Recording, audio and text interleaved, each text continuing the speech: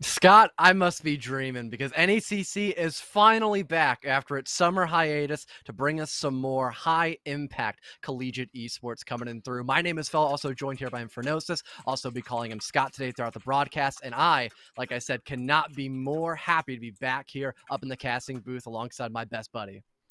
Yeah, I'm really excited here, John. Obviously, great things to come here. Back for the NECC with some great Valorant action. And obviously, we're going to have some pretty nice teams to start off. And I think that when things ultimately come down to it for this Butler Blue roster and this Lebanon Valley College esports team, everything's really going to come down to who can take, I guess, the better position when it comes to a lot of these maps. And John, I think as we all know, at least you and I would know, we don't actually have a map banned screen. The maps will actually be heading to our Haven, Split, and Bind to go forward. So we'll have those maps available to us, obviously starting off on Haven, then Split, then Bind.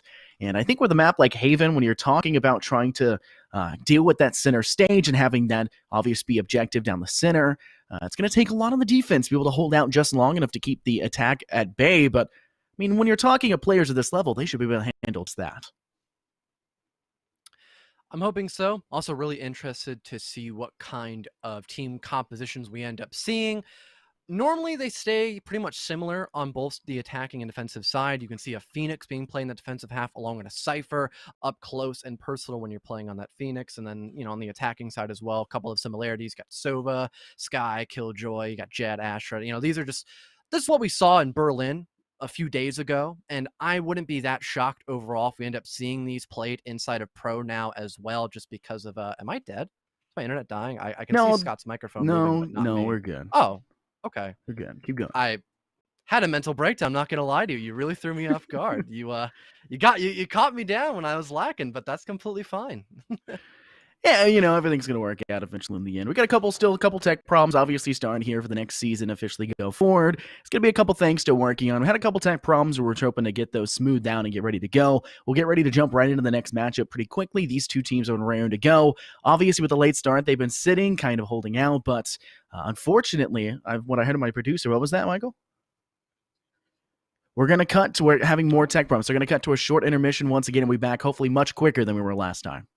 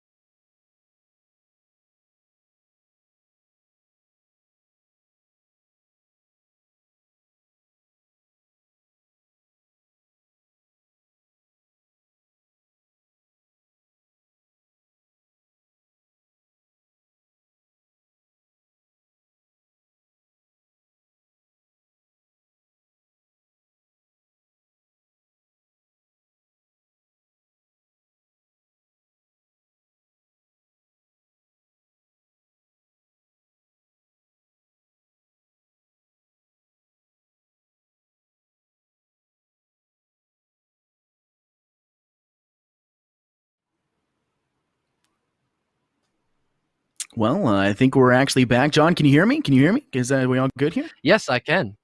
Can you hear me? Oh, great. Yes, yes, I indeed can. It's spectacular. My camera may be a little bit behind. I'm not sure what's going on with that. Why is my camera delayed for 3 minutes? Is my camera delayed? Mine is not. Your camera's straight up bugging. This is so weird. So can we reset my camera here? You can just do this live. You're about to see my upset faces of sitting in an intermission and not understanding why we aren't able to help these players cast, but we'll hopefully get that fixed up and situated for you guys. It happens.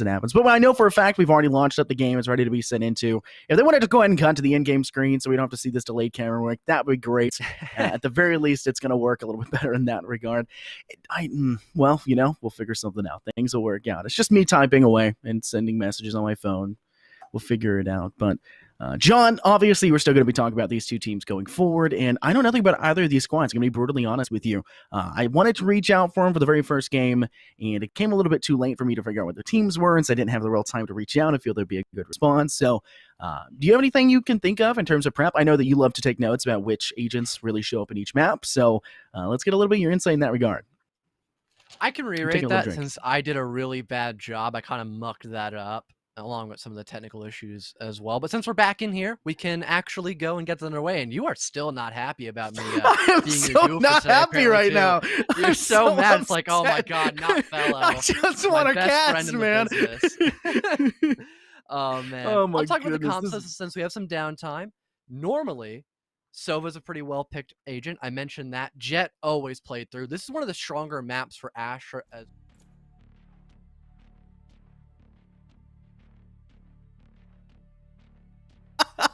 but you can see a lot of really interesting compositions coming in on through. Normally Killjoy just to be on flank watch. Soba can do that too for an A-sided push. And seeing a couple agents being hovered over, we can actually see some confirmations. And one of the agents who I didn't mention at all, Omen and Reyna being played here instead. Quite shocking to see, but that does not mean these are horrible picks. One thing to mention is how strong Viper has been in recent times. Obviously, for our second map we're going to be heading to Split, she's extremely viable, but she doesn't really have as strong of effect here on Haven, so I'm not really expecting to see that like you mentioned. I think if we do see that Cypher get picked up by Lemonade Man, I think that'd be a strong decision. Killjoy can kind of fill that role as well, and you can see that Claudio is currently teasing that in instead locking it in, and I think we will actually see a Astra being picked up here by Nyx, and I think that's a better decision as well. Obviously, we saw Nitro, if I remember correctly, inside VCTs, playing Astra, and has really made that role super popular with her. And a lot of strategies came out that seeing professional players play and bring those and adapt into your own strategies. And it's something to look at and I guess kind of digest and figure out what exactly is going to work when you're coming into a map like Haven.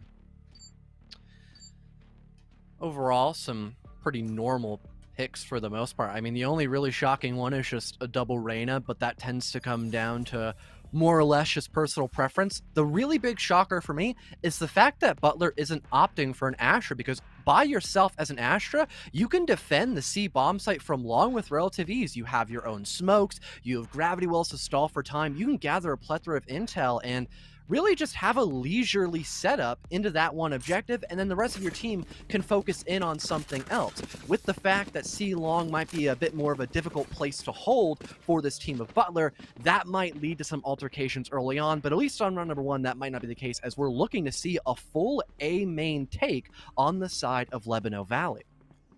And let's take a look, John, at our nice little overlay we've got for us now for the NECC. It's not activation week 2, but it's still an absolutely gorgeous overlay. We've got something special here for you. It's also not activation anymore. It's just week 1. But yeah, we got something special for you guys. I'm really happy to see that go forward. I love overlays, and I really like the NECC's new re-logo and their rebranding that they slightly had. So we'll have to see how Nestle fares out. Obviously, now the attack has to go underway, and it looks to be that Lemon's going to try and push more towards the A site, but a double stack on this A ramp is going to make things kind of slow down the pace that they're attempting to work towards, and going to start getting a little bit more aggressive as Icy's taking a step forward and going to play that close angle with the Ghost in hand. Interesting that no one's holding B. If we see a rotation by Lebanon, this could be an easy plant situation. We have to worry about being pincered as well, as there's plenty of coverage inside of A and B. But John Cook getting the first frag on his doppelganger Vicey. It's a really good start, and because of that, we might not waste little to no time getting installed the A bomb site. Instead, it'll be a quick wraparound. You got that first pick, and now everyone's retreating into the A objective room. This is the perfect moment just to get control of Garage, rush into C, and put yourselves in the post plant. Only one semi-close going to be that Cypher player who's now stepping towards Big Window. Your Omen's going to have to come from to Cinder Spawn as a spike officially gets planted now by Ion, who's looking to put this Lebanon Valley College side in a little bit of an advantageous position as they start to hold down the site. One player in the backside towards that side of Boost, but it's not going to matter too much because Deathless, they'll be able to find one on top of it as Reliable found one as well. Unfortunately, though, I have now officially locked up John. I don't know if that's the same for you. Me too, yeah. Yeah. No. I'm hearing gunshots now. Still no visual. So, unfortunately, one player is left standing. I hear a shock dart in the background, and another one will be felled and dropped forward. We also hear a turret taking some shots, and I heard someone die, I think. I think that's the end of the round, but we don't know who won. I think with the fact that no one... hey, we're back! There we go! Oh. All right. Well, nope, we're locked up again. Back to Frozen. A little bit of red light, green light. Is it a Disney movie? Apparently. Oh, green light. Anyways, are we looking at a Disney movie? Almost Frozen? Back. Yeah, good reference there. Round 1 going the way of Lebanon Valley, mostly due to that first entry, and also a quick rotation. Normally, the first place you want to enter in from is not your directed place of going in for a plant. Normally you poke and prod around either A or C, and then you find some kind of frag, and then you're like, all right, let's go around and just play the racing game currently. But currently it's a frag fest on the side in towards A lobby as everyone's falling to the wayside here. NECC shutting down Icy will slow down that frag process, and it's down to a 2-on-1. John Cook eliminating Deathless here. It's just Lemonade Man in the back in towards A lobby as he has that Phantom, or pardon, Spectre in hand, my mistake, as he'll soon be brought in towards the post plant. Gets rid of John Cook now, but we're in a 1-on-1 situation. Not having the full-fledged information on towards NECC's position, he'll throw out a cage just to try to blind out NECC and force him back a little bit. It'll do just that, and NECC's trying to throw in a smoke of his own now, heading back in towards the bomb site. It's a constant engagement as they're just both dancing around the blue boxes dead in middle. All that NECC has to do is just play for time and just play the safe game, but he doesn't hear the audio cue to his immediate right, and Lemonade Man will be allowed to get that defused down in the nick of time. Yeah, and it's very interesting to see a defensive side who lost round 1 actually able to make that comeback and win round 2. It's typically considered almost a freebie round, and it's something to say, hey, that's very impressive with this Butler roster. They still only have one weapon in hand for it, obviously with Lemonade Man still holding on to that Spectre. Hopefully they can make something of it, but the rest of the roster can go in full buy armor and rifles, get a couple of those utilities up, and start to actually hold out fully on the defense. But with that devastating loss for LVC, they are obviously going to have a couple problems with their economy, where they usually would be able to keep and hold on to their Spectres and fill out rifles where they had previously lost. They won't be able to buy a single one this time, and it's a very, very sad stance to see LVC, who kind of looked like they were going to take an easy 2-round start after that round 1 that we ultimately also didn't get to see. But unfortunately, that's not going to be the case. And Butler sweep in and now get to hold on with full rifles in hand. Yeah, no more red light and green light, so we can actually see what is going on. We can have some handoffs between you and I. It won't be me just trying to force my way in through the round to see what's truly going on, not to give ourselves any headaches at the beginning of map number 1. So far, it appears to be a much slower start for Lebanon Valley. They're just kind of waiting around in towards A lobby as John Cook tries to gather some information in towards C long, but that Cypher is not really going to overextend himself, just doing some jump peeks, and John Cook cannot land that shot in time, so it'll still remain that 5-on-5 as I think we're beginning to finally see a commitment by Lebanon Valley in towards A short and main. Obviously, have an Aldrone going forward. It'll be shot. It does manage to catch one, but Icy, I'm pretty sure, completely unbeknownst now to this attacking team, but they're actually going to go ahead and take a step back. LVC says, hey, we know there's at least 2 more than 30 seconds left. Stealing sight. Light planted. Revealing area.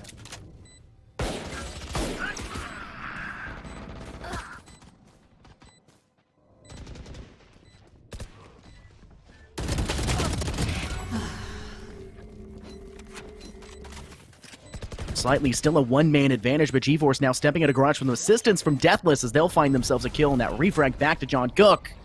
Vortex will keep them off the spike just ever so slightly, but G-Force is on site. It's covered by an Omen Smoke as well as Deathless. They'll find their third, a 3K, and G-Force capitalizes, finding Reliable, who was not so reliable in that last situation.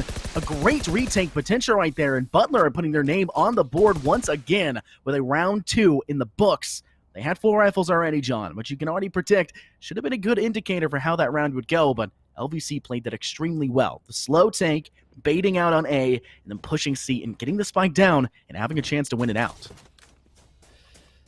Yeah, that was a great recovery. Just having those rifles in your hand really did pay dividends at the very end. But now both teams are going to end up being able to fully buy here on out, and they have a couple of ultimates to play with. Deathless is close to From the Shadows. You're close to that Blade Storm as well. But you already have Hunter's Fury, and I believe it was another ultimate on the other side of the board here as well. So looking to be a very forceful round by both sides. It was that Empress ability by John Cook that he already has locked and loaded, if needed to use much later on, just to try to make a little bit more space and just find those necessary entries. He can now do so with just the press of a silver button, essentially, as that Empress ability can be used quite effectively to find much easier frags. Dangerous position. Still, LVC are really wanting to tease towards this garage side again. And for the side of Butler, they know that.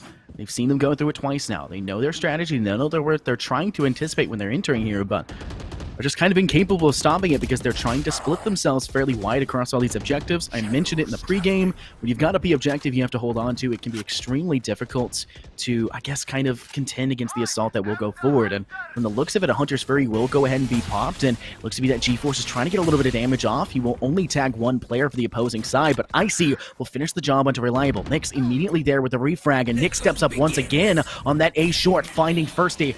That dangerous position now as these defensive side of LVC, the attacking side of LVC have full control of site, and Spike has been planted. Committing with that Empress, too. This is looking to be a very fruitful round for LVC as they just have to sit pretty. Smoke's coming in through by the Asher now. They'll deny a lot of sight lines in towards Heaven as it finally dissipates. Ion, who as well from behind, just sitting around near B. He could maybe go on a possible flank to cut off the players that are now fully committed inside of the objective room. G-Force. Shock Dart comes in through, trying to stop anyone that's playing close, but he doesn't check the corner behind him. It's an easy 3K for Nyx and a buddy ace as Ion, who gets the last 2 of the round back-to-back, equalized round count as LVC will take that 4th round. A spectacular round to go for. I mean, Iron Who just sat in the corner, just waited to help step up, and Nyx was sitting behind that double box on a site near that short ramp, and they just played that spectacularly. LVC knew what they needed to do on that retake, and it looked like Butler were kind of grasping at straws, it felt like. Yes, maybe they weren't exactly set up for it. They had managed to, unfortunately, lose their 2 players that were initially holding that A site, but they had 3 that were very swiftly there, almost no time after the plant, and they were ready to actually fully attack and push towards that objective. They just failed to do it in the correct manner. Then already Blade Storm popped by Reliable will find one, but Lemonade Man is there to refrag.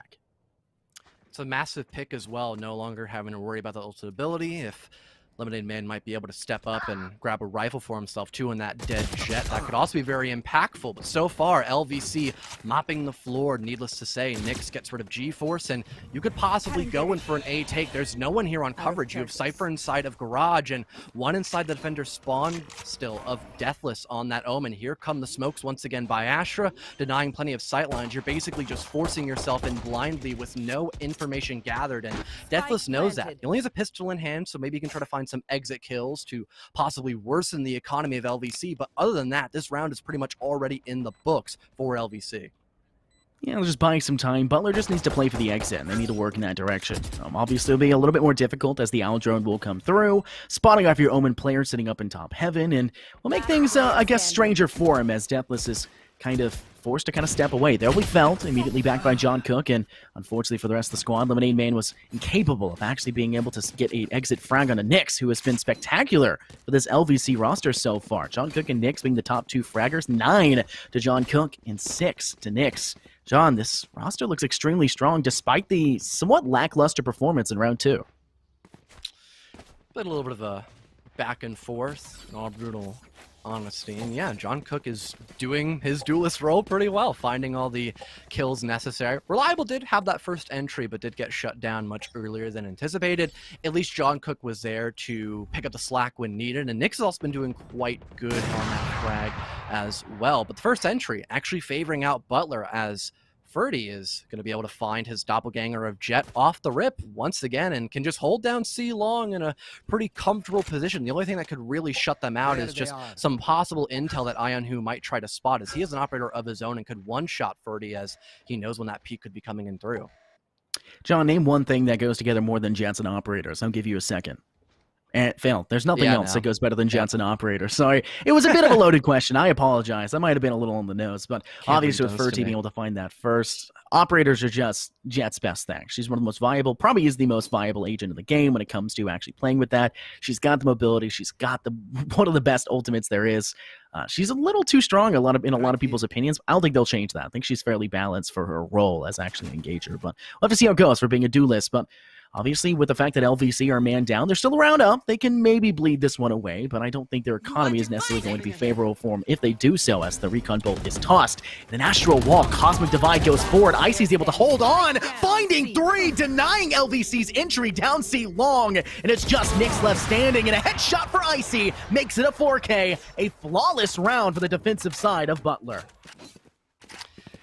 Fairly decent Cosmic Divide, but sadly it did not divide Icy in the slightest from finding that 4K inside of Cubby. That lack of intel really did bite LVC in the behind.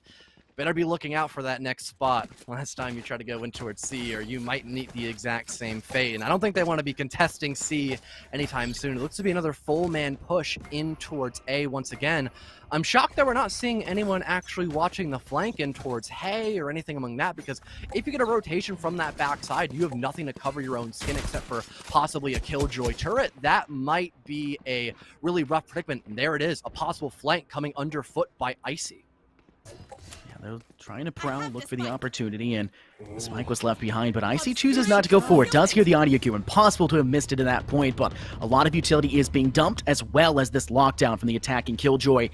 Looking to kind of step towards this site. Dangerous position. Ferdy still has the operator to work with just on the outer edge. Deathless, they'll use from the shadows, coming all the way from behind. They're situating themselves all the way ready. Seemingly just trying to get to a better position on the defense, but it looks to be the attacking side of LVC are rotating away. Shock Dart does go through, but Icy finds 2 in the same swing! Does get paranoia, needs to still continue to fight as the opposing Empress is there. Pistol has to come out, but John Cookie finds the kill, and NECC is able to find one of their own before being taken out by Lemonade Man.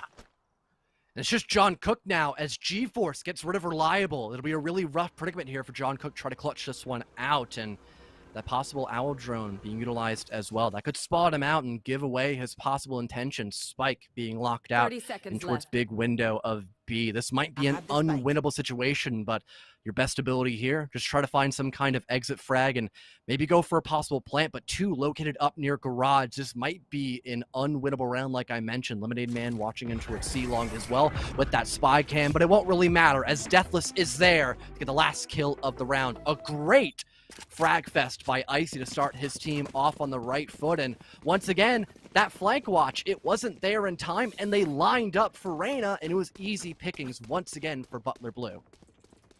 I think one of the biggest things that we're seeing right now when it comes down to these two rosters facing off with this back and forth action that's obviously unfolding, Reyna's, and I mean that's pretty obvious with the fact that they're both top fragging, but Icy and John Cook have been extremely strong when it comes to laying down the fire, not just in a sense of finding themselves kills, but keeping the opposition kind of distracted, playing as a secondary force, so to say, a bit of a mind game in that principle. But I think the biggest mind game is going to be whether or not Reliable can find themselves a kill. They can obviously updraft, maybe get a little bit of information on that C site, but it doesn't look to be that C site's being held all that, I guess, strong by this Butler Blue defense. Instead, they're kind of only sticking 1 and some Cypher cages there, but a quick rush now into the B site. G-Force just sprays down 2, make it a 3rd as they find John Cook in the end. This round seems to be entirely fruitless as they're still at full HP. A 4th now as he takes out NECC, and G-Force is looking spectacular and is beginning the hunt, but it'll be Icy who finishes it off for another flawless Butler attack. Or sorry, defense.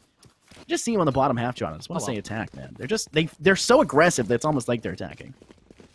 That was an incredibly aggressive round, almost ending as fast as it started, and not really gathering a ton of intel. You had that recon inside of B, but you normally don't hold directly inside of B. You play near a link that's from B leading into the objective room, and you also play in the C link as well, which is near garage. That way you can have a perfect sightline to deny a B main push, and that's exactly what happened. G-Force was just sitting pretty. He saw the rush coming in through, and there was nothing to stop it, and it was just another great just kill fest for Butler Blue as they now take a 2-round advantage, even finding the entry on round number 9 as Ferdy will manage to shut down John Cook. That's a terrible person to lose this early. Obviously, losing them kind of sets you up to say, hey, we know that they have an operator on A site. The likelihood of them rotating quickly is low, so you could go for the viable strategy of making a rush towards C or B, but obviously still biding time. LVC is looking to find a couple holes in their defense, maybe try to spread them a little bit wider and start to take advantage of those opportunities, but they're not really being given anything. Yes, you do have your opposing Reign of Icy, who's kind of taken a step forward. Icy's trying to listen for the audio cue, has that small little pixel angle to find the opportunity, but is wary from the player from behind. I think they're going to be spotted. They do get the information, but Icy's going to have to take a step back. Unfortunately, he'll get rushed down by on who. Reliable's able to find one of their own as they're continuing now to capitalize on this A in mid-sight. But it doesn't seem to necessarily be enough. A 2v3 in effect. And shots are coming in as Deathless, they'll find one. We're not watching from C as you're running towards garage. A big mistake by Reliable. Now evening things up 2-on-2 as we're apparently seeing a B-sided take. Ion missing out on that vital kill in towards Lemonade Man. It's just NECC, and he gets eradicated by Deathless. The push once again not working out, and Blue Butler, they'll manage to stay alive for another round in a row. 4, matter of fact, as they are just doing phenomenal on this defensive half. And that's exactly what you want to see right now for Butler. You want to keep your Sentinels, you want to keep your controllers alive so they can continue to be useful. Deathless, they're kind of opting for a bit more of an aggressive hold when it comes to C, getting up on double boxes by, you know, obviously TPing up top and trying to hold close. And that can be a viable strategy, but you can also just leave it up to Lemonade Man to hold down C site with some Cypher cages. That'll buy you just enough time to get your team really situated and available. And already Hunter's Fury pops out. G-Force finds Ion Who, their doppelganger as they like to call it, the opposing side. Deathless has rotated and started holding B instead to really take control of the situation, but your duelist just steps up and locks everything down. Rival up in the corner, though, will catch Icy off guard. There goes your Reyna player. There's your top fragger, so you might have a little more breathing room to work with, and that Reliable has popped that Blade Storm. They could manage to maybe take control of the A site. You do have Deathless, though, who's ready to get in towards that first engagement. Some shots are traded out, and there goes your Blade Storm. Reliable now on incredibly low HP. He'll need that backup by NECC, but he falls to the wayside. G-Force with 3 to end out the round. Make it 5 in a row for Butler Blue as they are playing this one perfectly. Man, G-Force is the player that's been stepping up so consistently. Yes, Icy's getting those frags and playing that duelist role to essentially perfection and just playing it so well, but you cannot get it done without G-Force. He's able to step up, close out situations, pop that Hunter's Fury very early on, and just force the opposing side of LVC to kind of split themselves. And G-Force knows this map. There's no way they're missing the opportunity. They know where to aim, know where they're going to split to do that, and they find a kill and capitalize off of it. And LVC are kind of in another round situation where they've lost one of their best players early on, and they're a man down trying to push anywhere, and it's just not going to work out for them. But this time around, a little bit more aggressively now pushing towards the A side as 2 people are down and short, and maybe one trying to tease towards long as the Aldrone comes out, and Deathless from up above on boxes pops out the Paranoia. Hunter's Fury removes as Reliable also takes their own shots.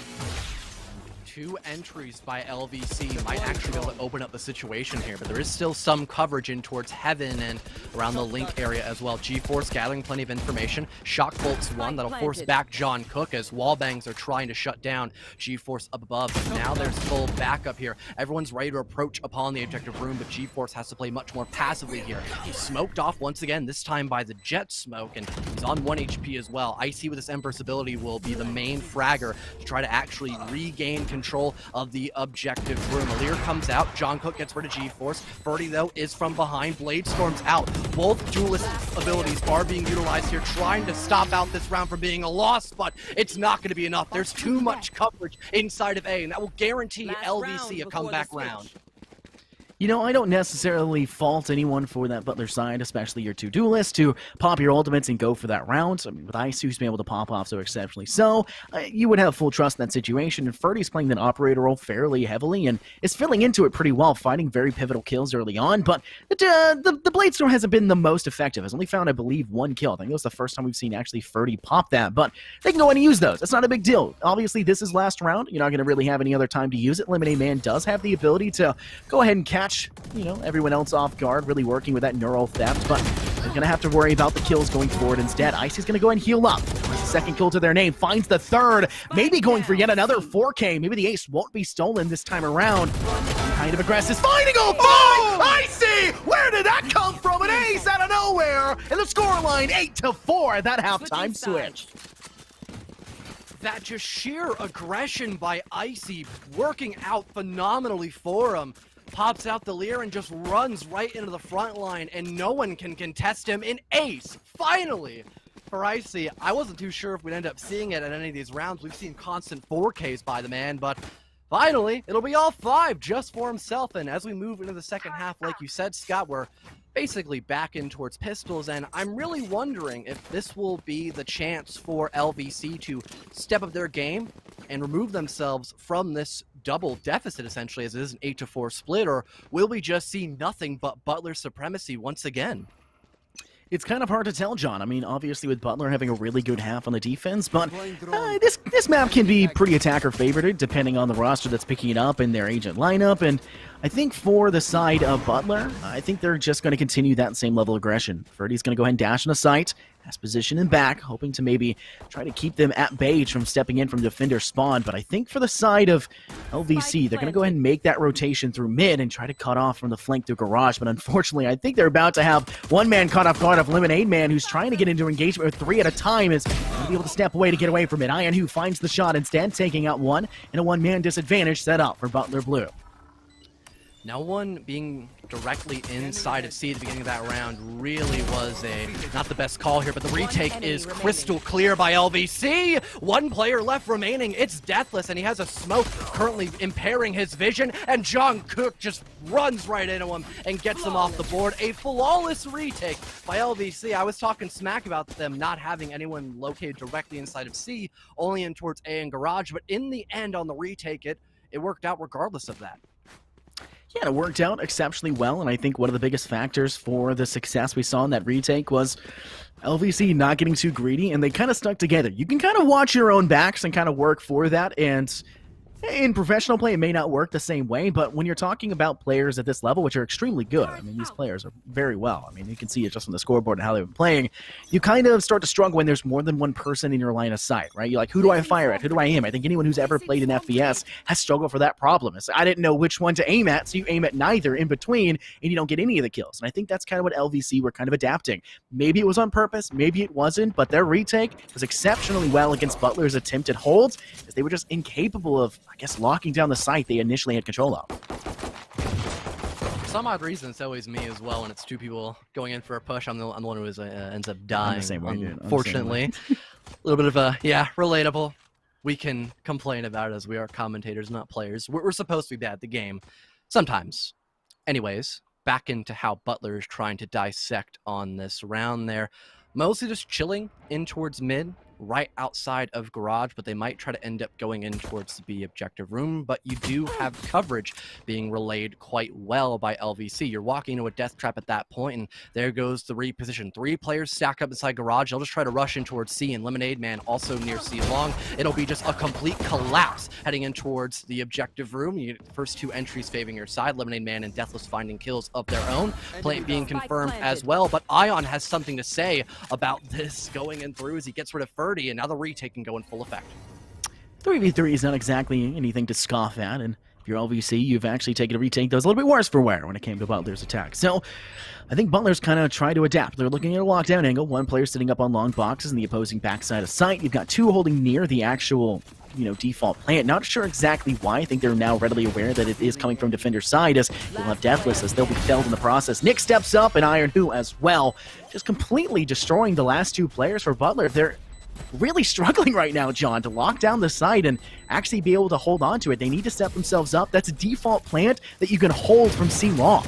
Sit down C long. If you're using a ghost, if you're just sit down C long and hold that objective. A smoke can go in, just pre-fire and tap down the line, just play that angle, and instead you're stacking up on site where a couple right clicks with a basic pistol will get the job done at that close range. Not having that Astra with the gravity wells is being a bit of an issue now in the attacking half for Butler, as they don't have a ton to actually stop the plant, except for just playing inside of the objective room, because those Astra smokes is what's stopping them from being able to detect when the defuse is being committed or not on towards the spike. And ooh, what a wall bang by Claudio, as he's just holding down B and kills the player inside of window of Icy. There goes your top fragger off the rip already, and I'm not even too sure how Butler will be able to try to redeem themselves from such a heavy loss. Already at the beginning of the round, we're still a minute 20 left here, as I think we're going to be seeing an A main take, but it really is too early to call. They might just rotate just a couple of seconds, and that's exactly the current situation here for Butler Blue. Smart decision by your Sova player to take a step back and instead try to sit inside that elbow room, but it's not actually what they're going to push. It was another bait. Butler's trying to adapt the same strategy that LVC bring to the table, where they kind of rotate back. They still tease two players and kept them in mid the entire time to maybe step towards garage, but the opposing side has a killjoy. LVC are ready. They've got an alarm bot, they've got the nano swarms, they've got so much information available for them inside there that it's going to be pretty obvious when that information comes, but they've done a good job of actually shooting that out, because it's fairly obvious that those are going to be there in those positions. So now a defensive retake will probably have to go through for LVC, even though they are a man up. They have the advantage, but it's something that we've seen a Butler really struggle with holding on to the site. Ooh, and Claudio, once again, a second to his name. He could keep wallbanging. That Odin is just a wallbang machine.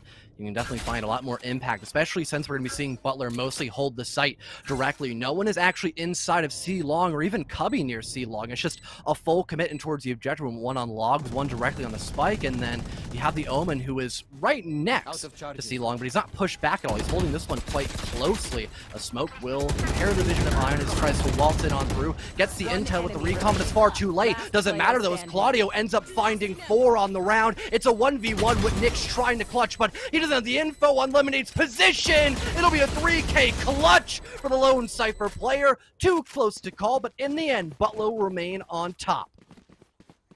Man, it's actually probably extremely nice confidence booster for Butler to, after having rounds where they got the plant down and losing based on an objective, to take one and return and actually win instead after the post plant came through. And it got a little close. Claudio was a little bit too much to deal with when it comes to having that Odin in hand, but still capable of handling it. And Butler will now go up 9-6, a couple more rounds out of their belt, and they'll see this map head on over to map 2. And I think that's the one that I'm most interested to see how these two teams are going to play based on the way they've been playing this map. It looks to be LVC's attack is extremely slow. Butler want to do a quick attack, but when they lose one person, then they start to step back and go for that slower assault. And they really like to do a split push. It's 2 push mid, 3 pushed up long A. Ferdy's going to step onto the site, taking out Reliable. Only 1 person left there, and Deathless, they'll find it instead. Nyx has been removed from this round.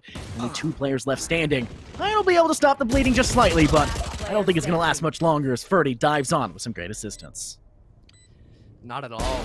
In the 1 versus 4, John Cook, a beautiful shot on towards Icy. That could worsen the economy just a little bit more. John Cook with 2 with the martial hand. He picks up a rifle. This could be winnable, but he doesn't check the corner directly next to him in towards Link, and Ferdy will punish him for it. A masterful set of frags by John Cook. Not enough, though, as he'll still lose out that round. But hey, worsen the economy just a little bit, perhaps? No. No, not really. Nah. Debatable. Not really. Nah. Nice kills, though. Gotta give him credit where credit is due. Yeah, we've just been seeing nice kills this entire game, John. I think that's kind of been the biggest factor. It's been really enjoyable to watch because obviously with Icy popping off and G-Force being that, tertiary assistance behind, Lemonade's been the person that stepped up here on the attack, which is strange to see a Cypher step up on the attack. But I think it's because Cypher, your Cypher player, Lemonade Man, knows, hey, my utility's not the most important when it comes to attacking. I can kind of play a back line role where I kind of sit towards our own spawn, go towards mid of garage, and find kills in that direction. They've done just that. Has been able to really assist Butler's side in these rounds where they've gotten the plants and also won a couple of them in fruition. Yeah, use those trap wires for a flank watch and just playing back. That is your main role, especially on the attacking half when playing Cypher. He's much better on the defense, but he's not a horrible pick when you go into that second half at all in the slice. You can relay plenty of intel to your team. That way you know you can go in a rotation perhaps. And we are seeing a little bit of a rotate coming in through by Butler Blue as they're looking to try to go in towards B. Claudio with that Odin once again, though, will stop the first player rushing in through a Ferdy. There goes your Blade Storm, and he'll still be sitting pretty. There will be an Omen Smoke to impair his vision, but the rest of his team is shutting down the rest of the avenues of approach for Butler Blue, and we're now in a 5-on-2 as in a last-ditch attempt here to salvage the round, we might see Icy and Deathless just try to go in for a possible plant. From the shadows comes in through by Deathless just to get inside of A now that Icy has relayed that information that the site is currently cleared. They'll bring it in a post plant, but they are down severely on the man count. It'll be up to Icy to try to even that out, though. He'll start it with 2 massive frags, so now in a 2-on-3, much more winnable, and he could pop the Empress. He'll immediately do that. They want to win out this round, but John Cook responds with an Empress of its own, and it will shut down Icy. Now in a 1...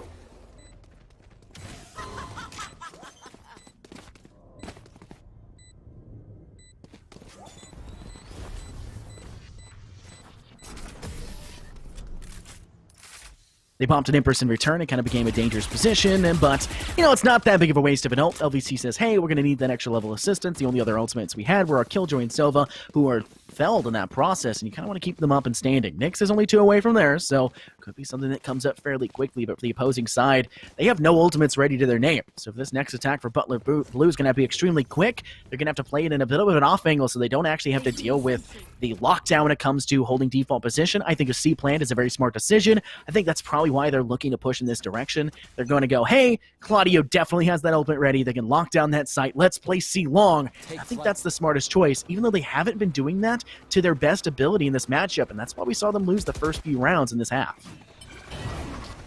Just not being able to counteract the Astral Smokes has been a really massive issue, but if you just start rushing into the bomb site, that could completely counteract it here. The first 2 entries already favoring the side of Butler Blue. Claudio will get a refrag with that patented Odin. It's been a favorite of his currently. The lockdown ability as well by Claudio will detain 1. That might not be enough to stop this push overall. It appears that Butler Blue might actually be just peeling away. Not entirely sure as to how they want to approach this round. Still plenty of time, though, and with someone like Lemonade Man gathering all that intel that the A bomb site is ripe for the taking, we might just see a complete crossover by Butler Blue just to try to get control of the other objective room as quickly as possible, or maybe even not, as we're still seeing a very heavy presence merging in towards the middle part near the attacker's spawn. One of my biggest worries right now for both sides, obviously LVC, 2 men down. Something that's going to be extremely dangerous to work with, and Butler Blue is only able to lose 1, but they've managed to gain control of A side. He's still using Lemonade Man to full advantage. They've gathered the information, now sitting on Slink over towards that A site, capitalizing on Ion, who thinks even in the slightest they have a little bit of a safety net to push forward, but no, Lemonade Man is there, shuts them down, and puts this even further now for LVC, as I don't think they're even going to push this one, John. I think they may just work for an exit. I think it's a bit of a smarter decision to hold on to the Odin, the Phantom, maybe a little less, but I think their economy is pretty tough anyways, and so they should just take a step back, and I think we need to see Butler Blue really pushing for these kills as well. They have plenty of people still alive. They can take 1 more death in the process if they want to go and hunt for it, but I don't think they're actually going for. Actually, G-Force looks to be getting a little bit aggressive as he tips towards that defender spawn, but unfortunately for him, nobody there. And Claudio's looking to step one out from this big window in mid. As the Pixel does see it, narrowly takes out Deathless. They'll be removed. I don't think anyone else is going to push him at this point in time, but it's G-Force from mid of B who steps up, removes 1. 1 still standing, but the Odin's out of their hands. An unlucky loss there for Claudio. That's a very hefty weapon, and now he's not going to be able to have it in his back pocket. Maybe go for a DMR perhaps and still hold down the B objective room with long angles, or no, he'll opt for an Ares. Honestly, I don't blame him because he's been doing really well with the LMG at hand, been winning a couple of rounds for his team, and also just finding a couple of necessary exit frags, so that's not a bad call in the slightest. And Ion, not having any money in his back pocket, he'll be forced to buy a sheriff. It's a bit of a mixed buy for LVC, and they might get punished by Butler Blue because of that. It might just be a full-fledged dominating round by the attacking side once again if they're aware that LVC wasn't able to buy any Vandals or Phantoms for everybody on their team. I think it's pretty obvious with the fact that they were attempting to save and try to take a step back and trying to keep those weapons up. I think Butler are fairly aware of it, and they're pushing forward as if they are as well. So you do still have to worry about that link towards B and defender spawn. They also have to worry about their own attacker spawn, as you do see Claudio's attempting to push. Reliable's now there as well with the Spectre. Shock Dart does go out. It'll be Reliable who wins that fight, but on the opposing side of the map, Ferdy and Icy start to get a little bit more aggressive, completely removing the rest of the roster except for two from being able to push in from Defender spawn. John Cook stays alive a little bit longer, finding Lemonade Man on the flank through Garage, but Ferdy's not quick behind, finding the wallbang kill through that Garage window. And it's just one player left standing now for LVC. It seems to be probably dire straits. Maybe step in a garage, pick up a weapon that's dropped on the ground, and I guess try to bring that into the next round. That could be a viable option for them if you don't really have to worry about that. They don't really need to buy any more abilities and utilities. It's not necessarily going to be a point of contention, but it's not going to matter anyways. 12-7 will be the scoreline so far. Butler Blue are holding on to this one. Deadless! Narrowly escaping. The B-hopping almost bit them in the rear, but still, they'll make it out. And a 12-7 scoreline. Oh, man. And Reliable, I thought he would have had a little bit more money saved up. I thought it's the reason why he rushed into site with only 8 health is so he'd get that death money bonus and then be able to buy a rifle. But no, he cannot do that. His best bet is to either buy an Ares or go for a Marshall pick, perhaps. But he is not doing too hot in the slightest. This is looking to be a very rough predicament here for LVC, as their weapon economy off the rip is already not looking to its best of abilities. However, Reliable does have the Blade Storm, so as long as he doesn't die from this push in towards B, this might still be a recoverable round, but if that's not the case, then map 1 will be in the side of Butler Blue, and they're already inside of B. They've got the spike down. First frag not favoring them, but Icy is there to refrag on Reliable. There goes your Blade Storm that you no longer have to worry about, and they can honestly just play keep away in towards Big Window and watch their flank, and they'll be secure just to take map number 1 on Haven, Scott. Yeah, think about their setup they have right now. Yes, they just lost Lemonade Man, but you do have Hunters free to work with, and there's no ults on the side of LVC to try and contend, so he just needs to sit inside of window. I mean, I think that's something that GeForce is readily doing. Deathless will be felled, but once again, sit pretty with that Hunter's Fury. There it goes. It gets popped. Pops, it goes forward, but doesn't seem to be necessary as Icy just cleans up a third. They're going to have to hop onto it eventually. There's basically no time left standing. A player rushes in. Spike Diffuser was killed in the process, but it's all over and all for naught. Everything is ultimately ended in favor of Butler Blue. He'll take this map 1 in a 13-7 fashion, and they look spectacular being able to do so, John. Yeah, that was a really good performance by Butler Blue. There were definitely a lot of worries for them, especially since they didn't have an Astra. So there were a lot of rounds where they went for a C plant, and it just didn't work out. Eventually, though, they found their right footing and just realized, hey, we can overpower our opponents just by out-fragging them. And sometimes it does just come down to a simple altercation and a one-on-one, and you end up winning them. And it just so happened to be that Butler won more of their gunfights, and in the end, that garnered them their first map victory. But obviously, there's still plenty more maps to go in through. I believe map number 2 is either Bind or Split. I think it is Split. I can double check for you real fast. Yeah, it is indeed Split. It is Split, yeah. Bind is the cider map. So I remembered that now. Just thank you again, producer, for reminding me as well on top of that. But we'll go into a short little break, get map number 2 set up, go through some ad reads as well, and then we will be back in a couple of moments to see if it'll be a quick 2-0 victory for Butler or if we will see some more bite back for LVC.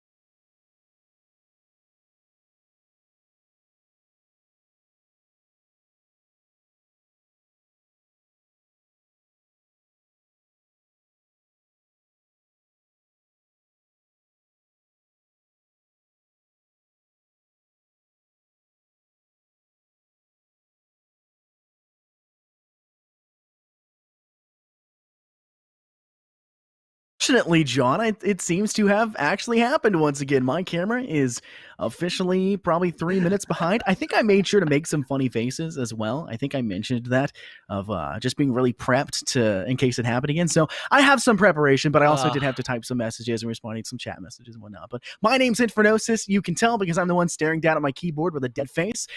And this is my great friend here, Fellow, who's next to me. I'll name. And we're going to be more excited for some more Valorant action here as we have this Butler Blue side facing off against Lebanon Valley. And Butler Blue took map one in a pretty good fashion. What was it? 13-7 was the final scoreline? mm-hmm.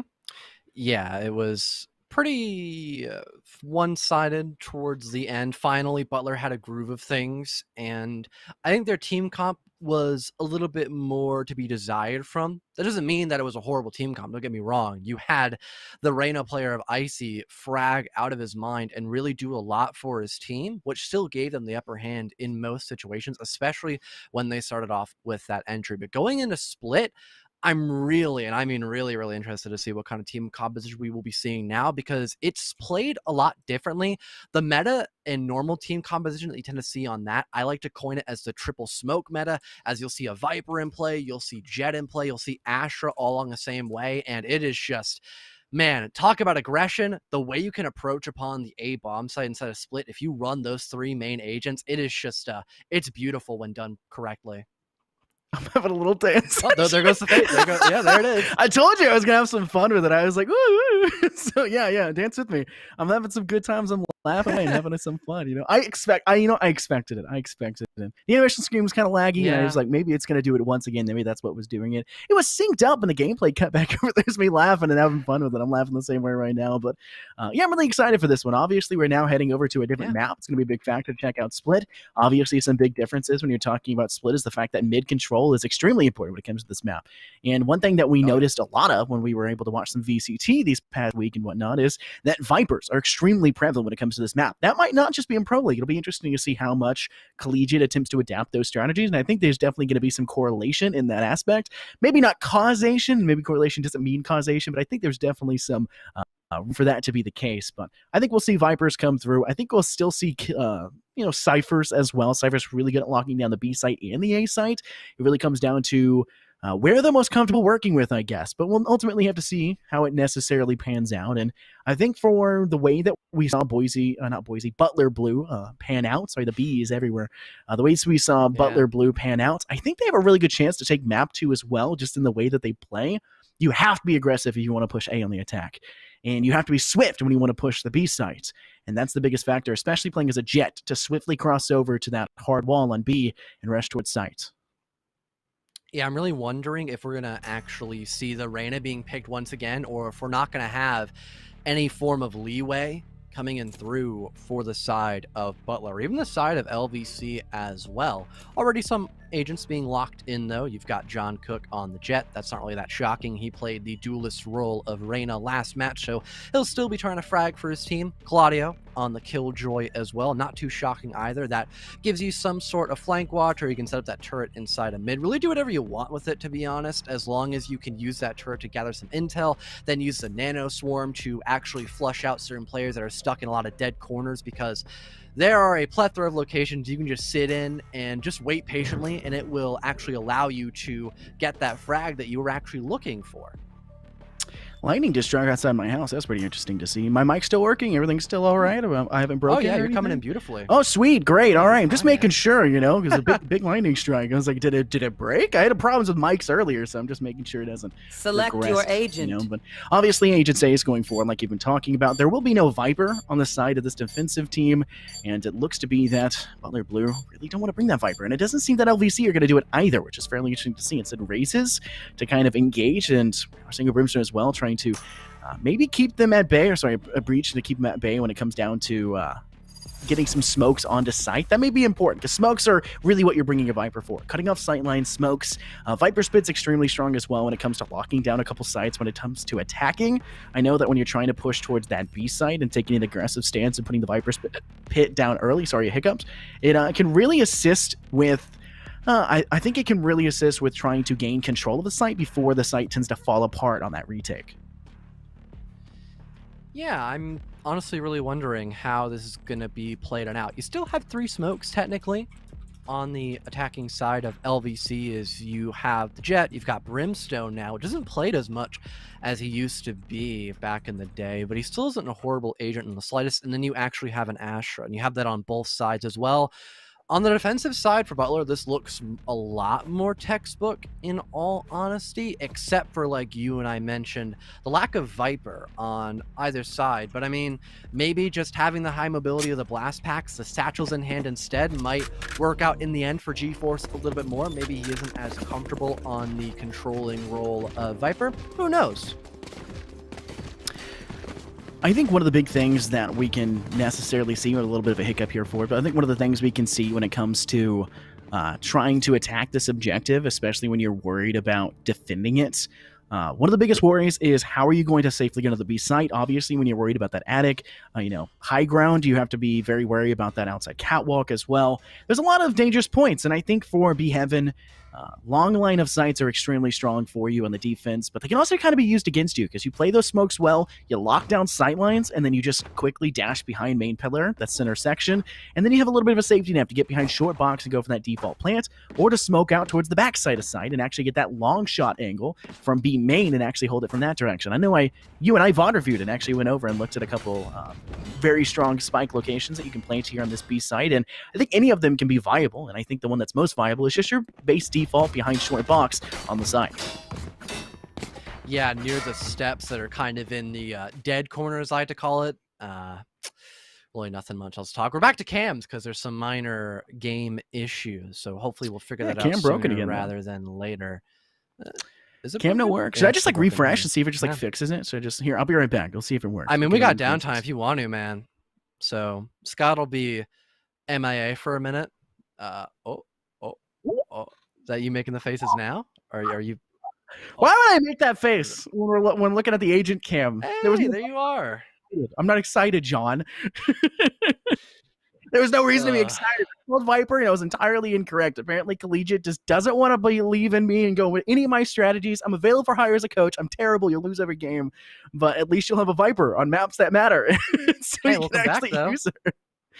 I mean, this is a good map, and she's really good on this map, but it didn't happen. So I think one of the big things I did talk about was the quick dash from B main all the way over to Center's Pillar. Yeah. Jet's really good at that because she can draft over there, right? She can go ahead and dash to that side. You can do the same thing with the boost pack for Raze, right? Just quickly get into side and kind of aggress. And I think that may be what they're also trying to do for the A side, because you really need to either get full control of that ramp and actually step towards getting into heaven, or kind of full sweep from A main and maybe kind of divide. Because I know that one of the teams, wasn't LVC, has an Astra, right? If I remember correctly, I'm pretty sure they both have Astras. They both have Astras. So yes, you can well. Cosmic Divide. Yeah. It's a great way to fun fact as well. I saw the Sage pick by Deathless. Now, their role on the Sage, it might not be as impactful on the defensive half. It still will be really strong. There are a lot of silence you can cut off, especially depending on where you like to play. Heaven, really good example. But on the attacking half, you mentioned the B main push. You can actually wall off the first half end leading into Heaven. That way you just have a clean runway straight into the objective room. You can get that plant down instantaneously. And having a Viper and Sky by your side with that as well it just makes it so difficult to actually stop a plant from coming in the way, which is why it breaks my heart and probably your heart as well that we're not seeing Viper, because she is a really good controlling agent when you get that plant down, and getting the plant down off the rip is something that happens a lot inside a split. A couple other maps as well, like Icebox. And hey, funny enough, guess what map is really strong with a Viper? It's gonna be the Icebox pick. We would have thunk it, right? We did our bookwork for once. Viper! Hey! We're not making fun of you guys, though. We're not making fun of the collegiate players. Obviously, no. Personal preference is king, especially starting. This is week 1 after all. You have time to improve as a team. We're just giving you guys good examples, especially since we just came off of watching some beautiful gameplay inside of Berlin, the cream of the crop, the very top line players. And speaking of players, we actually got some intel from our producer that one of the players' PCs actually crashed. So that is why we're going on such a long caster cam, a mild intermission. You get to hear us relay from you heart to heart, though, which is something you don't get to see all the time unless you're used to casting Rainbow Six, because there are a ton of rehosts that happen on that game, which is why I'm glad I don't only cast Rainbow Six. I bet Scott's glad about that one as well. But I mean, there's Yeah, I anything you mean, want to add in as well? I've been rambling for a little while. If you want to mention something too. tech problems happen everywhere though. But I mean, that's none of my business. Oh yeah, nothing new inside of the Yeah. industry of esports. I just dropped my pen. It's true. Yeah, it's 100% true. I'm shocked, dude. I'm shocked that pin didn't just like break like the sound barrier right there. In case nobody gets that joke, John is like literally 7'13", and he's nothing but torso. So like he's just really tall up in his chair. His desk is probably about 3 feet higher than my desk because I'm one of those like average height dudes, you know, like 5'11", 5'10", you know. I fit in You're that, 6 feet. you know, that average area, and he's just like 6'35". Just even it up, so, dude. Just even it up. yeah, man. let me That's just crank out one of those. You know, there's like things you can like flip upside down and it like spreads your spine, so like it like Just be on your tiptoes. Still Oh, what? Yeah. yeah, I used to have one of those as I know well. what you're Yeah, talking my about. my dad owned a martial arts clinic, and he would have to do that all the time. So we would stick that on the time. So it's pretty funny. But I swear, I was always a couple inches taller. It was the only times I was able to break that 6 foot margin. You know, it's like, yeah, I'm finally cool. But You go all it is medieval too with it.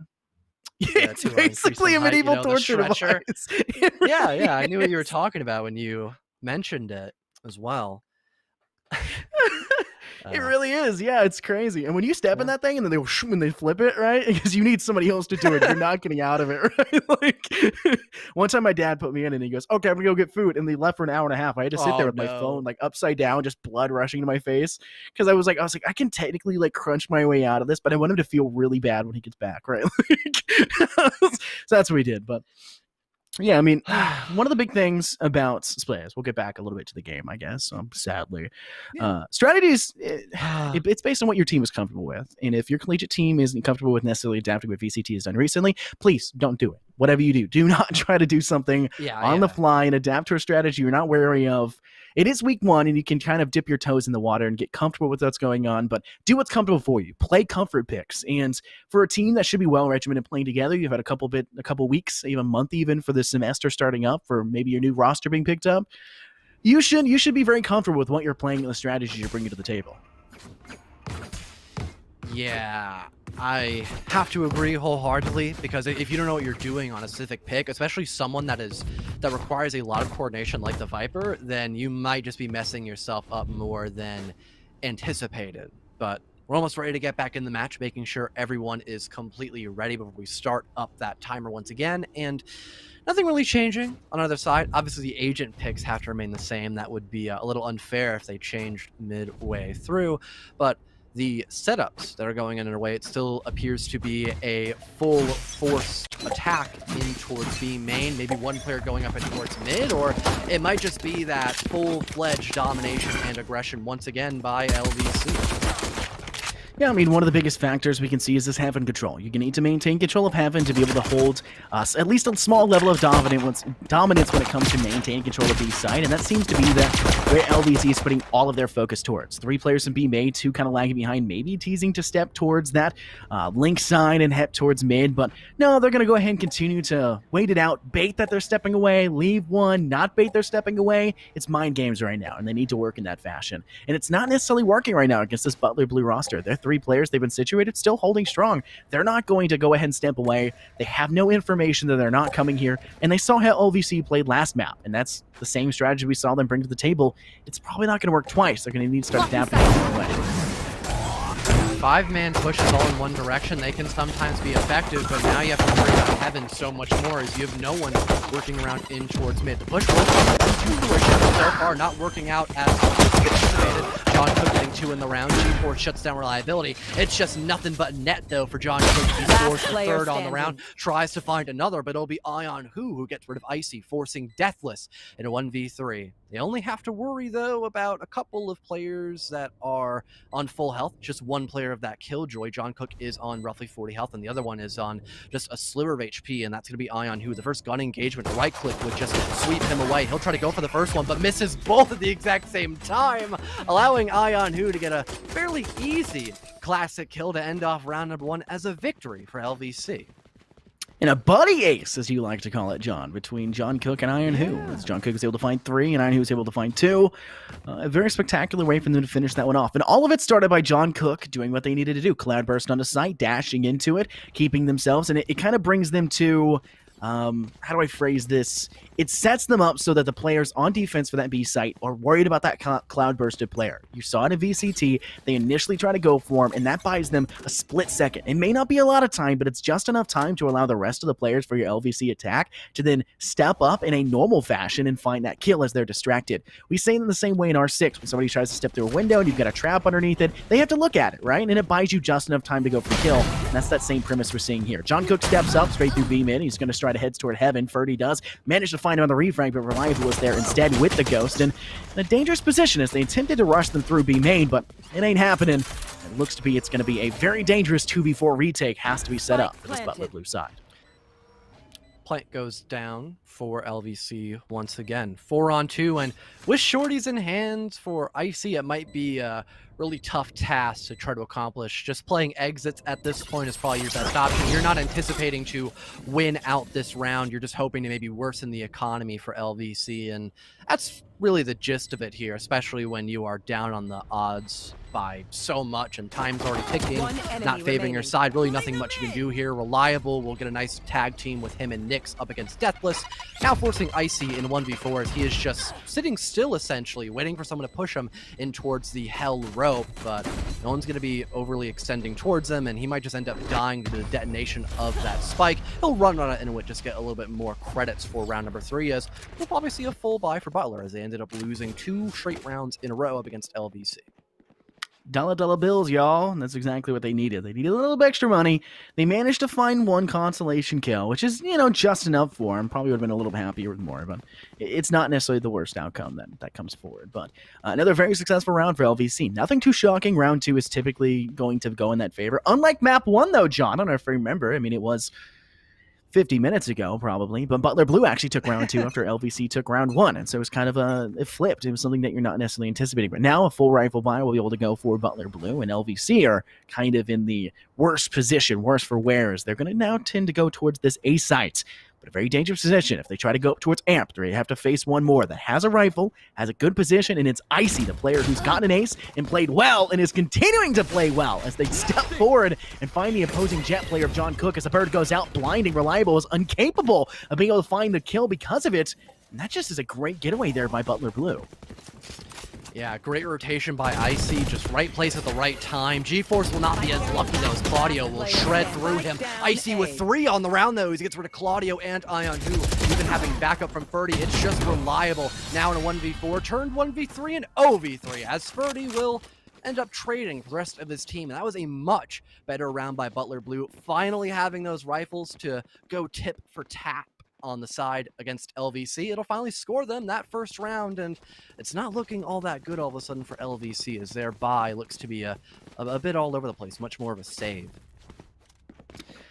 This entire game has kind of been all over the place. When it comes to LVC's attacking strats we saw in map 1, it was a go for first pick. If you lose it, then play slow, and they would push. But that's where Butler Blue capitalized on a lot of the mistakes that LVC would made. They were just pushed for that first kill, and they would find it. Typically, it was Icy who would do so.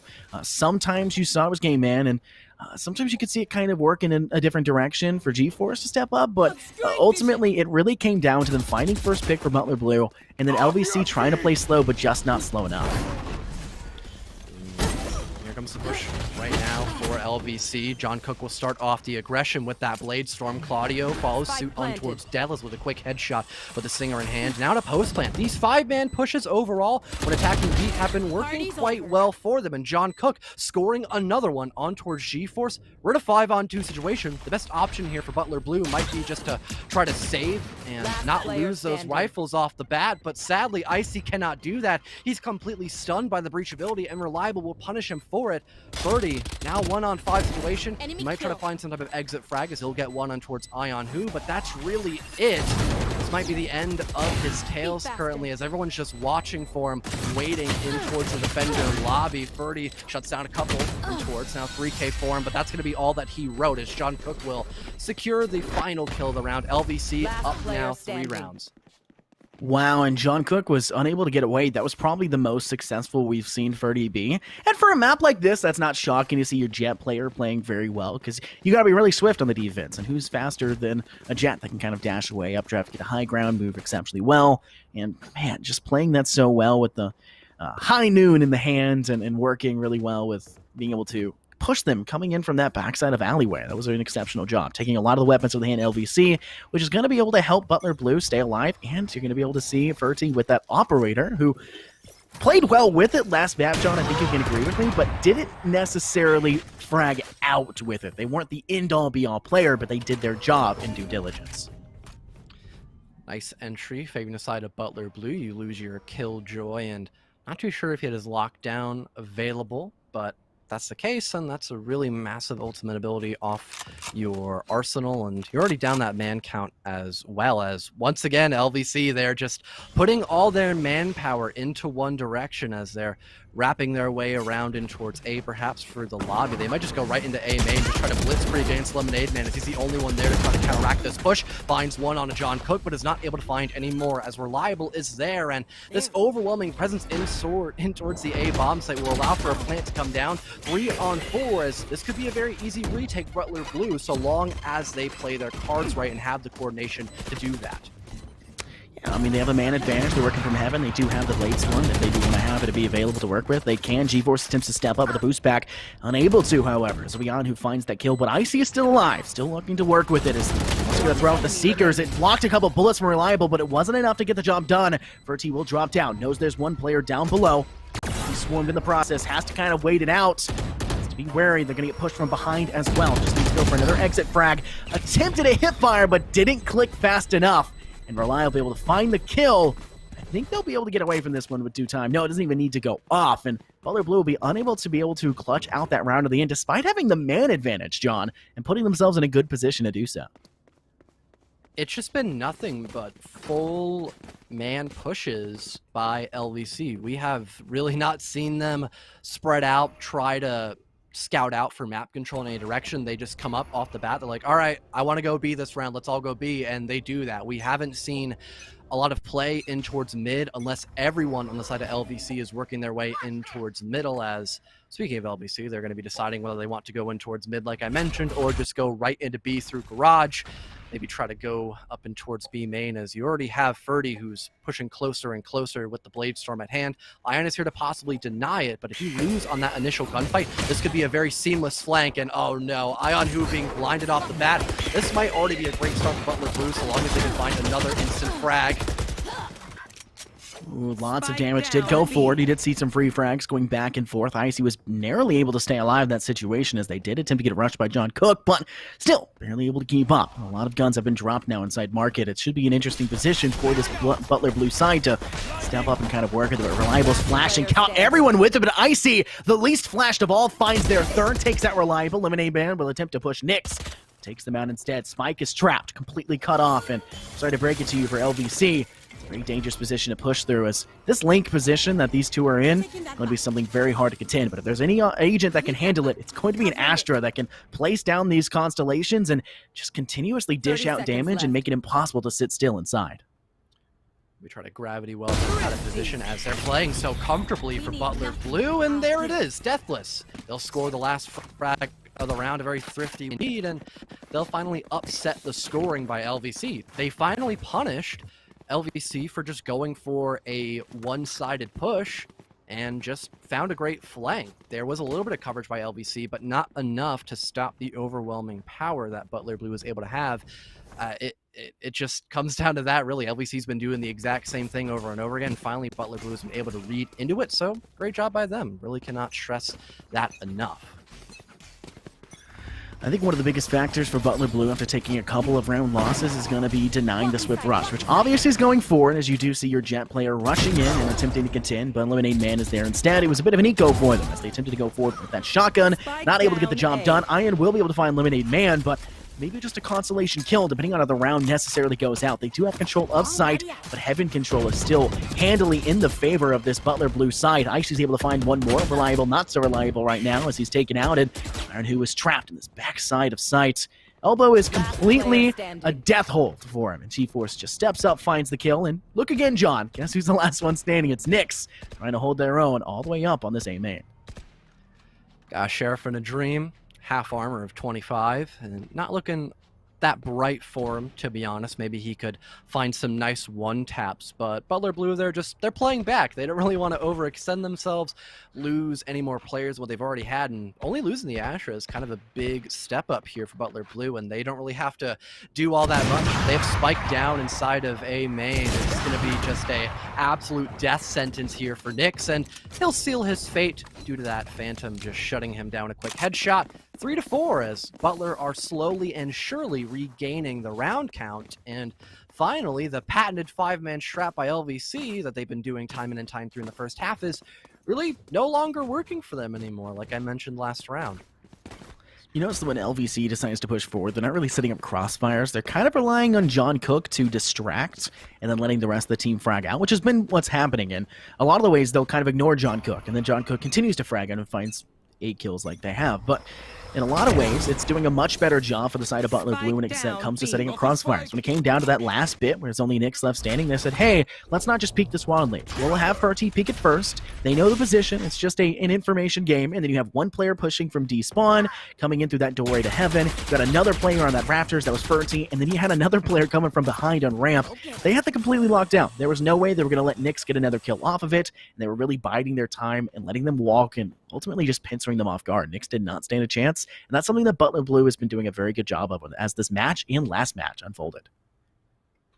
Rotate coming in towards A by LVC, a last-ditch attempt to try to put themselves in the post plant, and you only have the Astra just waiting in towards screens to relay that information. Luckily, he has some smokes in his fingertips, so he'll be able to try to counteract that for a little while longer. Get smoked across the board as well by LVC. Now he's play a little bit farther back, and he's getting naded as well. Now you can actually push in towards Sight Ion, who above near heaven will get rid of Icy, but Lemonade Man is still doing fine in towards Elbow. There goes the showstopper. It's just one player left of Ion Who, and the Sheriff will do its justice on the doppelganger of Raze. Plenty of time left to defuse, and that'll be an equalized round count for Butler Blue. They are playing these retakes so much better than what they were beforehand. They're finally getting a great read into how LVC is playing round after round. Took them a couple rounds to get comfortable, but I feel like the rest of this one's still going to go pretty back and forth. Obviously, this next round may not go in LVC's favor, as the money is definitely not in their favor either, as the credits are looking a little thin. Their wallets may have a couple holes in the bottom as the loose change starts to fall through as the rounds go underway. But don't give anything up for granted, I guess. They've got 4 ultimates to work with. They still have the Blade Storm, and I think that's what John Cook's going to work with the entire time. They've got Rolling Thunder they can work with. They do have the ability to, lock down the site and work with it in that direction, and obviously they can Cosmic Divide the map and attempt to contend. Dangerous position for John Cook, steps up, right-click onto Deathless, does some damage onto Icy, but a Reliable who cleans up the kill instead. And it didn't take much for them to step out of the site, but now they're going to contend against the Operator trapped up in Heavens. Still that man count, but like he mentioned, the Operator could really tip the tide back in the favor of Butler Blue. You're still sitting comfortably up above inside of heaven. Cosmic Slide comes in through, but what a shot by Ferty! Through the boxes, bye-bye Claudio.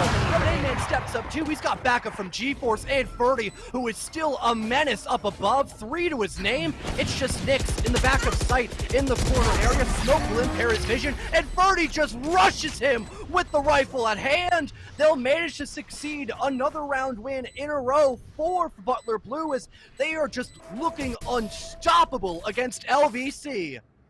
And that's such a dangerous look for Butler Blue. When you lose 2 players on site like that, if you didn't see Ferty go for that Operator kill and find it to give them an entry, then I don't think we would have seen that Astral Divide go through. I do not think we would have seen that wall pop up there by Lemonade Band, but we did. We saw it go forward, and that allowed them to split up the map. So it allowed you for Ferty to find that amazing shot into Claudio through the box. It allowed for your player of Lemonade Band to step out from the backside of Alley and find that kill next to close box. I mean, there were so many positions that would have been just left out in the open if that wall hadn't come forward, and it was just phenomenal play style. Whoever's coaching them and sets that up in that position, that's the right decision to make. They looked hot. They definitely feel hot after that one, and I can't imagine how Butler Blue is going to continue to defend this and continue to dig LVC down into a mental deficit. Nice lockdown comes in through by LVC. That could open up the remainder of the site, and you can't sit as comfortably inside of heaven as you'd want to because of that. Deathless just playing there to die. He'll get one on a John Cook. Not another one though, as Claudio is there with the Odin, and there goes the lockdown, detaining a single player. Not that big of a concern, though, but LVC might be able to possibly get a read on how they want to play this round out. The lockdown not doing as much as they would anticipate. They're not going to end up committing into B. Instead, they'll just try to win the race up against Butler Blue as they try to desperately get control of A, all of them setting themselves up inside of lobby. And I don't know if they're going to actually have anyone in flank watch. It appears that Asher might try to attempt that. But other than that, this is looking to be another great retake situation by Butler Blue, so long as they just keep playing quite comfortably and calmly against this push.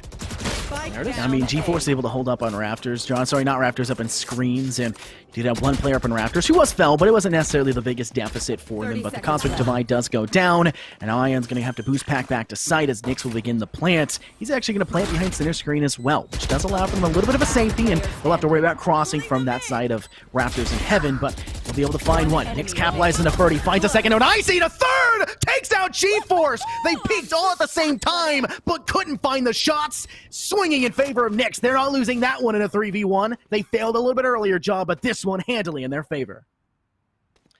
And that gravity well is on top of it, too, securing that 2K for Nyx, and then just enough time to eliminate the player inside the elbow.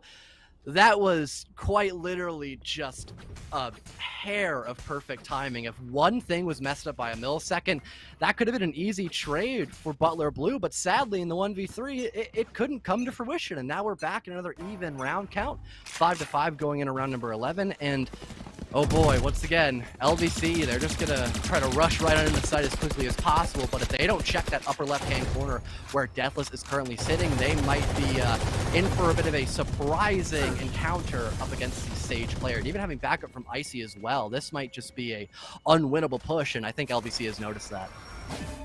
I'm starting to get deja vu from Seaside last map, John, where Deathless sat up on close box. They played the Omen, so they had the ability to teleport up on top instead of having to jump up like we see here, but getting a little bit of deja vu. The paint does come from LVC. They're going to throw some Nebulas down on the A side, give the temptation, and a couple of players for Butler Blue are actually going to start looking in that direction. No commitment just yet to move, because there hasn't been any noise inside mid, which would be a very pivotal rotate for LVC. They actually want to make that rotation. Instead, they're going to head through market. We'll be able to step towards mid. Ferdy is there, however, does have the operator in hand, is looking to find at least a pixel of a player as they attempt to cross. They'll bait out with Claudio first. There's the noise and the notification of that Odin being fired. Managing to find one, sees the gun of one up close, finds an advantage to draft away, but John Cook finds a refrag on a G-Force. Can't get away. The Vortex, extremely dangerous to step away from, does get blinded, has to drop down a Cloudburst. He's going to go ahead and make that step away. They start to get concussed by Reliable. Manages to make it out in time, though. 4-on-3 situation as LVC. They are very limited on their options. They might try to go up in towards B, but you still have Deathless just waiting in the box corner. He's waiting for the perfect moment to strike. He'll find it. Down goes John Cook. Icy's still there from corner. Nyx will fall to the wayside, and it's just Reliable inside of mid with a lot more questions to have than answers for them, as the time will tick down to quad 0, and Butler Blue will regain that round advantage, and not even able to kill the player with the op of Ferdy. That's got to sting as well. If Reliable found that frag, that would have been a really nice exit kill for him, but that's not going to be the case. I think one of the big things I want to mention, John, when it comes to the way that Butler Blue have been defending, it's been a lot of locking down the actual entrances to the side. We noticed that they, in the rounds where LVC were able to step forward, where there was John Cook sprinting into the side and then Cloud bursting to cover their position, they were sitting a little bit too far back on site instead of having these closer angles where you do see Icy and Deathless kind of working together to try to be that pincer as they attempt to step in. And I think that's kind of been the biggest difference maker. But already, all the noise coming onto this A site, they're going to already know that there's a player stepping on. They do see the glimpses of it as G-Force is there, and we'll also see the head, able to find the kill as well. A second one as the flick comes through, but Reliable on A-ramp, able to take out first and a refrag. Icy finds one more. Dangerous position as G-Force attempts to step into Reliable. Reliable will win that engagement in a 1v2 setup and play. Icy in a firefight wins it. And we do not see Icy lose very many of those. Icy was 12-6 at the half. He was 16-7 at the half. And they've been playing extremely well and very well coordinated. The smokes did come in to allow for LVC to get an assertive start in the objective room, but they lost Spike right near A main, and they also didn't really have anyone there to stun anybody out. Their only real stuns that they have is Reliable, and he has been reliable in that factor. He's been doing good in terms of getting kills when needed to and flushing out solo players. but that was really it. John Cook had quite literally no backup, as he was just one man arming it towards the objective room. And then as the rest of his team and himself had fallen in that 12th round, there wasn't really much that LVC could really do. They're down the man count, and the only one left alive was just one. It was just a lost cause at that point. But now as the sides end up switching in the second half, maybe we'll see a much better performance by LVC. Still a close one, though. It's only a 2-round differential here, but already a lot of differences being had by Butler Blue's attack, as they're playing a lot more separated in comparison to LVC, and they're going to try to get mid-control as quickly as humanly possible. Mid-control is one of the biggest and most important aspects for this map, especially with the meta and agents that they're bringing to the table. You don't really have a Viper to lock down a lot of outlines, and it doesn't allow you to swiftly push towards A site. You did have the breach for LVC that they did work with, and it did work well for them in a lot of the rounds, but ultimately Butler Blue adapted, and it kind of swung in the other way. But now they're going to have to deal with the breach that's on the back side of this A site, sitting behind screen. Reliable is there, and does manage to find Deathless, but it doesn't seem to last much longer, as he'll be refragged back. Illuminated Mafan finds one further onto Claudio, who doesn't have the Odin in hand, which has been their weapon of choice for the majority of this game here, John, and they only picked it up in round 1. But NECC now in defender spawn, able to take out Lemonade Man. Dangerous position still as a 3v3 is here. We've definitely seen LVC come back from worse. A vital kill for NECC. You still don't have control of sight, and the defender spawn is being guarded quite heavily, and so is screens by both Raze and Jet. Icy's the only one up in sight, and he can just play this one back. Time is on his side, and he just has to wait quite comfortably. There goes the audio cue, and from behind, Icy strikes upon John Cook and NECC. GeForce is there to help out as well, but Butler Blue will secure that first round win, and just the collapse into sight, it works so seamlessly for Butler Blue. I wrote down in my notes just now that Butler Blue have been a team that's their chemistry seems to be a little bit higher here. They're really well coordinated when it comes to working together. Like that flank we saw there for Icy, and Deathless, that worked really well together in the first half. Butler Blue just are really well coordinated when it comes to engaging in pairs, and that's where we're seeing. I mean, it's something that's scary to be on the attack against as well, just quite frankly. And as more things go forward, a Hound will come out and there's him to step onto the site. John Cook's not able to pull out the shotty in hand. First, he'll be able to step up with the SMG and find the kill instead. Now heading towards back alley, maybe pushing this defender-sided spawn. Claudio is there, and he's going to get aggressive instead. Ferdy steps up, finds the kill. One player stepping down. That'll be your very annoying player on the opposing side, and Ferdy's looking to take out NECC. They're flanked in both directions. One will be felled, but first he just holds down the left click and walks forward to get the job done. You mentioned it last round that the flanks were perfect by Butler Blue. That was LVC's biggest problem on map 1, was just having no flank watch, and now that is being just utilized perfectly by Butler Blue just to keep repositioning themselves, finding the entries off the bat as well. Ferdy is doing perfectly with the SMG, not even having to rely on an operator as of right now. This has just been a much better half for Butler Blue. They secured these first 2-round wins, but now that a full buy is in full effect for LVC, that might change, obviously, but the fact that they just haven't been doing all that hot overall, and they really just seem unwise of how Butler Blue is attacking on these first couple of rounds, that full buy might not even be enough to stop them from winning out this next round, and already losing Ion off the bat, allowing Lemonade to pick up that rifle in hand, might just spell defeat very early into this next round. Lemonade pushes forward with it from mid, attempting to step towards heaven, John. I'm not sure that was the smartest decision. I would have handed the Phantom over to GeForce. I mean, I think he's still going to get it here. Indeed, he is. But I think I probably would have handed it over a little bit sooner. Yes, you can kind of pray for the refrag. He's already low, but give it to the person that has a bit more HP, and then have that person kind of be a bait, rushing forward with it instead. And I think from the information that Butler's been able to gather, they're kind of seemingly aware there's only one player. GeForce kind of spot the head there. I don't think they actually realize, but their teammate of Deathless will, and they're going to go ahead and ping that back corner, notifying the location of that opposing Jet. But first he is on the flank, on the prowl. Needs to be wary of the breach from behind and screens. They're full rotating now. Butler Blue maybe a little bit over preemptive in their rotate, but still managed to get a lot of the job done, but it's a 1v3. It does not look very well for this player of GeForce. Not at all. Definitely winnable, but you are down on the man count quite a lot. Not entirely sure if there is one sitting inside of A. It might be an easy kill for Reliable, but he's not looking towards Elbow. It's a great wrap-up kill for GeForce. At this point, though, he has to stick the plan. He'll do that with the spike. It's now fully landed on the ground, and now he could try to just play keep away. He nades a little preemptively in towards Elbows. He expected someone to rush him directly into screens, as He's playing close for that push that could lead him towards this part of the map. But so far, it'll be a double push inside of Heaven, and he heard the updraft, but wasn't ready entirely for NECC just to strike upon him. He'll get a very easy kill, and he's just making sure this crouch button's working out just fine. It seems to have nothing inside of that key, so it won't be that difficult for him, and not a very difficult defuse task either, as no one's there to stop him. LBC will take their 6th round win. Man, it's back and forth action here, John. I think we could still see a scoreline that goes 13-7. I mean, obviously, with the fact that Butler Blue are able to pick back up rifles and full buyout, not having to worry about their SMGs they were stuck with after the second round of the half. And it can definitely flip back in the favor of Butler Blue, but we haven't necessarily seen how their attack has worked out with a full rifle buy. They knew what they needed to do when it came to having the SMGs, and they really worked in that fashion, and looks to be they're kind of trying to do a 2-3 split, 3 players towards this midsection, really hoping to deny Iron Who, maybe get a flank over towards Heaven, and it does give them a quick outlet to step towards that rope side and actually head towards A side instead, but double Vortex go down. G-Force will be able to get some damage off and actually get the kill off onto Iron Who, but they've also lost one of their own, their stage player of Deathless, who was fell in the process of pushing on the sides.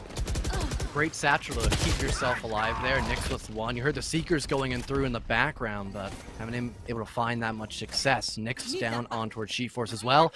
LVC regained the man advantage, and Spike is currently down in towards Market, but Asher will end up picking it on up, and a push comes in through by A. No one's really watching it except for the Killjoy, who's sitting up near ropes. That's really it, though. And if they don't hear that audible cue leading in towards A, this could be a very quick post-plant situation. And we almost saw Lemonade Man clutch out a situation just like a while ago. Who's to say that this round, having some backup here by the Sky, could end up actually guaranteeing them this round victory? John, we are literally milliseconds away in each of those positions to having your breach player catch Lemonade Man off guard from the rear, and so close every time, but it didn't work out. But I'll tell you what, Icy, who's holding in the forefront, was completely ready for it, and Lemonade Man did not have the weapon out at all. Completely unaware to the position of where Reliable was, and the Frenzied Hand will be able to get the job done in due time, but a very dangerous position, now concussed, as you see your opposing breach is going to be able to use their utility in good strides, but Icy's currently trapped in Heaven. Looks to be Reliable is going to go onto site instead, same as NECC. He's going to go down into screens. We'll give Icy the ability to maybe step down. It was planted for him. We'll hop across. Bird will go out, hoping to blind, managing to catch one. The opposing player of NECC, who now has to step over towards Hell. Have to fade out the position. Does find one and just has to spray for the second. Couldn't get the spray transfer, but it doesn't matter. Butler Blue have it in just good time, and Reliable is unable to escape. 10-6 is your scoreline. A very close call, but the post plant still worked out as Icy was able to barely salvage enough time or steal away enough time against LVC. They'll bring up their round count by a little bit more, and having everyone die in that current moment might actually favor out LVC a little bit more, as they did have a slightly better eco after winning out that past round. But I think the ultimates might have a bigger impact on this round. You've got the Cosmic divided by Lemonade Man. You've got G-Force with a Showstopper as well. That is a perfect ultimate to make a ton of space, and we might just see a very aggressive push, perhaps like Blue Butler, or depending on how they, or depending on what kind of intel they're able to gather up against John Cook and the rest of LVC. And there it is. Cosmic Divide goes in through along with a Sage Wall. It's what I was talking about much earlier in the round. And there you have it. You have complete site control other than John Cook trying to stop you from actually getting that plant down. But other than that, this could be a very quick post plant for Butler Blue now that John Cook is no longer alive. And we'll go forward, and Claudio gets caught by the paint shells, which completely slow them down and make it impossible to deny the plant that went forward. They'll get Deathless after the fact that the spike has gone down. Great position now as they have themselves set up to defend from a very nice B-long position sitting in B main. They'll have the opportunity to try and contend. It was planted for them. You've got G-Force sitting behind in back pocket. Does manage to find one. A little bit of damage in the process. It'll be taken out with the paint, finding one more. Lemonade Man finding one of their own, but refragged back by NECC, who's stuck in a 1v2. They just be playing for time. Icy's jumping around baiting, doing what they do best. The arm is caught off by NECC, though. Sees the pixels, but I don't think this is going to happen. NECC is going to have to step away from Alley, work in a different direction, and maybe we'll actually see the push go through. No, we won't see that go through. The bird, the bird perfectly rounding those corners just to really drill it home. Hey, you got no eyes now, and you also don't got that round up on the scoreboard. Yeah, the guiding light does not forget names inside of their notebook, so that'll end up blinding out NECC at the very end. Not that much of a difference, though, as he'll still remain alive, keeping that rifle in hand. But he's the only one that can actually rock a rifle on this round. It's just Sheriffs and Spectres across the board, even Classics as well, as LVC are trying just to fully save up against Butler Blue's position. One more round, we go into match point favoring Butler Blue if they win out this round. Another one followed up. That's the end of the best-of-3 series, with Butler Blue taking it out 2-0. They might not be able to be stopped properly up against LVC, as they really have nothing going for them other than a possible Blade Storm. But if John Cook does not start out finding entries for his team, it might just not be enough to stop Butler Blue's dominating performance on the attack. I'm very worried for Butler Blue attempting to push towards that A side. As you can see, there's 4 players teasing towards it. You do have your Rays over on that B side instead, holding up in heaven. But it's not going to be for much longer, as the caster's cursed will rear its ugly head, and Ion Who will be felled by Eliminated Man. And that will give Butler Blue pretty good control of the A side, but a very swift rotation comes through here. A missed right click, though. It will tag very little onto Eliminated Man, who stays alive. And John Cook's life will not last for much longer. 5-on-2 already, and that Blade Storm having no impact on the round has sealed the fate of LVC, at least on this 18th round. Icy, a beautiful shot on towards Claudio, having the guiding light to back him up. So to worry about NECC, who finds 2. Can it be 3? He'll get 3 to his name. It's possible he can get this ace clutch, but he's on such little HP.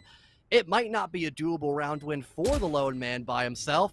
Having to do everything for his team to stop match point from coming underway. He might try to save this round once again, but the gravity well is having no impact. He isn't aware there's someone sitting above and towards heaven. This could be an easy frag for Deathless, and it will be. They'll get the last pick of the round, and match point will be sealed for Butler Blue. One more round away, and they'll bring us to a 2-0 victory, Scott. Yeah, and I would say in a very stupid statement that LVC have the money to buy, but I don't think it would really matter now, would it, John? They have to buy. They have to commit to this. They used the Blade Storm last round, so you do see John Cook has to go in and use all their cash anyways. They only have 2 ultimates available for him. They have the lockdown they can try to contend with, but they picked the wrong objective last round. Maybe they didn't pick the wrong one, because that is where Butler Blue intended their initial push, but the very swift rotation came through for them and completely flipped in the other direction. Blade Storm now popped out for 30, attempting to push up this A ramp. Very nice situation. The showstopper is ripped as well as the Seekers. Eliminated Man finds John Cook, blinded by the bird, and Icy's looking to step up forward, but it'll be G-Force to find one instead, and Icy does finally swing and take out Reliable. NECC is in heaven, does take a nice shot on the Icy, removing them, but G-Force has the flank coming from screens. Could be a dangerous position. No one's in despawn.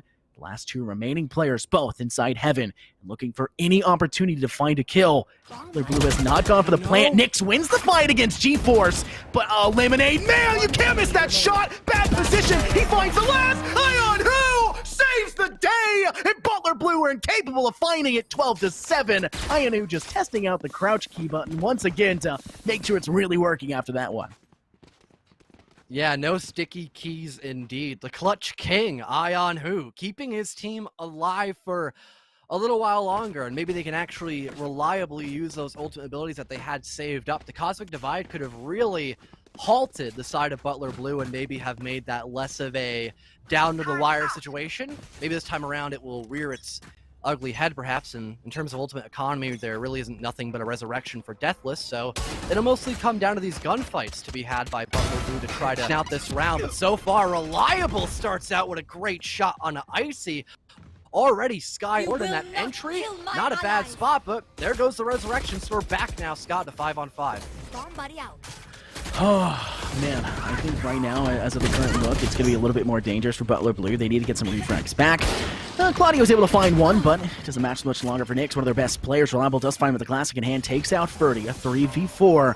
The Heaven push has been really shut down in pretty emphatic fashion right now, as LVC have, well, not with very strong weapons in hand, been able to close out a lot of positions. The showstopper was ripped, but Ion Who was incapable of getting up high enough to actually use it, and Eliminate Man is plenty out of the range of it, as they're going to send on the opposing side next to Trash.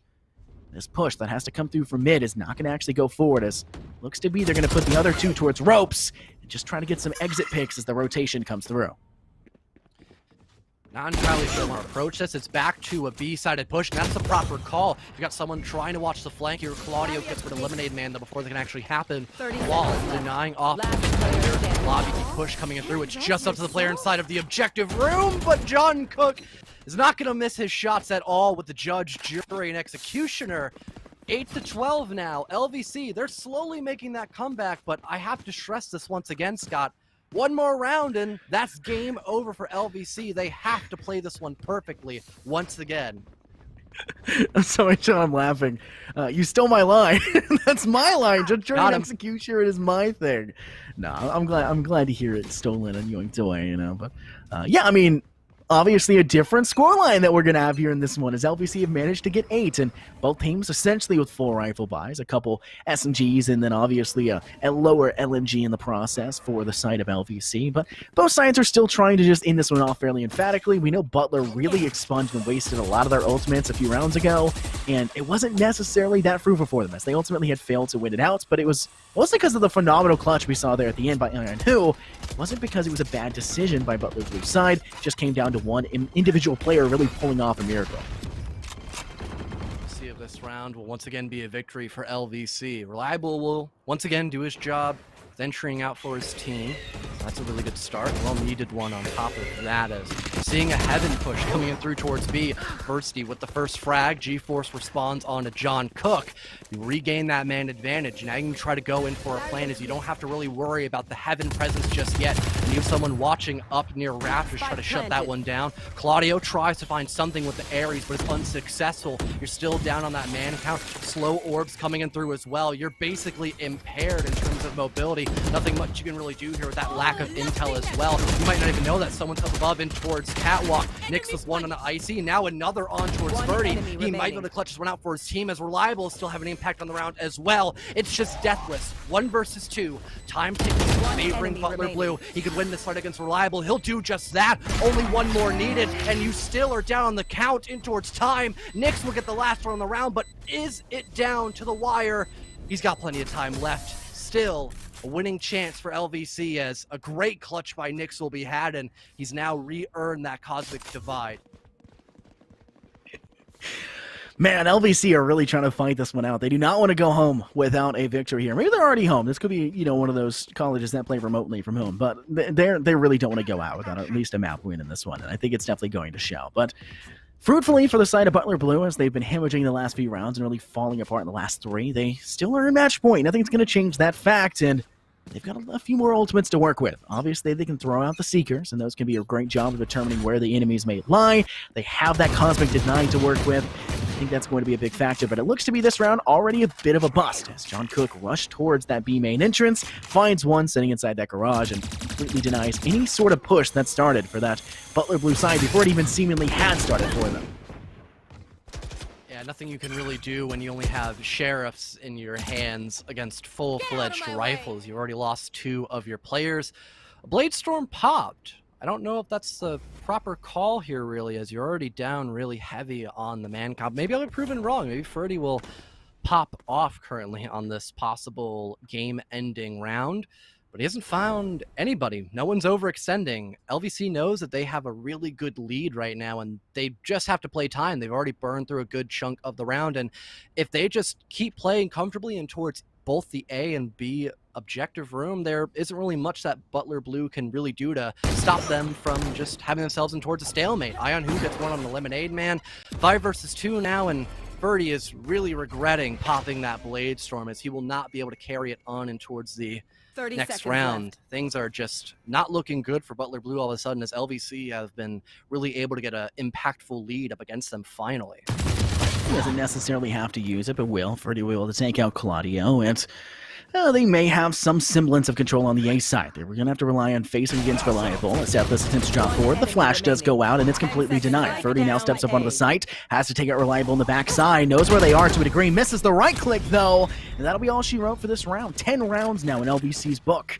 They need to take these next 2 if they want to be able to bring us into the overtime, and I think that's a definite possibility. However, full rifles will now be in the hands of Butler Blue. They still have the Cosmic Divide. They still have the ability to pop the Seekers, but no Blade Storm, John, like you had called. Seemed a little questionable, but it did get them 2 kills.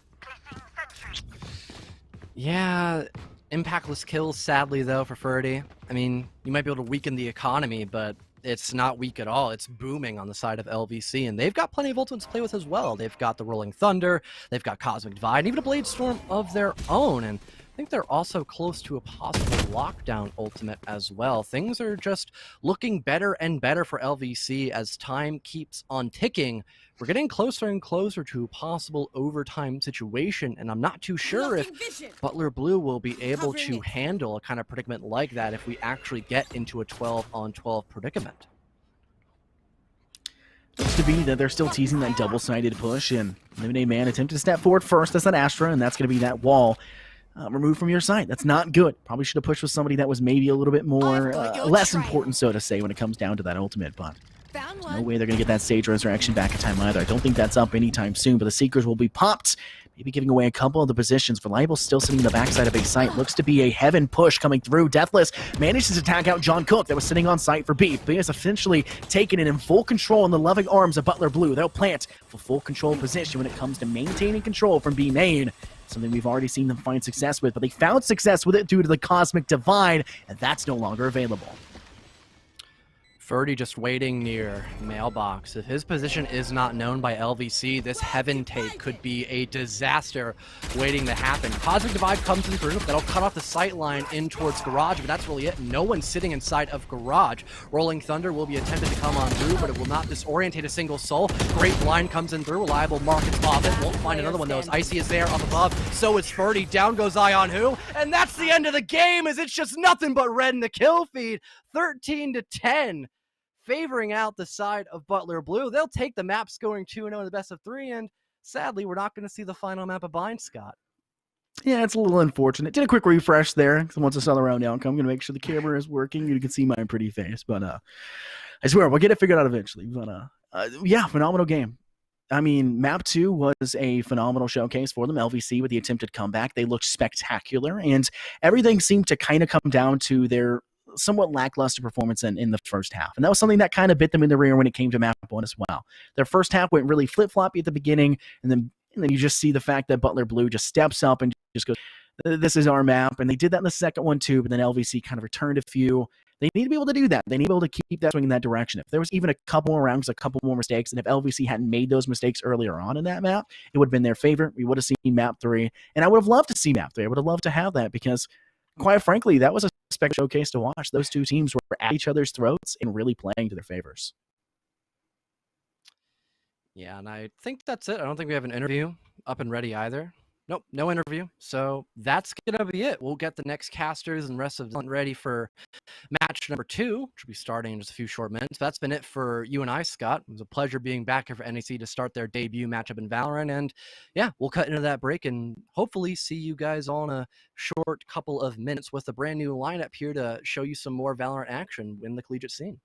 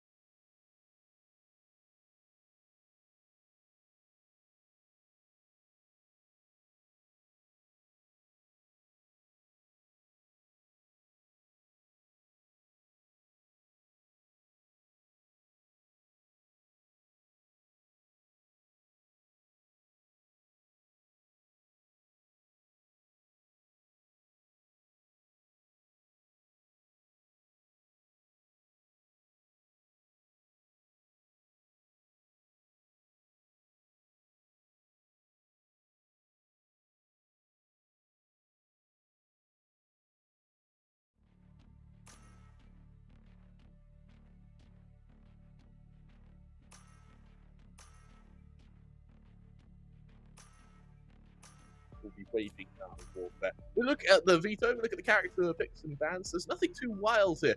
No Viper has come out, which is surprising, but you do have the Astra on either side, so you do get that wall up ult anyway, and the preference of a bit more smokes definitely is going to kind of come through here, because Ascent, it's all about control. It's all about pushing to get early map control, either A main or B main. Sometimes having control if you're feeling a bit ambitious in mid, if your Jet's really on par, and JRC is going to be the man to watch out for that. But for the most part, if your defending side is passive, then the attack is just going to walk all over them.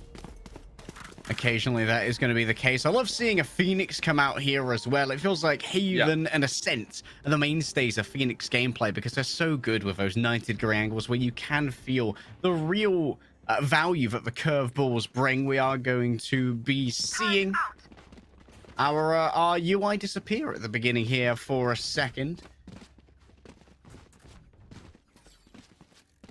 One moment. Yeah, well, as we quickly fix the UI, we'll be able to get underway momentarily. We'll look at the buys, and we got two frenzies coming out on Pretty Boy and Wombat. I'm looking forward to seeing where they're placed and what sort of effectiveness they'll have here. But with only two players holding armor on the defender's side, it means a lot of utility is going to be in the hands of the SEC as they start encroaching into a preparing their hits and first engagement of this map.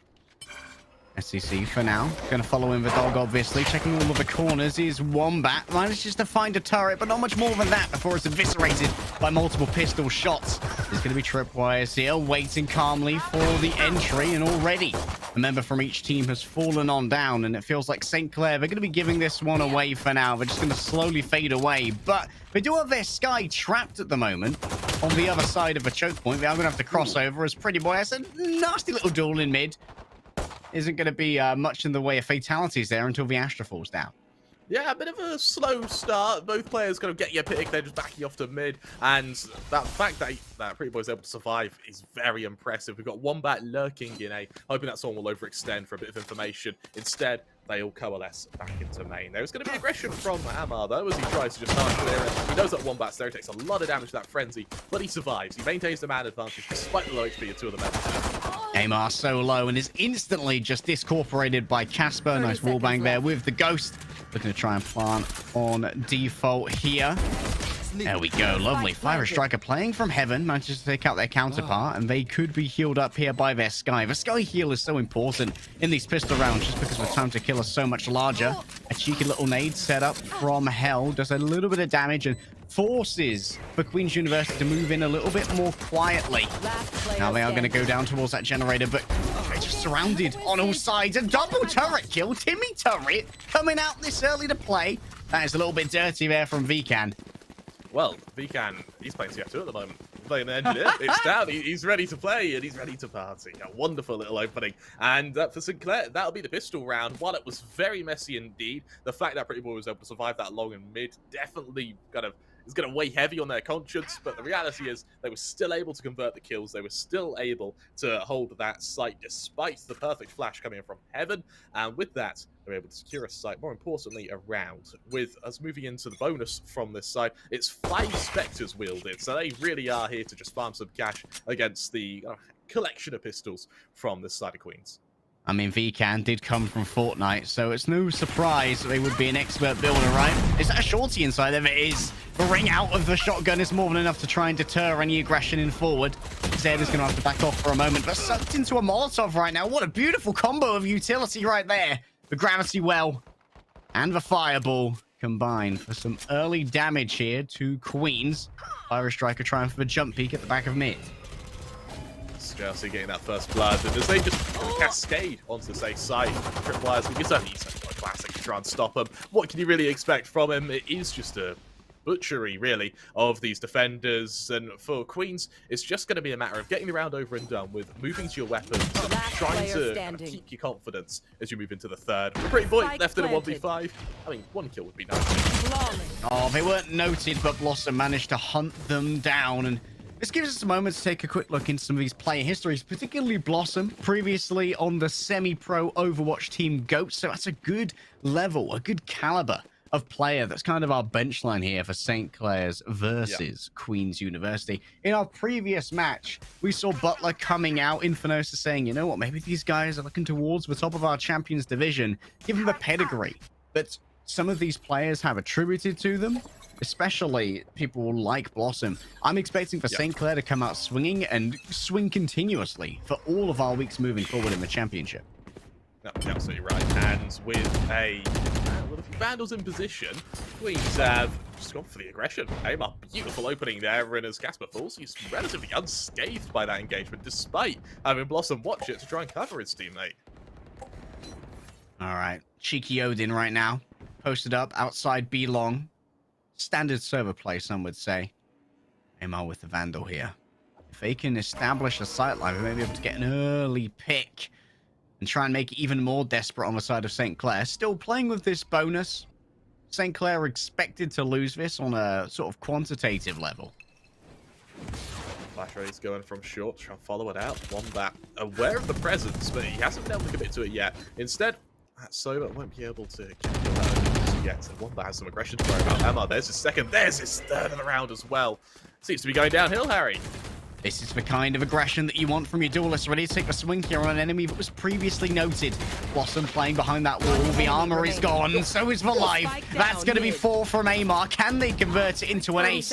Everyone closing in from all the different sides, and there we go on round 3. Mr. Deepak coming up big on the Phoenix.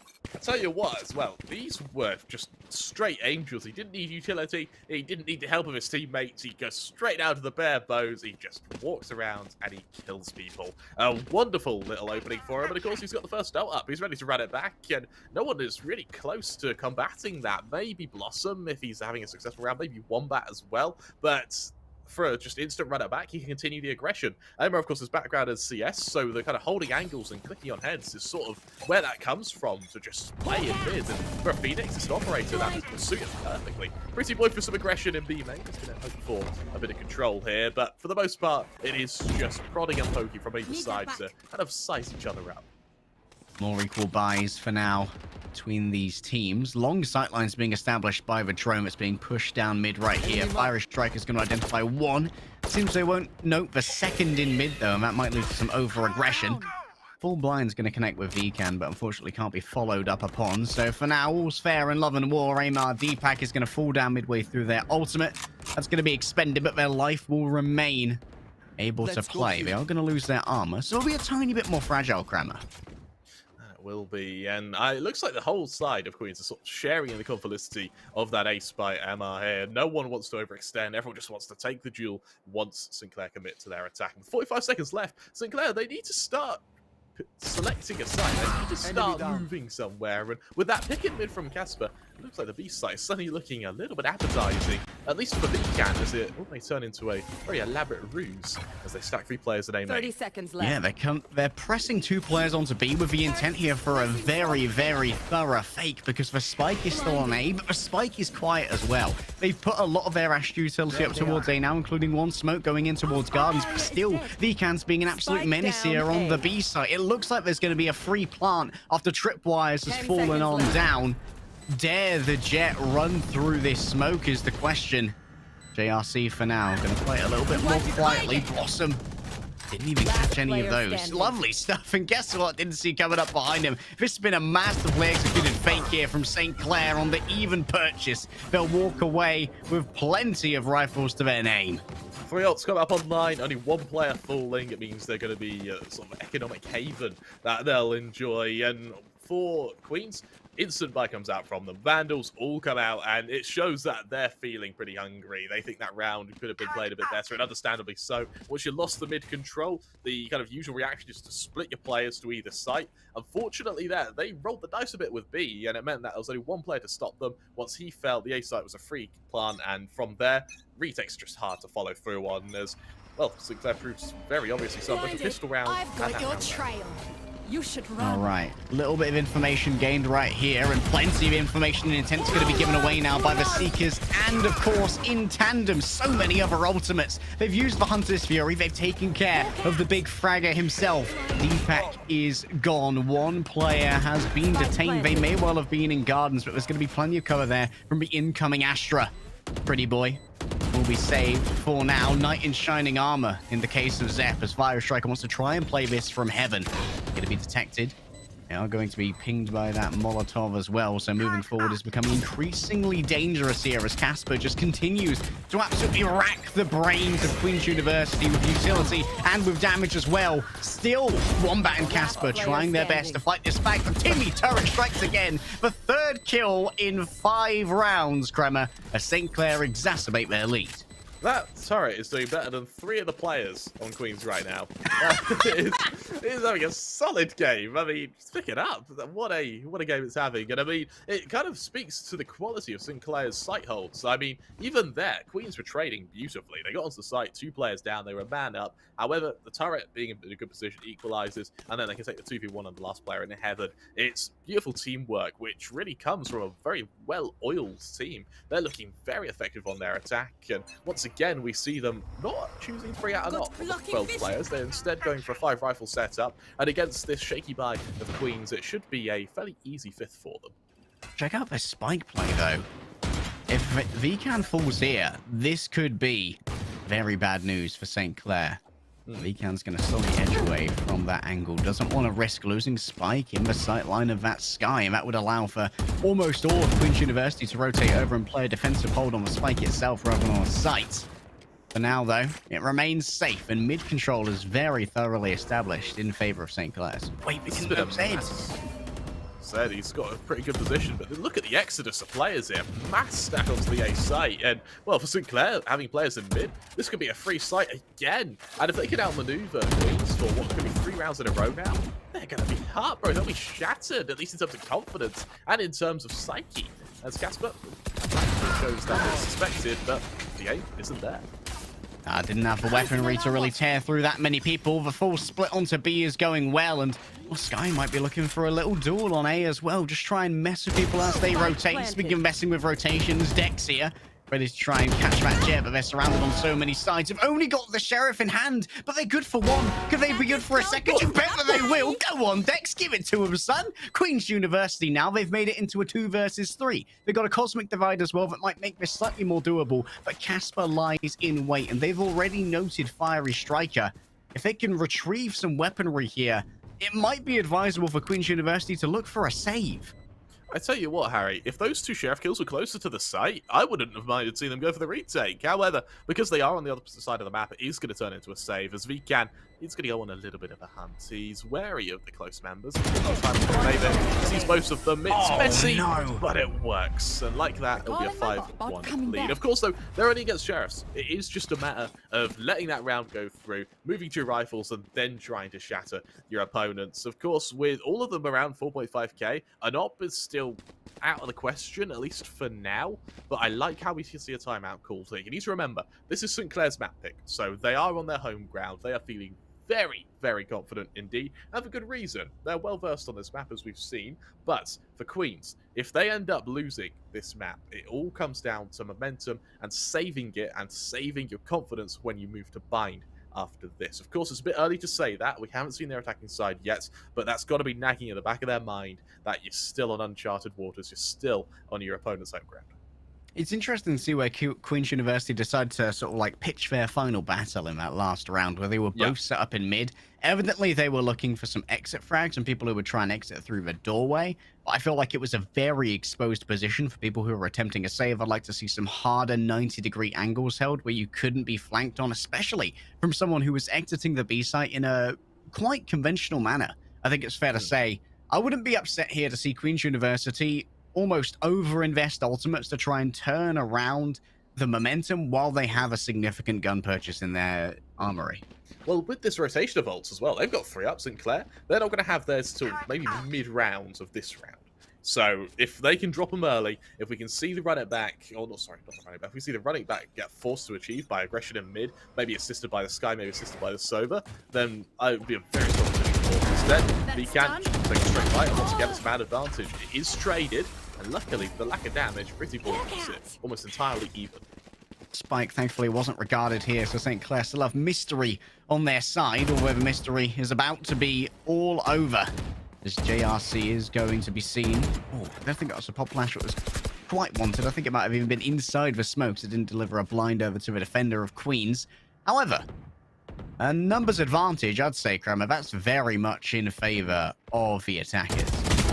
Zed, nice kill in mid. It's clean as well. A man advantage that is really going to be felt when Sinclair have to push onto the safe side. They do have a very slow take, and while Hunter's Fury comes out, it's starting to get a bit difficult now. We haven't seen a complete conversion yet. JRC falls and then Blossom does. What do we know? Caster's Curse, say it's all on one bat and a 1v3. And I tell you what, Harry, look at something thinks that he has the potential.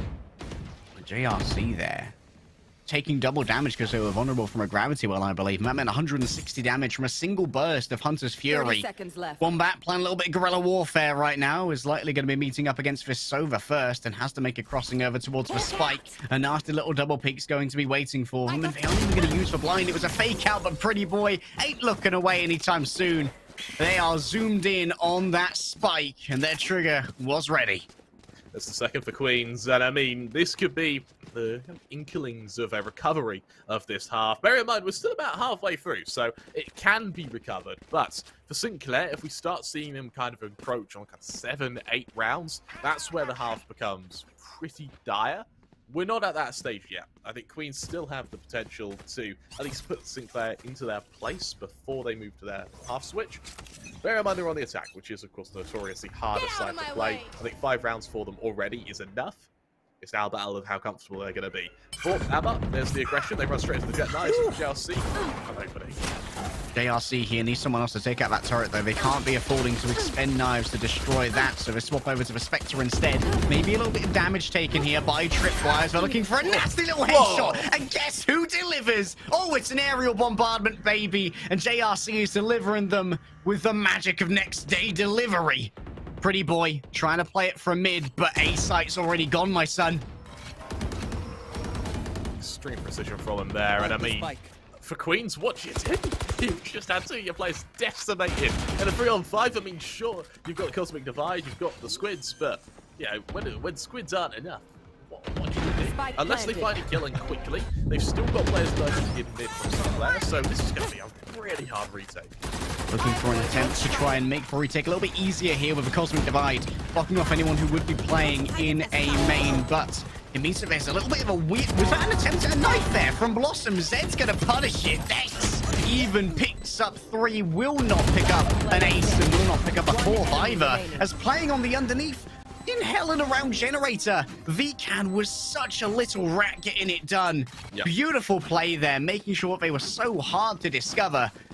I can't help but ask if Blossom was going for that knife kill off the back of a Cosmic Divide. Yeah, that was almost cataclysmic for Sinclair. Luckily, VCAN won the 1 versus 1, but that should really be a bit of a reality check to Sinclair that while they're winning, they're not winning by that much. You can't go for knives at this stage, and I mean, for Queens, I think I'm probably feeling a bit insulted, to be honest. Maybe a little bit. 6-2, Grammar. Aggression once again over to A. This time, Queens, they've gone for mid-control, and while mid-control suddenly established, there's no way they can stop this. They've got the attacking Killjoy, they've only got classics, and I mean, a few X's would be great.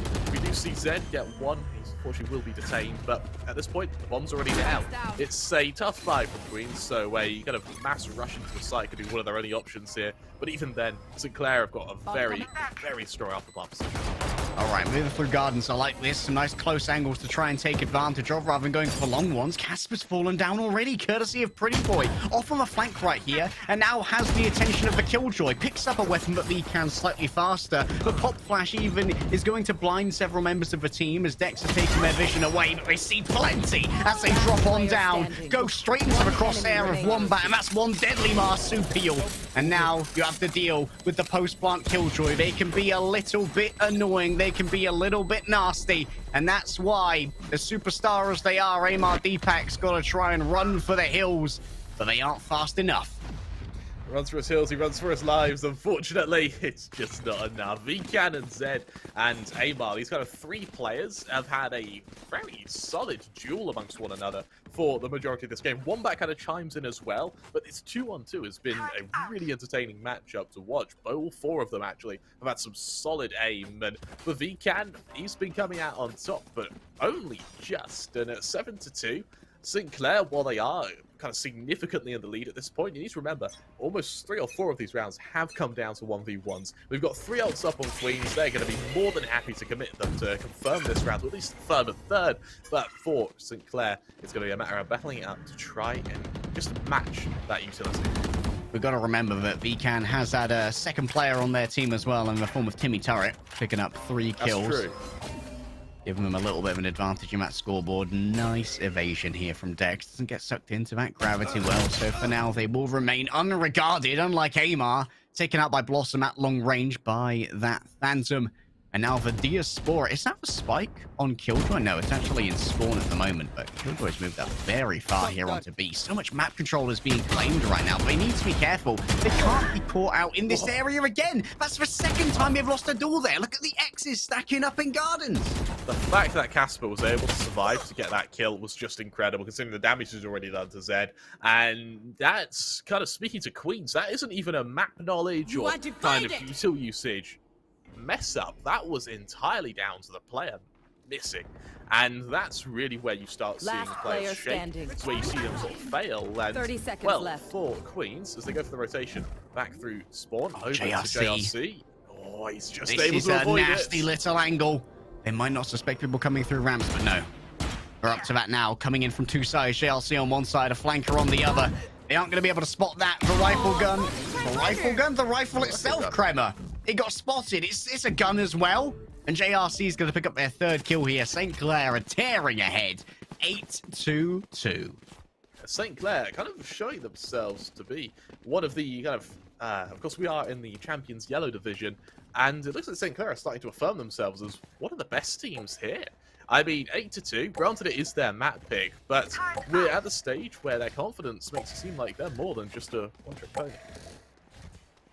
More than one trick in this pony. Speaking of which, what animal do you think is in the Saints logo? Is that a griffin over there? Could we get a full screen version of it? I think it might be a griffin. It could be a griffin. That's not a pony. Cool. Not a pony. And if it was, it knows more than one trick, 'cause it can fly as well, because it's got wings. Yeah, it's quite a cool logo as far as logos go. You take those. Oh, Hunter's Fury coming out, wrecking multiple people. Deepak managing to play avoidance for now, though. And that's extra avoidance. Guess what? Dex was just waiting there. Yeah. Come and fight my mate. I'm ready. I'm waiting. Deepak's going to be able to heal up off that fireball if they so desire. They walk inside of it, but Casper's walking the line, and he's walking it dangerously. Down goes Phoenix. So they get themselves a 2nd as well. Dex is down, and they've absolutely torn apart the Queen's University defense. Everyone is isolated. No one gets a fair fight today. Fire Striker's gone down, and that was just gunfight after gunfight, all towards the top of mid, going the way of St. Clair. 4 ults now up on Queens, and I quite like what they did last round. I mean, for Amar to just debate the overextension of Blossom there and then to punish it was very, very strong on their part, and even being able to retrieve the Vandal worked beautifully. Unfortunately, once they had the Vandal, they didn't really do much with it, but there's the stages there of a very successful eco. Fortunately, didn't happen. At 9-2, St. Clair are looking very damn strong, but there is a glimmer of hope, and that being Queens. If they can convert this round, if they can find the pistol, then they actually have to pick it back into this. Early start, though, so it looks like it's going to be another attack. Team clash coming through. Oh, no, that's illegal. That can't be right. Wombat gets Dex all the way through that smoke. Now going to be racked by these nano swarms. Takes plenty of damage. Can't heal themselves, unfortunately. But the plant is going to be done. VCAN getting that one finished. Tripwires falls on down. Once again, Queen's University, they're running out of players. They're going to be running out even faster. How did JRC manage that? What a spray control right there. I don't even know. I thought they were trying to move between the cabbages. But while you're eating your greens, you get stronger. That's what my mama says, and I think she may be right. Well, he's had his greens, and he gets his meat as well there, because that was a solid shot. However, we have the half switch. This is where we really see if this will be a truly one-sided map. For Queens, they move into this with 3 ghosts at the ready to be wielded against the 4 over on St. Clair. And with this many ghosts, it really speaks to what will be a very aim-heavy pistol round. I think whoever gets a site, or if Queens can get to a site, they're going to have a very, very easy time holding it, because St. Clair, they don't have much utility at all. I'd like to see our defending team here of St. Clair trying to take some longer angles rather than some tight 90s when they've got these ghosts. They have the ability to take these one-shot headshots at range. Of course, when you get closer, things like the Frenzy, things like the Classic become incredibly more dangerous because of a rapid fire or the right-click tri-burst bullets. Pushes initial angle. Trip. Okay, no flash on that, but now Wombat might be trying to bait them in. That's a triple flash right there, but most people turned away. Wombat's been identified in the corner, and they're left to just burn away at the hands of the Nano Swarm. Inside the midst of that smoke, there will be an alarm bot to make sure no one's getting cheeky and walking that. And question is right now, Spike's going walkies. Where are we going, boys? Well, there's a flank straight away, and it looks like Sinclair. They've rotated a bit too soon, a bit too ambitiously, and that blind ambition may be punished as looks like the first kill will come through any second now. Ace confirmed clear, but look who is lurking. It's the Sheriff in the back. JRC takes the swing. It's missed, though, and another. And Fiery Strike is just a touch more accurate. This open site is now going to be the territory of Dex. Queen's University have planted their flag. They've planted their spike, and the timer is going to begin to tick on down. However, Blossom with a good angle here. Dex takes down one. Pretty Boy another. 2 versus 1 now. This could be where Queen's University start to turn this around. Beacon's been noted in their location. There's no reason to take early duels here. You can simply wait, but you can't anymore because now Beacon has control of a spike. Tripwires is close enough when it comes to the Sheriff to land the shots. And Queen's University, they ain't dead yet, Kremer. Yeah, the question is, though, was that the kind of whispers of a death rattle or the slow chance of a comeback? Because it was messy. The mighty roar of a Wilhelm scream. It's and while it may echo around the map on behalf of Sinclair, we'll see if there's more to come. It's another 5 Spectre investment from Queen, so they really are looking to farm some cash, and it seems to have just mirrored one another's buy here, because it's the shorties out on Sinclair as well. Careful of Casper. I wonder if they're going to put a smoke on this angle right here for Casper to hide within with this shorty, but no such cover is going to be forthcoming at the moment. They can't destroy that alarm bot. It would reveal the shorty. There we go, sucked into the gravity well. They even had the backup of the lightning bolt if it was needed. The tripwire was just too fast on that. Beacon needs a nasty little right click, but they're going to be zoned out. These nano swarms, they're just so good. They're getting everything that they need to, even managing to force JRC away with that all-important Sheriff. Wombat's pretty good when it comes to that Classic there. Fiery Striker. I think he's wary of players being in CT. He just doesn't know how many. There's that flash. That should spur on the attack. And that's a perfect shot there. A wonderful, wonderful use of utility from Queen's here. It seems to have done all the work for them. Pretty Boy wrapped around behind, managed to catch JRC with their pants down, and Blossom is just shepherded into the waiting gaze of Fiery Striker. This has been one of the best rounds I've seen from Queen's University when it comes to creating some checkmate scenarios with their utility.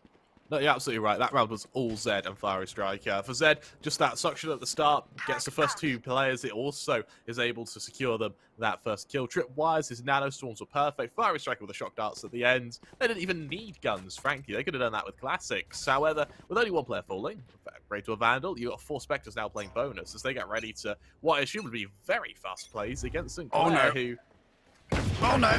The Odin's ready. Casper has it in hand. They can't fire back with rifles through that wall.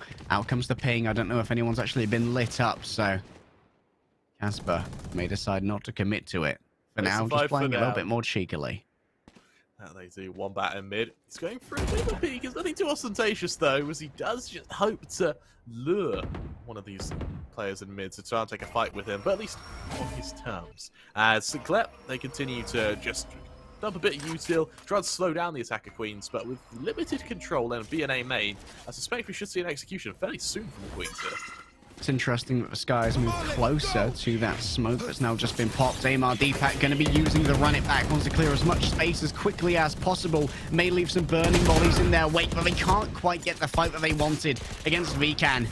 Will be summarily executed, and now Wombat is going to try and get a little bit more data about who is where. Vikan's just playing an absolute ratty angle at the back right here, doing their best Nats impression. They've already picked up 3 if you count taking out that Phoenix ultimate. Amar Deepak losing so much of their health to these shock darts. Pretty Boy's going to be a victim as well. Casper wants to rack on through with the Odin. And now revealed is Deepak. Is going to be swung on and is going to be destroyed. St. Clair are back. The second we start speaking about the util usage of Queens, Casper comes out with a masterclass on Sova there. I mean, the Odin didn't do much, but those shock darts were just breathtaking there. Two, I think, perfect shock darts, actually. He tagged their remaining 2 members, and that just secured them a very free and very easy cleanup against the bonus weapons. At 11-4, St. Clair one away from at least confirming overtime, and they're looking to do so with, well, a full buy. With Queens, they are still having to show a few gaps in their economy, that being that Spectre on Tripwires. However, Tripwires does have the lockdown to assist them with an execution. Secondary ultimate almost here in the form of the Seekers. I like this 2-pronged approach as well. Allows them to try and keep mid clean. They could even lurk here and hope for some rotations to move into their grasp. JLC playing it nicely, and now they've been noted here by the Owl Drone. Amar Deepak caught within the gravitic field. However, this Killjoy gives no other option. You've got to back on out of this. No one's going to be detained. The spike will be planted. Damage early on as well. Quick trades. We should lead them into it. Alright, JRC playing from heaven, has the advantage of the high ground, and is more than able to leverage it against Tripwires here, avoiding the friendly flash as they try and survey the area below. But they don't know that both Dex and Vasova are lying in wait in gardens. That's a good spray that takes out the diffuser of Wombat. They're trying to play the time right now. They don't need to take the fight, but they send out the Seekers anyway. Find their locations, blast them away, and deliver the bullets that are needed. A tap on the spike to try and force a peek right here, and JRC's looking in the wrong direction. So too is Blossom, looking to what was previously done by Dex, and Pretty Boy on the swing is more than capable of finishing this one in the credit of Queens. A wonderful bait and switch there from that side. A very, very solid round. And we look over to St. Clair, who now struggle a little bit economically. It's a sheriff out on Casper, and with limited guns to sort of pad to that position, I suspect we are seeing them, if they lose this, go straight down to an eco. So for Queens, this round almost counts as double here if they can convert it, but they too are struggling economically. Only a Bulldog out on Tripwires, as he has to use that utility for any kind of flankers. But Pretty Boy speaks into the one way, makes a kind of scared he was yanked into the one way. Yeah, scared a little bit. May have to change his trousers, but he still survives. So for Zed, lucky in mid is going to be down to just trying to find his first blood. Yeah, they ain't tighty whities anymore. They're not tight either. Wombat. Oh, I'll tell you what's tight though, those aiming circles. Wombat with the double wallbang headshot. Lovely stuff here from the sky. Play it like the duelist, and look at those rifles. So tempting, so tantalizing. Grabby hands come out. We need those, boys. And if we can use those, we can leverage them to try and turn what was a potential thrifty loss into a round win. Pretty Boy caught within the gravity well for now, but no one's going to be swinging off the back of it, and everyone else is just roving through like a pack of murderous thugs. The death ball on B will soon be coming into contact with the full thrust of a Queen's University push.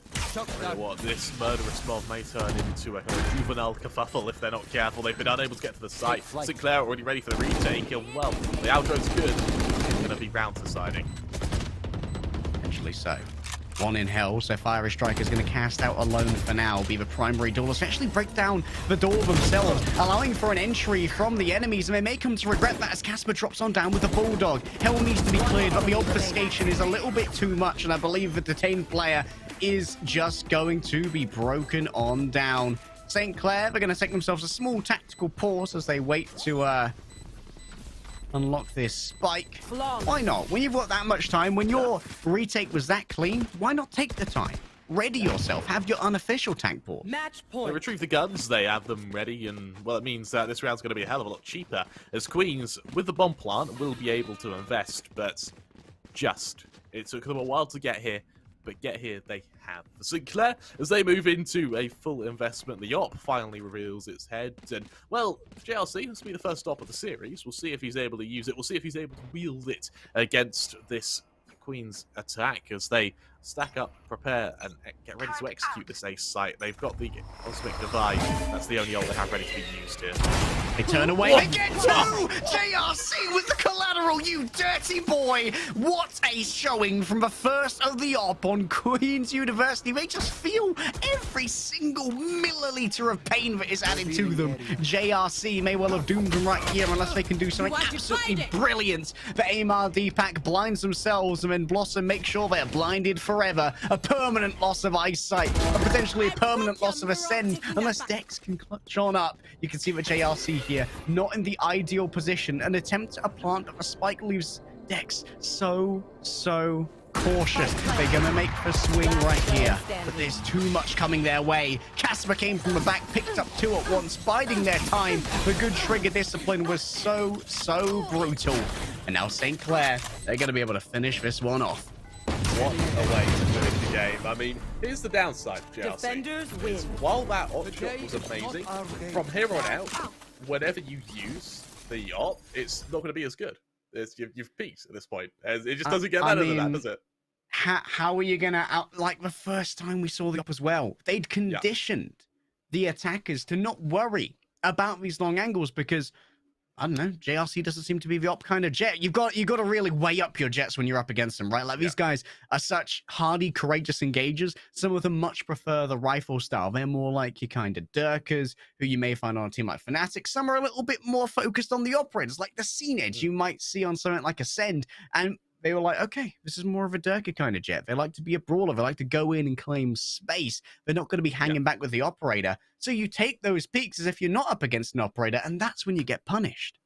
No, you're absolutely right, and a lot of that game was down to Angels, which they were able to commit to. So strong, and I'm really looking forward to seeing how they're able to fare in our second map. Though, of course, our second map being Bind. We're going to go to a quick little break. When we return, though, the action will continue. Trust me, you don't want to go anywhere.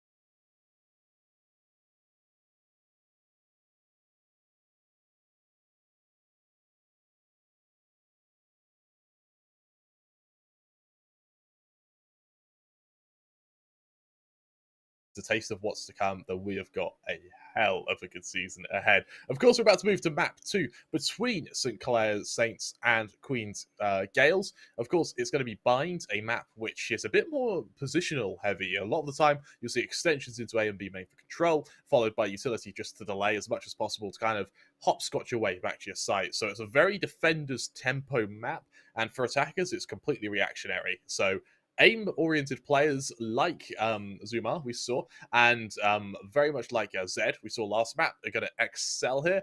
I personally cannot wait to see them play. I personally cannot wait to see our character selection, which should come up any second now. Yeah, Bind is one of the unique maps, kind of like Split, in which Jett does not have hegemony. Jett is the most popular agent in Valorant by a fair margin, sitting around 80% pick rate globally when it comes to top-tier competitive gameplay. But they only lose that 20% mostly from Split and from Bind, because those are the maps where Raze really eats into a pick rate. We see huge amounts of utility value being gained from the explosives in places like both Hookah and Showers. Of course, the Boombot as well is just an easy way to get through those teleporters when you want to go for that fast rotation through to short. So it is absolutely the pick to go for. And honestly, I would love to see something we rarely see actually nowadays, but Showers control is so strong. So I would love to see it come up a bit more. I would love to see one of these teams that could use that position, because once you do have that Showers control, you essentially can cut off any long teleportation. You can make sure that you have a flanking position on anyone who chooses to attack that ace site, and it just gives you free reign from a flanking position. However, we're going into our little character selection screen. As you mentioned, the Razes do come out. We saw a Raze and a Jett over on the attackers, so this is going to be very interesting. Tripwire moving from Killjoy to Jett. What an interesting flex for a player to make. To go from Sentinel on Ascent to Engagement Duelist. That's very interesting. That is a tempo changer, to say the least. And I mean, it shows that maybe he's sort of prepared something for this map, and well, I'm looking forward to it. Of course, in the way we saw Queen's Gals, dare I say it, decimated on our first map of Ascent. This is their shot at redemption. This is their shot at recovery. And this double duelist of Aimer and Tripwires could be very interesting indeed.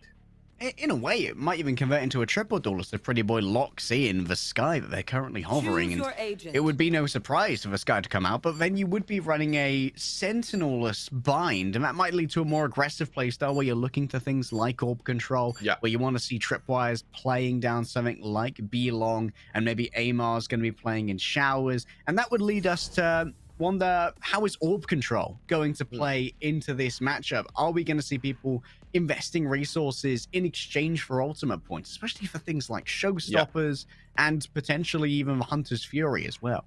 With such a attacker-oriented character select, it means that they're running a bit of a gamble here, where if they don't end up winning this attacking side by quite a distance, they've shot themselves in the foot for defending, because I mean they've got what, hardly any smokes. I mean, passive the odd defense flash is going to be difficult. Yeah, it's going to be all down to retakes, and at that point, having already sacrificed the site, they're going to be in a lot of trouble. I'm really surprised by this character selection. However, I'm looking forward to seeing how it plays out on this attacking side. And I mean, with a shorty on Aimer, they're feeling confident, to say the least. I suspect we're going to see him blast back right to the face of one of these defenders. Please tell me it's for double blast pack armor shorty. Against 5 ghosts as well, he's going to tear through them. This is going to be I'm hoping disgusting. We see the start. Yep, there it is in U-Haul, ready to suck in JRC. There we go. Right, let's get eyes on D-Pack here. It's going to be interesting. See if they can get this double blast pack. Go bunny mode. Otherwise, Blossom, he's caught the Owl drone in the sack as he peeks out, sees him coming. There's a shotgun work though. Tripwires also has one. They're going to be double shottying all the way into U-Haul, but no one's going to be there to meet them. JLC instead playing a little bit further back, and with the help of VCAN can just blast through multiple attackers. And now, this is the problem with a shorty plan. If it doesn't work out the first time, they're essentially hostages in U-Haul now, Kramer. That they are. Of course, having seen that Showers is clear, it may alert them to a flank, but what matters now is these angels. And I mean, taking a fight with Aimer, he's going to be loving anyone who peeks into U-Haul. No one can check into here shortly. That's a lot of blinding going on right there. Big value out of the bird. Striker, Tripwires. Okay, coming up on the board right now. It's ended up in a 2 versus 1 in this attempt for a retake, but Shorty moves in. Have a look at me while Fiery Striker takes the peak. Here's the shout of the day. And Queen's University, on their map pick, start off pretty well. It's a solid start, and it's a way to almost redeem themselves from that first pick of Ascent. Now that they're looking hungry, now they're looking tasty, let's see if they can convert it. I suspect we're going to see another 5 Spectre buy. Instead, no, Amar goes that Phantom, a bit more beef behind them, ready to play the range game. And for JRC, instead the Bucky comes out. We rarely see this nowadays, and we'll see if it works for him. Oh, okay, moving over to a shorty, but it's the same principle behind it, and that's that you expect Queen's University might play a little bit more, what would be the word, egotistically, knowing that they have a far superior buy numerically. Oh, that is potentially going to be a little bit of damage done there. JRC's already been hit multiple times, and a headshot with a Spectre, even though it does leave Pretty Boy low, will take him off the board. However, with these smaller armaments, Pretty Boy being low does mean that retakes might be slightly easier here, Kremer. Yeah, I mean, I'll tell you what, for Pretty Boy to take a classic shot to the gob, I think it makes him a bit less pretty, but he survives anyway, and he's still ready to follow it up as Casper prepares to flash straight into this side. Can here try to use the camera to ascertain if anyone was in the corner. They're moving in now with the classic. They know there's likely going to be presence in U-Haul. That's confirmed when Blossom falls on down. Tripwise has picked up multiple people. And the blast there from the Hawk gives away the game. Fire Strikers waiting for that swing with a Spectre in hand. And while Casper may have an advantage when it comes to wall penetration and one-hit kill power, going up against 2 here is going to be incredibly difficult. And hell, especially when that's a Phantom as well. Yeah, I mean, Ava just swings, kills, and moves on. It's a very, very kind of the philosophy of Queens, isn't it? If it moves, it dies. If it dies, you move on. It has. Well, you see Sinclair move into another investment. This time, it's their full buy. This time, they bear some teeth. And while Casper is down to just a Spectre, the rest of his team do have that oomph to follow it up. For Queens, they're playing bonus now with 4 Spectres at the ready. No one has their ult up yet, and I doubt we will see it for a round. Maybe Pretty Boy if he's lucky this round, but for the most part, this is going to be aim supremacy with a scatterment of passive utility. An unperturbed B site will be the target here. A little bit better when you know the enemy are likely going to be having those rifles. Few less open sight lines like you'd have on A. That's going to be a nice blind right there. It does confirm presence, but they don't know where the spike is at the moment. Hookah's been taken over, but exiting that is going to require breaking a tripwire. That's going to betray a lot of intention. Tripwire take out Casper first is so important, but Vcan playing within the tube is only good for 1. Wombat there, they peek out of the smoke, they will, and they're still faster than Deepak. How do they get that done? Wombat's reactions are just inhuman. Swapping out for a better skin, I respect it, bro. But now Dex could be in a little bit of a situation right here. They get 1, they get 2, they're just feeding themselves into Dex's crosshair. I'm next, bro, I'm next, get out of the way. This is a cue to be killed by Dex, and JRC is going to be pinged. 13 HP remains, 1 versus 3, and the spike's already been planted. I think it might be time to save this rifle, cuz. Oh no, he's been pulled out of the smoke. The fact he's still alive for that long was incredible, but as you mentioned, everyone's feeding Zed. He heard the call, he was summoned. That pull was just enticing him even further as Queens go 3-0 up. Sinclair, they move to a reinvestment. This time, a couple of sheriffs come out. The odd judge in the mix here for Vcan, I believe that is, unless it's been sold. But either way, this is going to be a quick round for Queens to try and go 4-0 up. JRC returning to the shorty now just makes me wish that there was the capacity for a save in that last round. Hero rifles better than none at all. But the cards have fallen as they may. Queen's University, as much as they had troubles on Ascent, Vines definitely seems more their speed, Kremer.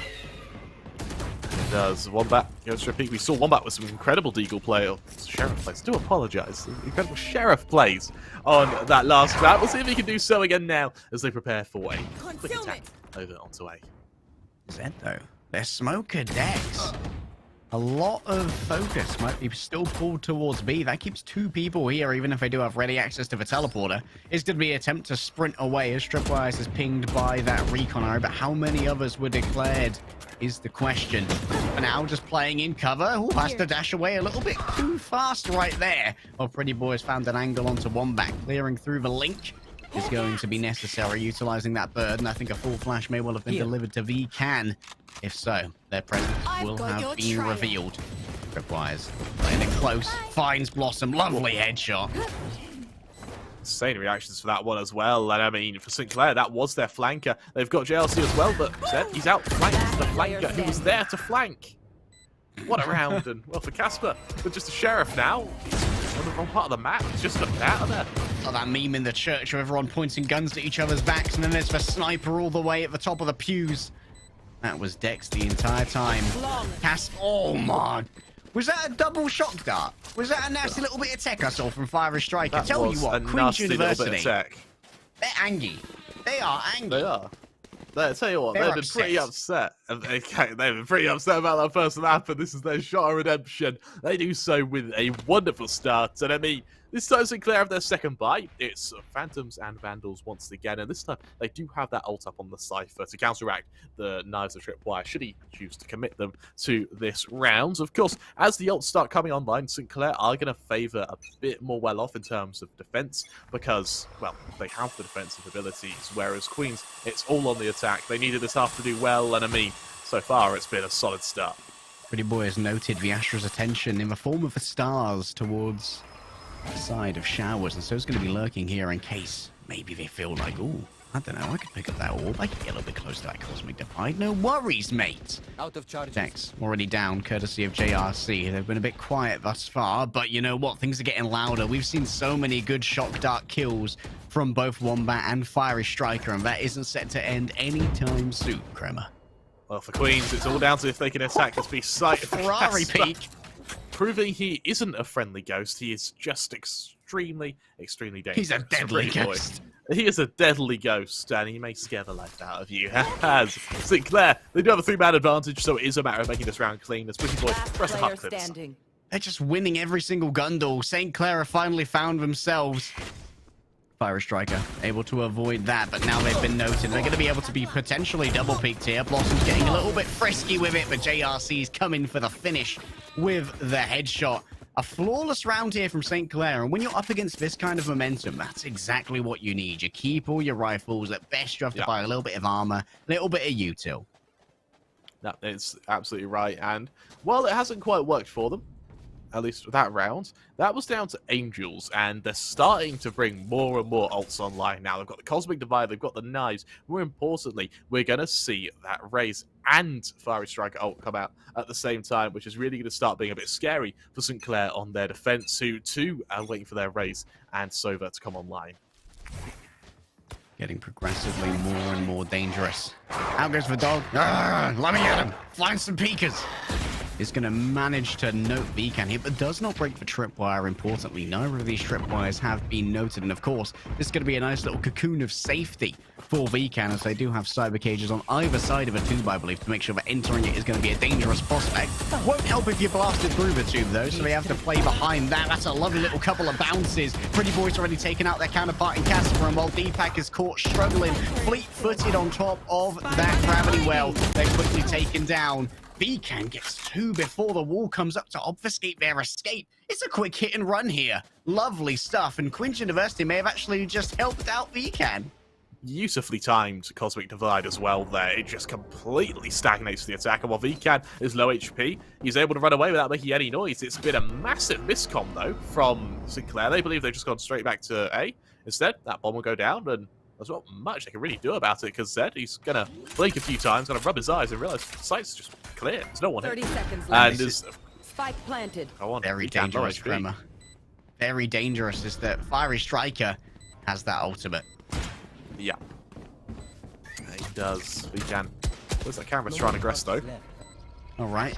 Dex is going to be noted. For now, hit with the vulnerable. Those bullets are going to do even more damage as Fire Striker takes out JRC. Blossom's going to have to dive out of Hookah. And they managed to connect the headshot onto Fire Striker midway through the fall. They're going to tap the spike to try and force a peek from Dex. And Dex ain't having none of that. Astra versus Astra. Dex comes out on top. And while it was a little bit dirty for Queen's University, they've got their foot back on the gas. Really, really solid recovery from them, and whilst they do have a little bit of money, it's enough to get them their guns back, and with 4 ults still ready to be used, I suspect this round is going to be absolute chaos, with 4 to expend, with 3 to attack with. Queens are going to be the ones in the driver's seat, and considering how Tripwires has only got a shorty this round, I suspect he is going to be ready to commit the knives to this round, as those, well, pesky little things, they have the tendency to bite. They do. One shot headshot if you've got the aim, and you know that all of these players definitely do. for now. They're going to be backed off by a well-placed paint shell from the Rays. And Fire Striker for now is just trying to make sure that aggression into Showers is going to be met with even more aggression. JRC ready to meet. There's the showstopper, good to go. But off the first blast pack, they don't get too much. U-Haul's going to be clear just about when Tripwires falls down to Wombat. Ranged combat, so much more the domain of Vasova when there's walls between you compared to the Bladestorm. Queen's University end up in a 2 versus 3 and without spike control right now. VCAN can obfuscate all of this. Scanning ahead. Those early recon darts just going for info, but Casper through the smoke. Well, a Fire Striker in a 1v3. I mean, he has the ult to use, but does he expend it here, Harry? I think this is sit back and see if someone feeds their life over to you. Speaking of which, Casper might get caught by the shock dart. I think they managed to get away from that just in time. The owl drone's good to go. The recon dart is going to hit. Fire Strike actually doubles back while still pinged. 30 seconds Interesting left. here, going to avoid thing. Oh, it was actually a fake flash. Lovely tech there from Casper. Clap, clap, clap, you tricksy ghost. I bow to his convictions. A 4K from him there as he really delivers. Then he brings Sinclair their seconds, keeping relatively close to Queens though. But it's Queens that seem to excel on recovery from when they're knocked down. And if Sinclair can't find the conversion, they're going to be in the exact same place they were before, on their backs with another investment, and this time with one less ult. All right. Neural theft, good to go. Same can be said, of course, of this Cosmic Divide. Very good for retakes. You can partition off so many of those ratty little sites that post-plant attackers can hide themselves within. Recon Bolt's going to get a little bit of additional information right here, and luckily, everyone's going to be able to avoid these shock darts. That's going to minimize the utility that's available for the defending Sova. Ready for this attack, and it looks like Queens are just hyping up for just a straight engagement. There's a massive flank coming from the sky, though, that may wreak havoc on this attack. May throw a spanner in the works, we'll see if it does so. That's a quick trade, though, considering the premium of positioning that Casper had. Going 1 for 1, maybe not ideal, especially when they had that ultimate good to go. Still, a lack of Sova information now might make it even more difficult to try and make this work. But Amar, they can try and brute force it. They've got the showstoppers, they've got the blast packs, and they know that VCAN likes playing in and around the tube right here. He's very confident to just sit in the camera and wait. I mean, Amar, if he commits to the blast packs, VCAN doesn't have time to stop them. But the attack's coming anyway with 30 seconds left. Well, he's got to deliver. What is that? Wombat just stands in the midst of the paint shells. Oh, those are going to warm my feetsies up, are they? How nice of that Raise to just be so helpful to a calm old man like myself. Pretty boy going to be able to get the plant on down, and now Deepak has found themselves in an elevated position from which to duel against their co-pilots. JRC falls on down, Blossoms all alone. And I don't know if being semi-pro in Overwatch is good enough to get you through this 1v3, mate. Well, he's going to try and have a crack at it anyway, though. And that's a nice start. Pretty boy goes down. No more flashes. No more recon off the back of that. But look at that star set up right there. That is going to be the investment, of course, of...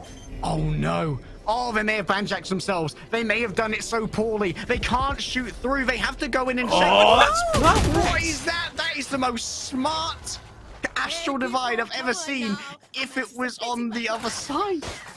Micromillimetric that had to be, and he did it perfectly. What an ult from the Astra. More importantly, what a round to win as well. You're in a 1v3. Spoke about being so pro in Overwatch. Well, it seems to have helped, because that was an insane round from him. More importantly, it's given them the util required, and it has helped the side prepare themselves for what could be another solid defensive round. I'm sorry for doubting you, Blossom. Your IQ is simply too high. That was such a nasty little place to put yourself in. It was so risky, but it was so worth it. Gotta be cautious now.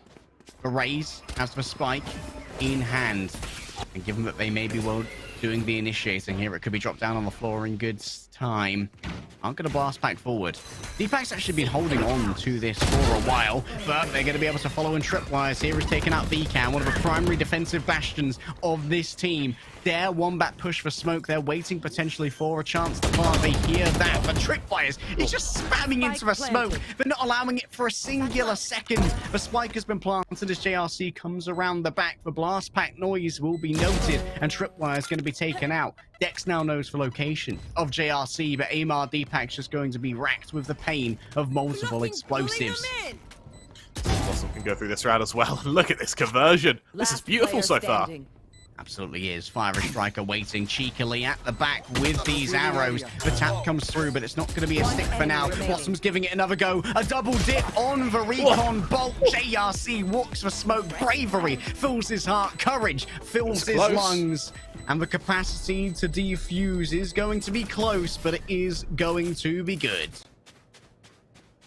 We're going to see a quick timeout be called, and honestly, understandably so. That's twice now we've seen a round that absolutely should have categorically gone in favour of Queens, just get snatched from them. And understandably so. That was impeccable teamwork from Blossom and JRC there to win that, what I think was a 2 versus 5 in an afterplant circumstance. And that's when all these aggressive characters from Queens, the double duelist, bites them in the back. They don't have the defensive util, and because of that, it means that St. Clair can really launch retakes fairly convincing fashion, as was just seen there. Of course, for us this time out, I suspect it's going to be a matter of rallying one another, because you're already a map down, and well, St. Clair, they haven't seemed to have rolled over and taken the 5-0 lead that you handed them. Yeah, but we ain't having that, mate. No chance. You think we're any old guys? You think we're any old geezers? We're St. Clair's, bruv. Ain't taking that. And it feels like Fried at the moment, they're having some trouble because, well, Fiery Striker is having to play the role of Sentinel in these post plants, having to gather the information as well as try and get some chip damage off the back of the shock darts as well. And it means that they're often so close trying to interrupt these plants that they can't find a good place to use their ultimate. You're absolutely right. And as we see Queens once again try a defense, what's interesting is that St. Clair, while they have been winning rounds, they haven't been keeping players alive, and because of that, they've got 2 Spectres in their midst. They've been suffering economically, and for Queens, all it takes is a little bit more pressure to just shatter it. It's holding on by a thin thread right now when, well, as Queens once again try to cascade to this B site. We'll see if this time it works. Look at that cheeky old wire right there. Moving through the center of this could be very, very difficult to try and play with. This astral divide, this cosmic divide is bisecting the site, and it's allowing a lot of free space for VCAN. They haven't noted him yet. They didn't bother to check on the other side of that cyber cage, and Amar Deepak's going to pay the price for it right now. In the midst of everywhere, Dex just placed himself as a rotating turret and is punished for their audacity, as Casper's going to try and start this retake. The neural theft comes through. Locations are noted. VCAN needs to move away and avoid the Hunter's Fury. It's just going to harmlessly bounce away onto multiple people as Casper tries to pick up the frags. Fiery Striker needs to get a double here, but they can't get past Wombat. I've never seen a Wombat be a bouncer, but I trust that they're good at it. I imagine a Wombat bounce would actually be absolutely terrifying. I imagine Clings onto both sides of the doors. You're not getting through. Yeah, disturbingly muscular Wombat that sort of like lazily slaps you out of the way. That's Wombro. Yeah, I mean, you've been wombatted, I guess would be a term it would coin, but I'm probably having nightmares actually thinking about it, but hey. Probably have trouble reading IDs, to be honest. That's the downside. They wouldn't be able to fill out a health and safety form. St. Clair and Queens now equal at 5-5. We now see a full blow from either side. Still SMGs from JLC and Blossom, but it's nothing compared to the scattered physicals from Queens. So we see aggression over on A. Oh my goodness, Blossom just tore through him before the Boombot could even get something done. The Boombot's getting so rambunctious. Almost goes for a second here. Bottom's going to have to peek Casper, but of course there's outline. They saw the outline of healing, but they haven't noted Casper. How has this happened? They're still incognito in the back. They grab one, they grab 2! Wombat's got themselves a third, and finally it's Pretty Boy with the classic who manages to take out their counterpart. They're going on a jog now. They've got the spike in hand. Out come the Seekers. Only 2, of course, as there are only 2 enemies to track on down. They are going to take down that tripwire. They probably could have avoided it for now, but they will get the plant at least. And now we're going to move into a 2 versus 1 with plenty of utility with that dog still good to go, but no real capacity for a flash for another 10 seconds. So I'd like to see them be a little bit more patient here. But why be patient when you could win those or lose them? Wombat, another recovery from him. Wombat is proving to be an absolute fiend so far. He has delivered time and time again for St. Clair. And as they get that defuse, they take the lead now. And that is awful for Queens. Bear in mind, that's the 4th round in a row now that Sinclair have won a retake. But you need to remember, because they have this double duelist, because they have such aggressive stances, it means that going to a defensive side, they needed to win the attacking side, because the defensive side is going to be even harder. I'm going to be very upset if Deepak doesn't use his ult this round. He's had it since like round 4. We're now in round 12. All of his ults need to be used. Waiting for the special moment, isn't he? It's for special occasions, birthdays and the like. That's a Christmas ultimate. It's bring out a Christmas pudding. It's carried by the rocket launcher. That's how it works here. Well, the Casper, look at the aggression here. All right, Tripwire's going to back off for now. Casper might have even been a friendly. A little bit of gravity well right there. They do the damage to Tripwires, and there is going to be a slight bit of noting here. So much utility invested here by the defense to try and claim control of mid, including that Hunter's Fury as well. Defect's going to be revealed, and well, I guess that. Did he get the ult? Yeah, that ult's going to be saved for Valorant 2, Kremer. It could be saved. You know, we have split if they end up winning this map, so you can use it then. It's going to be safe for Valorant 2 or Map 3. That's the question. Whichever comes first. Spike down. Dex falls on down. Queen's University slowly running out of members, but they've managed to equalize here off the back of some excellent gunplay from Tripwire. Wombat's getting a little bit tricky with it. Will they be able to avoid getting pinged? Even more blinded, Tripwire knew exactly where they'd be hiding out. The Hunter has become the hunted. And Blossom, for now, is all alone on this side. They have some backup coming through from Casper on Hookah, but they're consistently smoked off here by Tripwire. There's still no plant because they can't risk leaving one of these angles uncovered. They know that Casper will peek it in just a moment if they dare try to plant. It's going to be inside tube. Blossom picks up one. Will they grab themselves a second? They're surrounded now. Is this another flash that Tripwire can avoid? An updraft available, but you're not going to want to use it for combat. You're going to want to use your gun instead. And Casper is just a little bit faster. These clutches from Sinclair have just been phenomenal. Another retake won by them, and well, there wasn't a bomb plant that round, but it doesn't matter. We have the half switch, and Sinclair moves their attacking side. We have Queens 6 in a row, Kremer. 6 in a row with now Queens defending with 2 duelists. This is really going to be a very, very tough position from them, and honestly, if they can convert the pistol round as they take it back in to equalize, but they still face the same problems once the main guns come out, once the Vandals come out, once you see maybe even an op in the hands of JRC. We saw how effective he was with it in the one round he used it over on Ascent. Right now, I worry for them. However, they have the skill, they have the aim, and if anyone can do it, I think it's them. I looked at the team rosters, Kremer, as we started off the adventure of NECC Valorant. I had a look at St. Clair and I was like, this could be a team that makes a deep run. Amar Deepak's going to try their best to finish it. That's their second headshot here with the Sheriff. And guess what? They've just been presented with a spike in their grasp. Somehow in the midst of all of this, Amar's come alive. They're going to build up to that new ultimate a little bit more quickly, and hopefully this one's going to get used.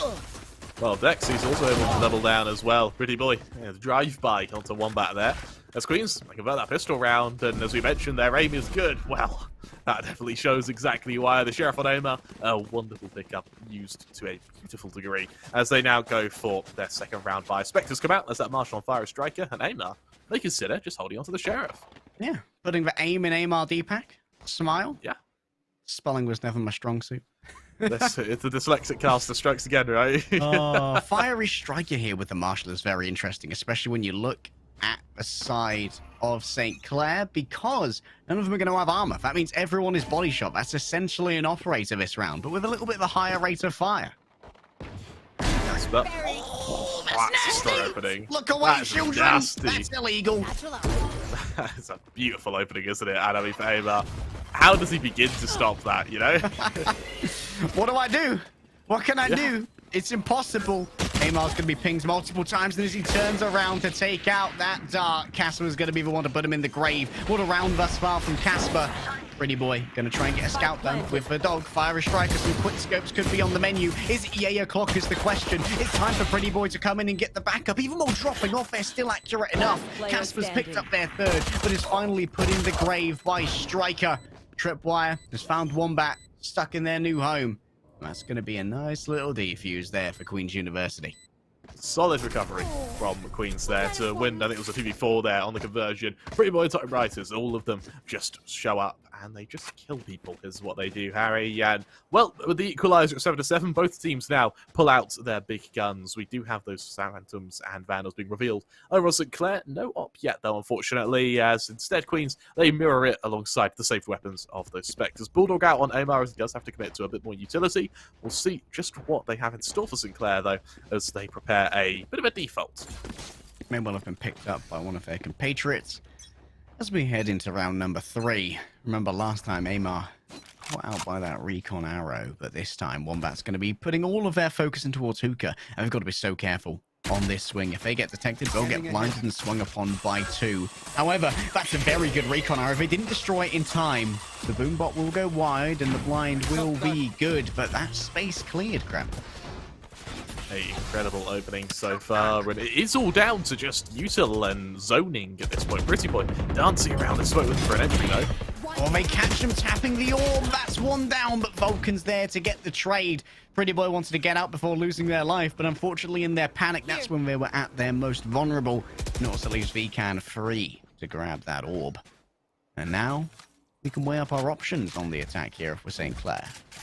All quiet on the Western Front as we wait to see just where Queens commit to this attack. And, well, where they commit to their defense, actually. As St. Clair looks to just bombard their way up from long.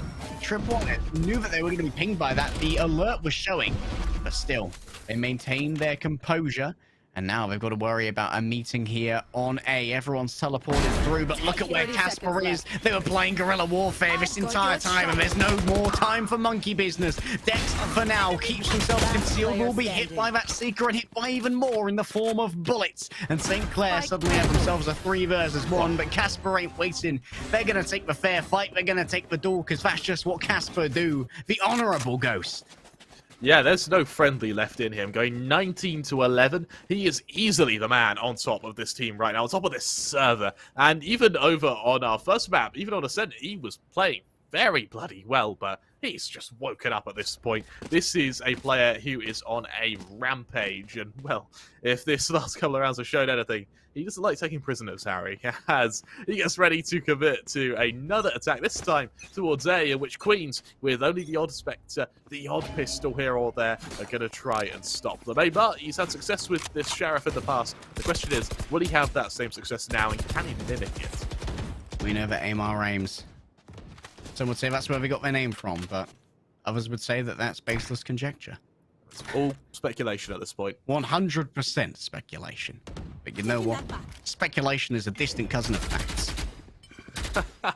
Therefore, any speculation is fact. As one back, he speculates a couple of shock darts onto these players' backside, and through the smoke, he may be able to convert it into it.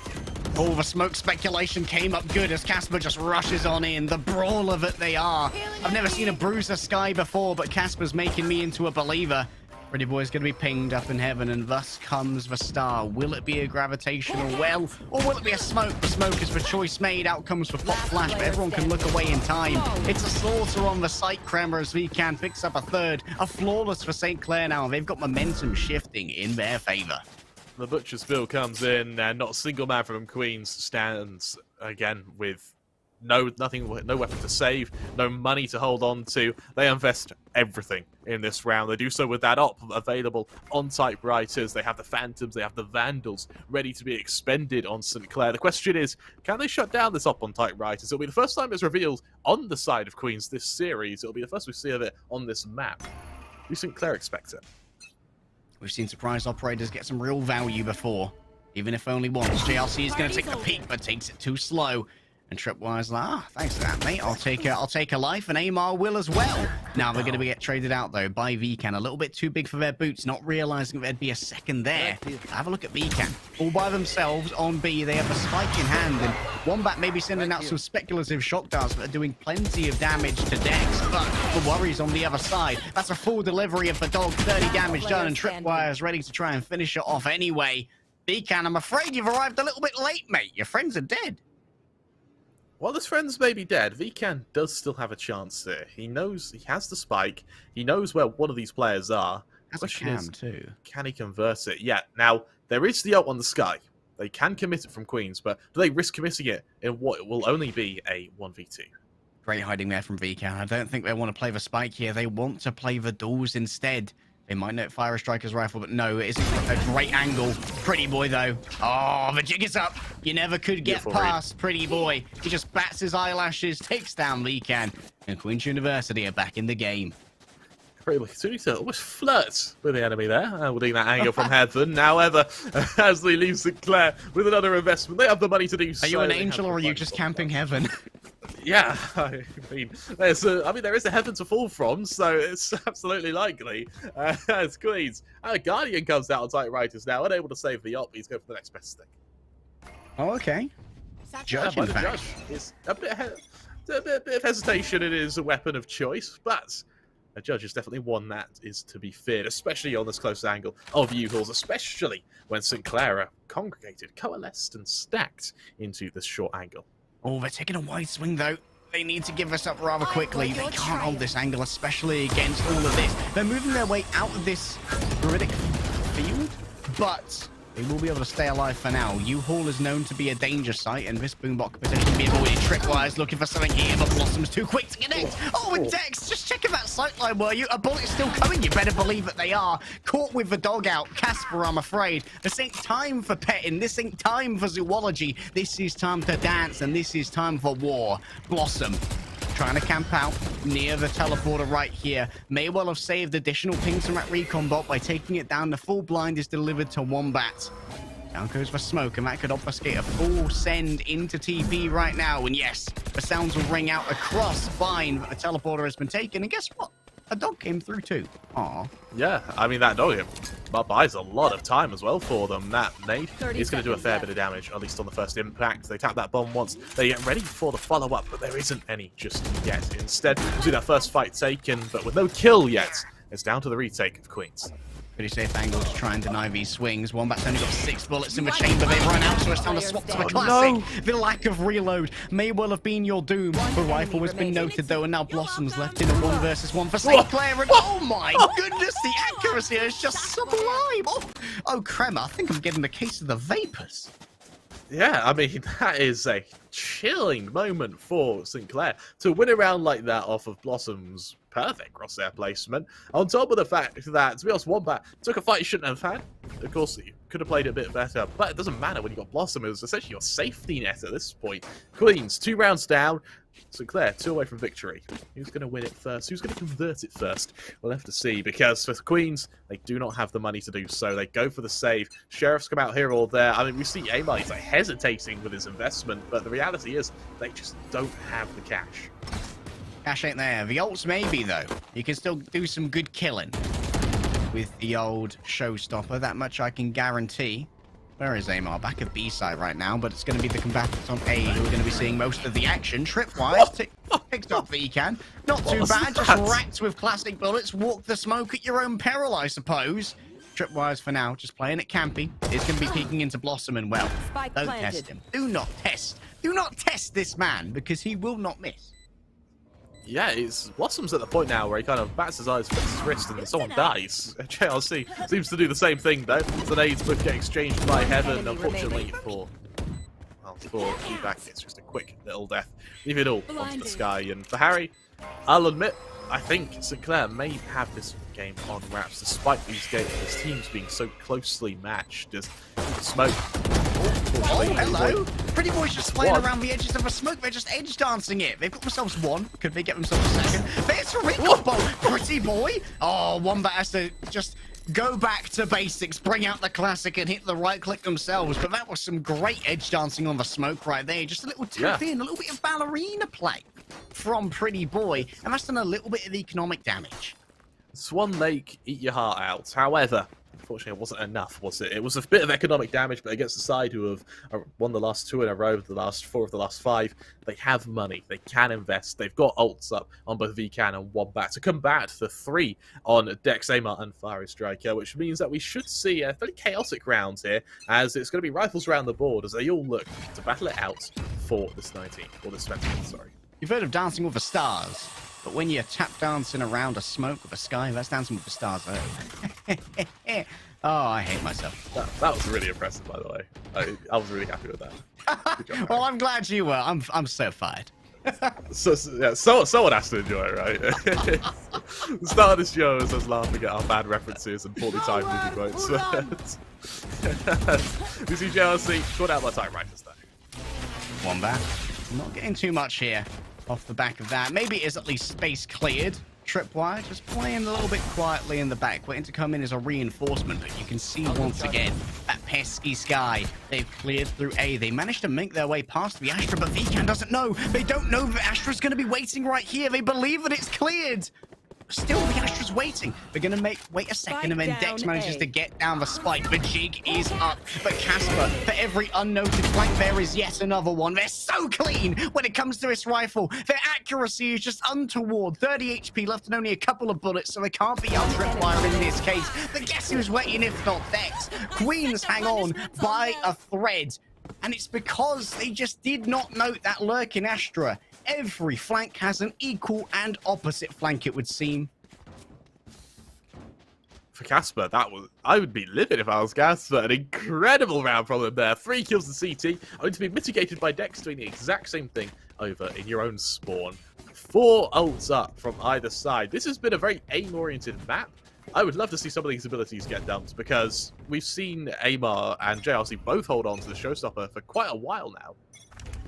Oh, you're trying to make me run out of breath, are you, Kramer? An 8 ult round, is that what you want? It is. JRC, with the judge. I love a chaotic one. Is it Bunny?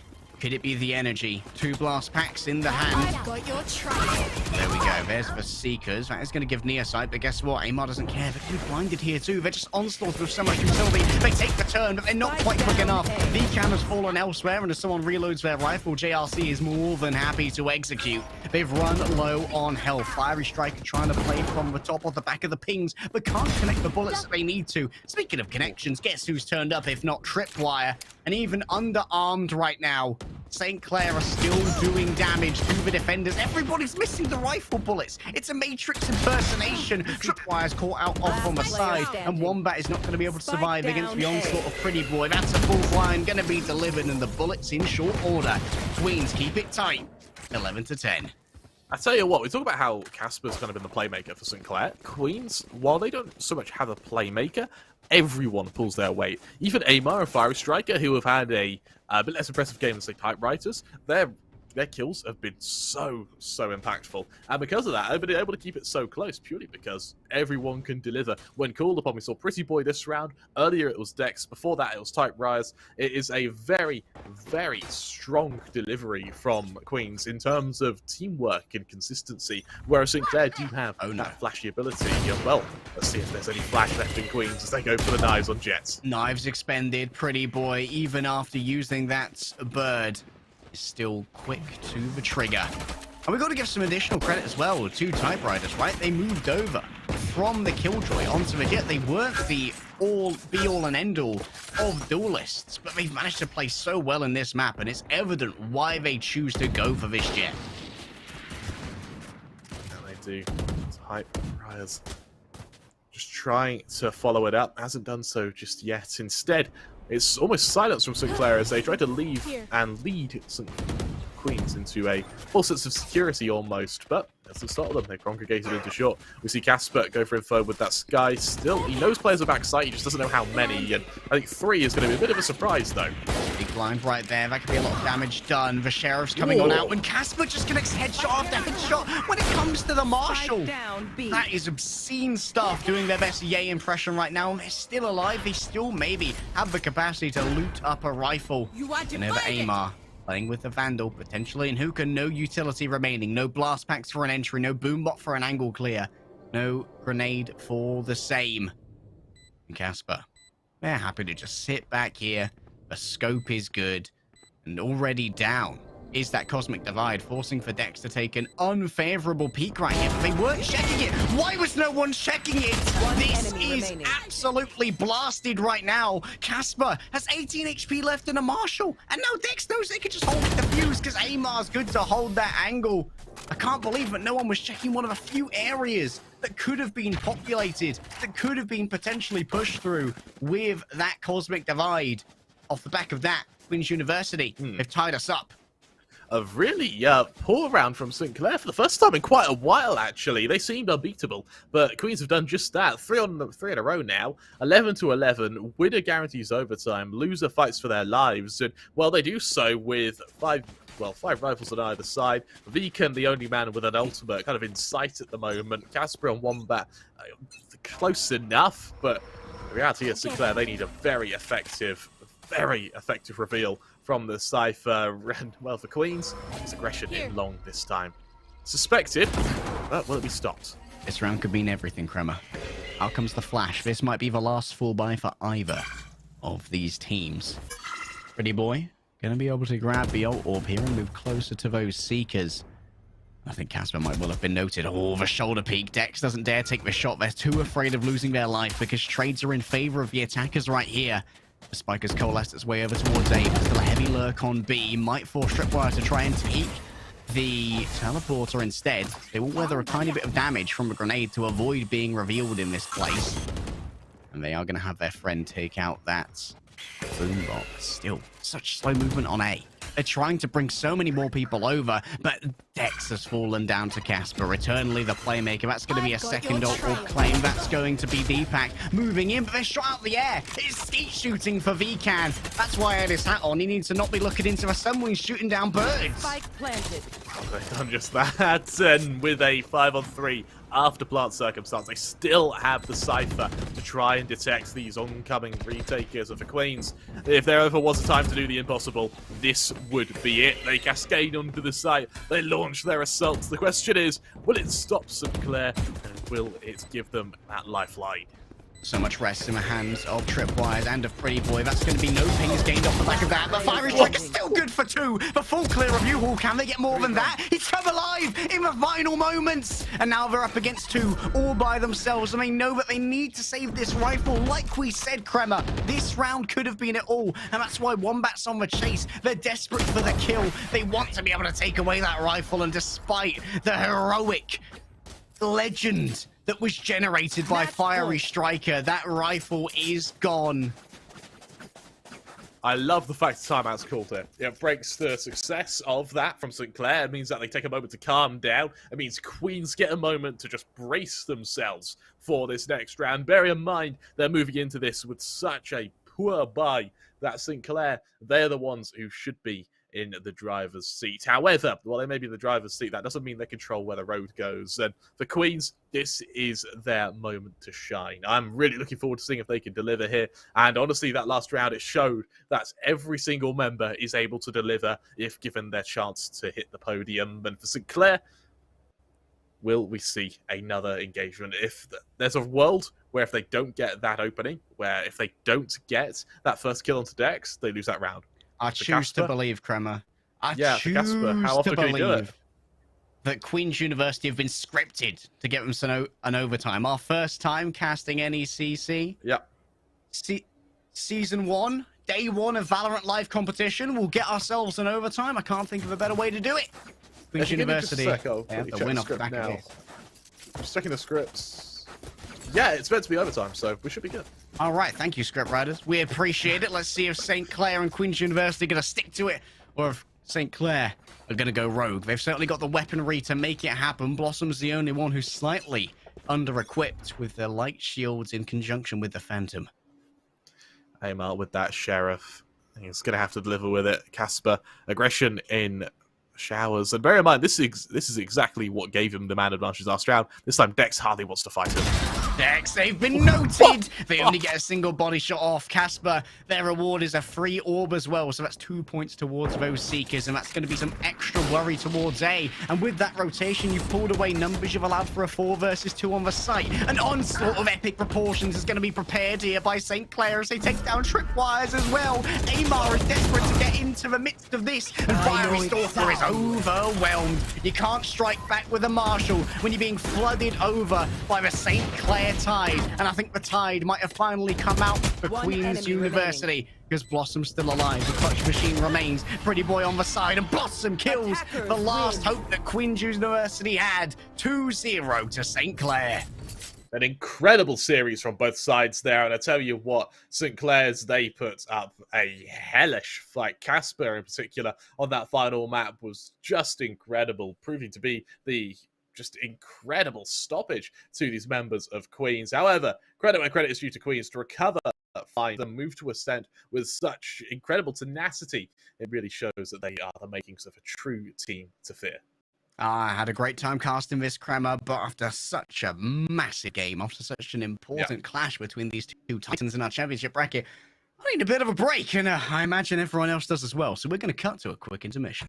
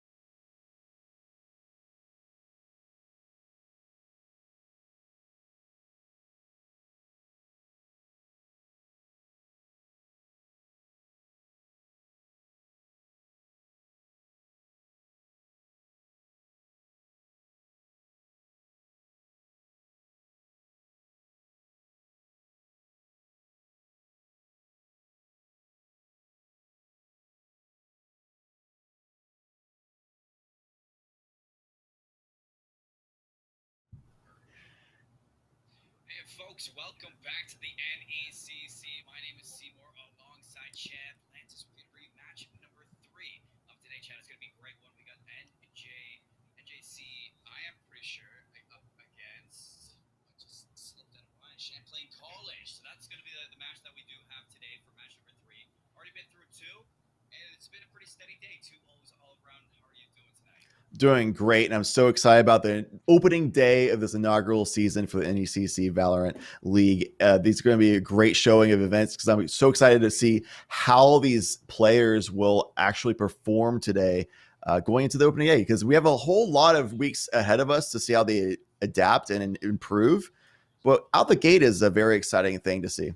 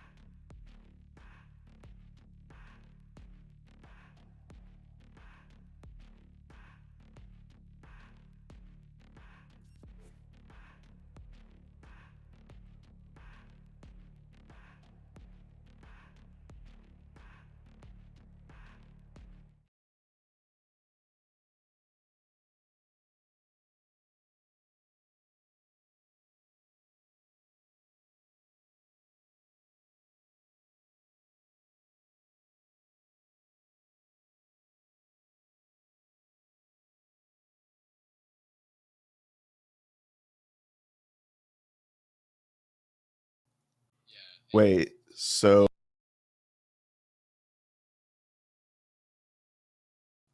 you can hear me now? Okay. Okay, wait, no. I think when I was trying to disable my window camera, I accidentally hit the mute my mic. Oh, man. That's tough. Yeah, I'm good.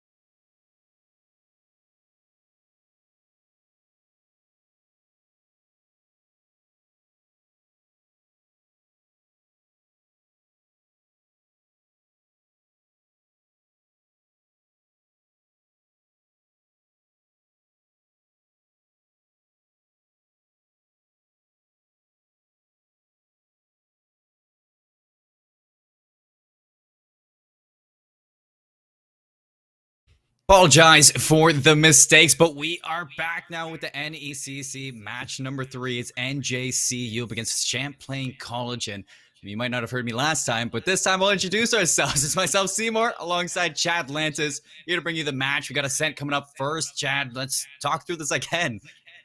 Yeah, unfortunately, we dotted our T's and crossed our I's. That wasn't the right way to do things. So we figure it out now. T's are crossed, I's are dotted, and we're able to get into the match pretty soon. It is going to be on Ascent, and we're going to be seeing the classic Sova pickup, as we always would expect pretty much on Ascent ever since the game came out with that map. So that's going to be picked up, as well as some initiator options for both teams. The old school breach has been making a big wave coming back in. The change to where the utility can actually destroy devices, like you can use an aftershock to destroy a lockdown from the Killjoy. Big deal. So that's a really useful tactic to use, and they decided to do that over things like Sky for more flashes that could be maneuvered around walls, more nuanced like things like that. Love seeing that. And then, of course, other staples such as Duelist Controller, Sentinel of each side. It's going to be definitely interesting to see how they integrate this breach, because we already saw the Agent Select a little bit earlier. We know they have the standard Sovas. We know that they're bringing out that breach. And we were saying, like, the day that I don't see a Sova on Ascent is the day that I make a big ruckus about it. And aside from that breach, really everything is standard coming out there. I was talking about St. Clair, how they won earlier in their matchup. They were running the Astra, Sova, Sky, Killjoy, Jet. That's the normal composition that you usually would see these days. But I'm interested to see how they do integrate that breach with that kind of old school composition. Yeah, for sure.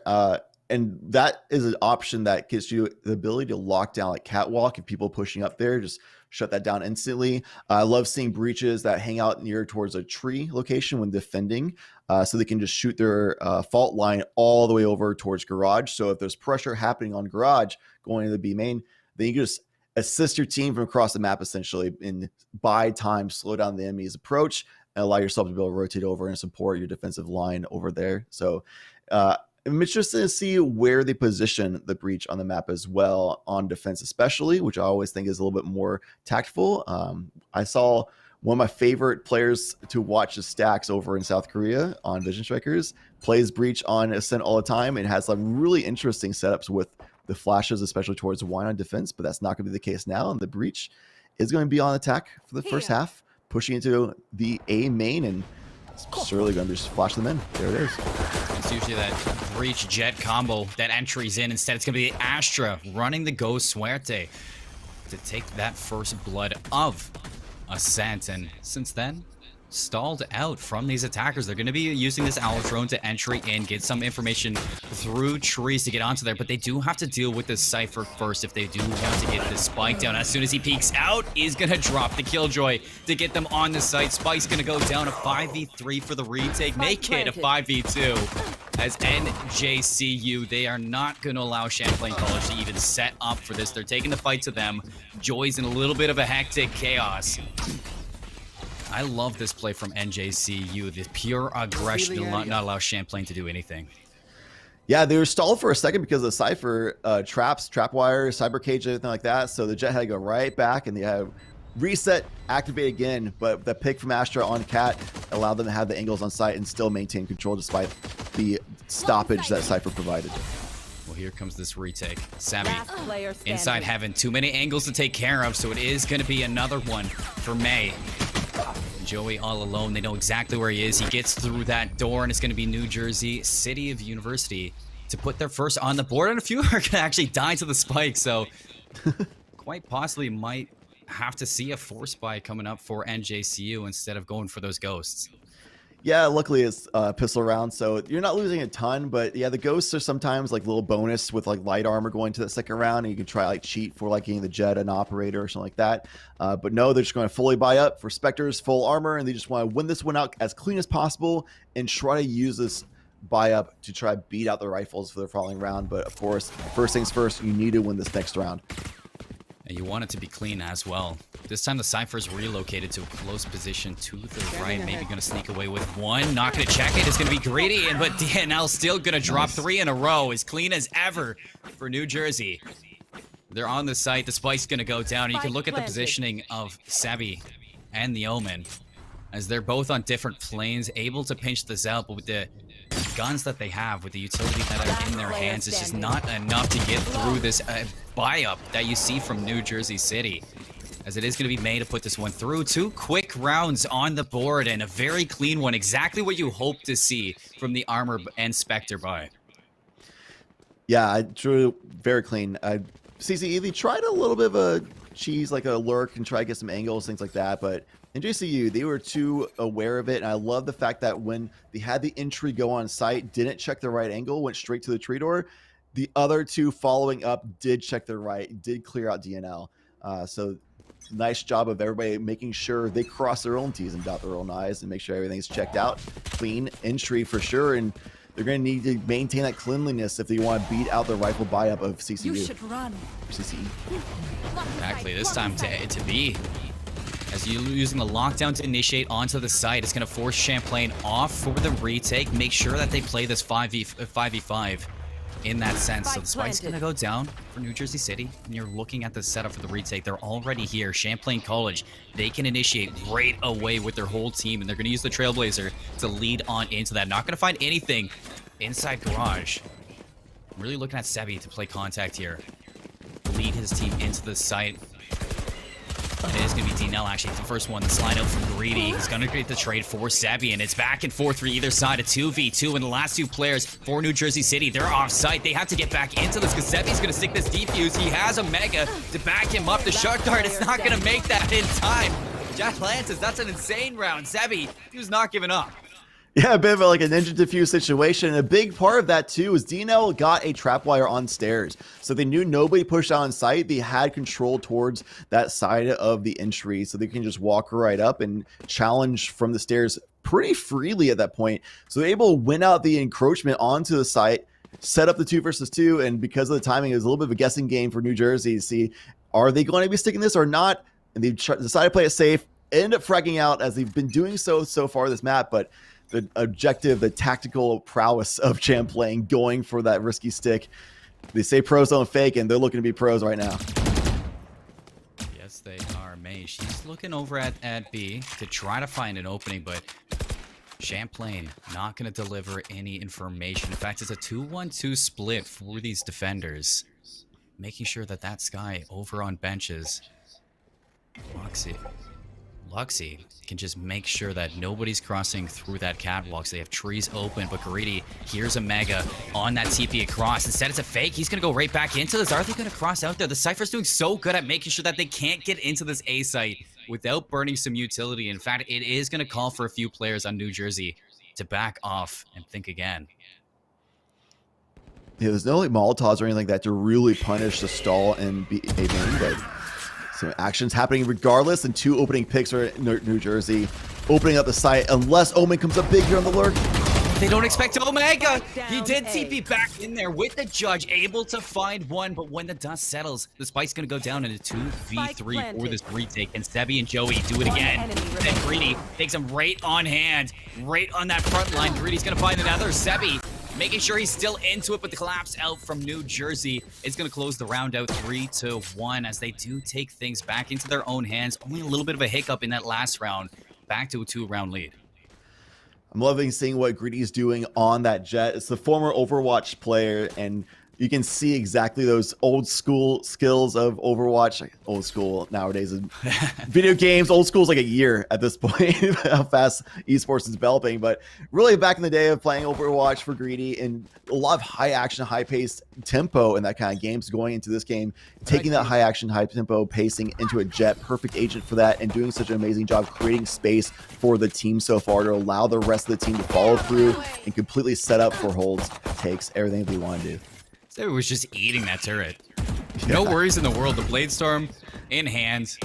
Looking to take it, but Bladestorm's on either side. Sebi, though, the first to strike with the ultimate. Can Greedy come away with this? Has snuck through, but I'm sure that they heard that one. Still going for the shot. Finds Joey. Second one, maybe. Zebby to fall, and it's all Greedy. At the moment, the Blade Storm a little bit too strong to handle with the legs of Champlain College. Remaining. If he finds Lux here, that should be do or die for this guy in a 1v3, as you are able to take down Greedy there. Maybe recover the rifle that they did have. In fact, it was just a Spectre, so as soon as you peek out, Suerte, she's going to put this one through. 4 rounds now for New Jersey City. Greeting popping off, just that's that Overwatch stuff right there. Just going high action, high pace, getting 3 quick kills right in the middle. A big part about how this all transpired is you just now see more rifles getting in the hands of Champlain. Even though they won that round on the anti-bonus situation, they all died for it. So they all had to rebuy again and then lost the following round. So they had to go into a save after that. And that following round that they did lose after winning, they didn't have the best of buys, things like that. And it was New Jersey who had to buy up their own. So they just had the economical advantage, but now it's a little bit more balanced out. Champlain has a nice position to try to bring this back now, but now it's Greedy also with an operator in a hand on attack, which is not something you see all the time, but this player's been popping off a little bit lately. Might be able to do so again. Dodge the shock darts, but again, we saw this, the lockdown to open this up. Such This a time they close combo angle. it with the Cosmic Divide for New Jersey, trying to put Joey in the blender. He still comes out with one, but the lockdown, it's going to contain him. Omega has snuck through into the back corner, makes sure he comes out with at least 1 kill so that the retake is a little bit even for the side. DNL the spray, not going to connect, and Greedy finds the last one, so that's going to be another round for New Jersey, investing 2 ultimates, whereas you saw Luxy, you use the Seekers to get back into, is not going to help you one bit at all. You would have hoped that DNL finds that kill on the backline, but it's just the star power that you see from Greedy and the amount of strategies you see them combining their ultimates to get onto the site and make sure that they have a strong setup once that spike's planted. I'm loving New Jersey right now. They're looking very composed. Yeah, Mega did their best efforts to try to teleport to that back site and make a surprise. Oh, I wasn't locked down. Surprise, I'm in Boathouse, but didn't get enough to be able to hold on to the round while the rest of the team was falling off to the wayside of New Jersey. And yeah, Greedy is doing an amazing job entering site, but the rest of the team is doing a fantastic job of following it up. Lurking on the scoreboard a little bit is multiple members above Greedy on the frags because they're just doing such a good job, especially with right now, seeing them follow through on the Aftershock, taking so much site control. Great away, not wasting anything at all. On the opposite end, the Hunter's Fury from Joey. It does take down seriously. So you got Omega trying to creep in with the classic right clicks, makes it a 3v3 to give a little bit of a chance to the retake for these defenders. But Spike yet to go down, and the rotation's gonna be in hand for Champlain, so they will be able to initiate right back into this right away. Instead, when you're going up against this advanced riflery like this, it's a little bit tough. So Justin's able to take down Luxy, put him, Joey, into a 1v3. No utility to use, just a Sheriff and a Dream, and you can see that that Dream is put to rest for 6 rounds now for New Jersey City.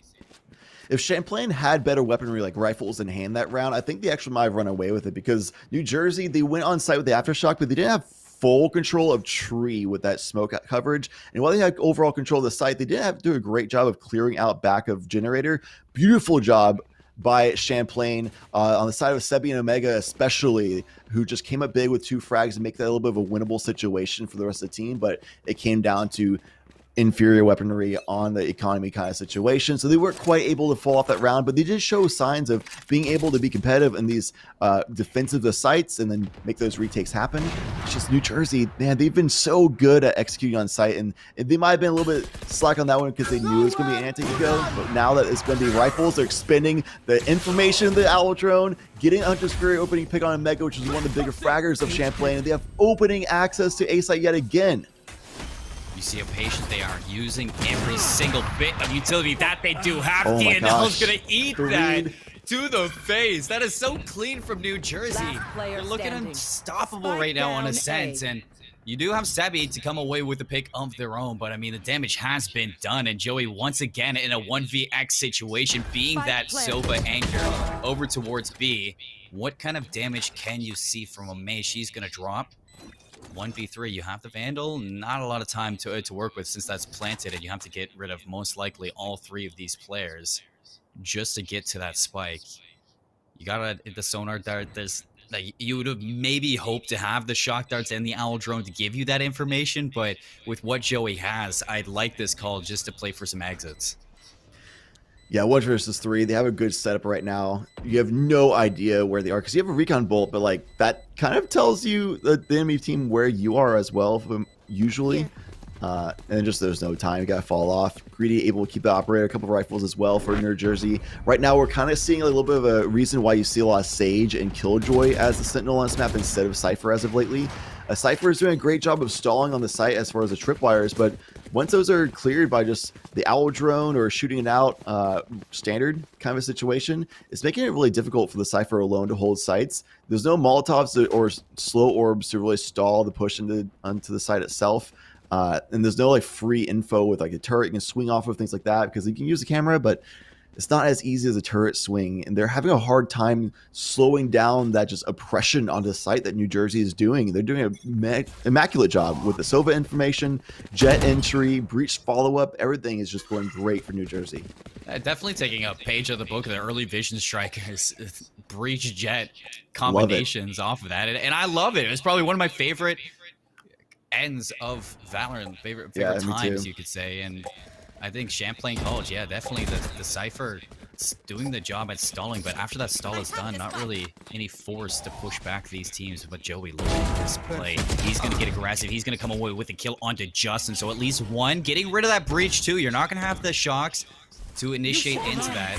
It might be able to successfully slow down for this, but instead the attackers, they're going to drop that lockdown again to get them safely into the site after the time is gone. And you can see that nobody on Champlain College are back in that boathouse to maybe sneak away with not being detained.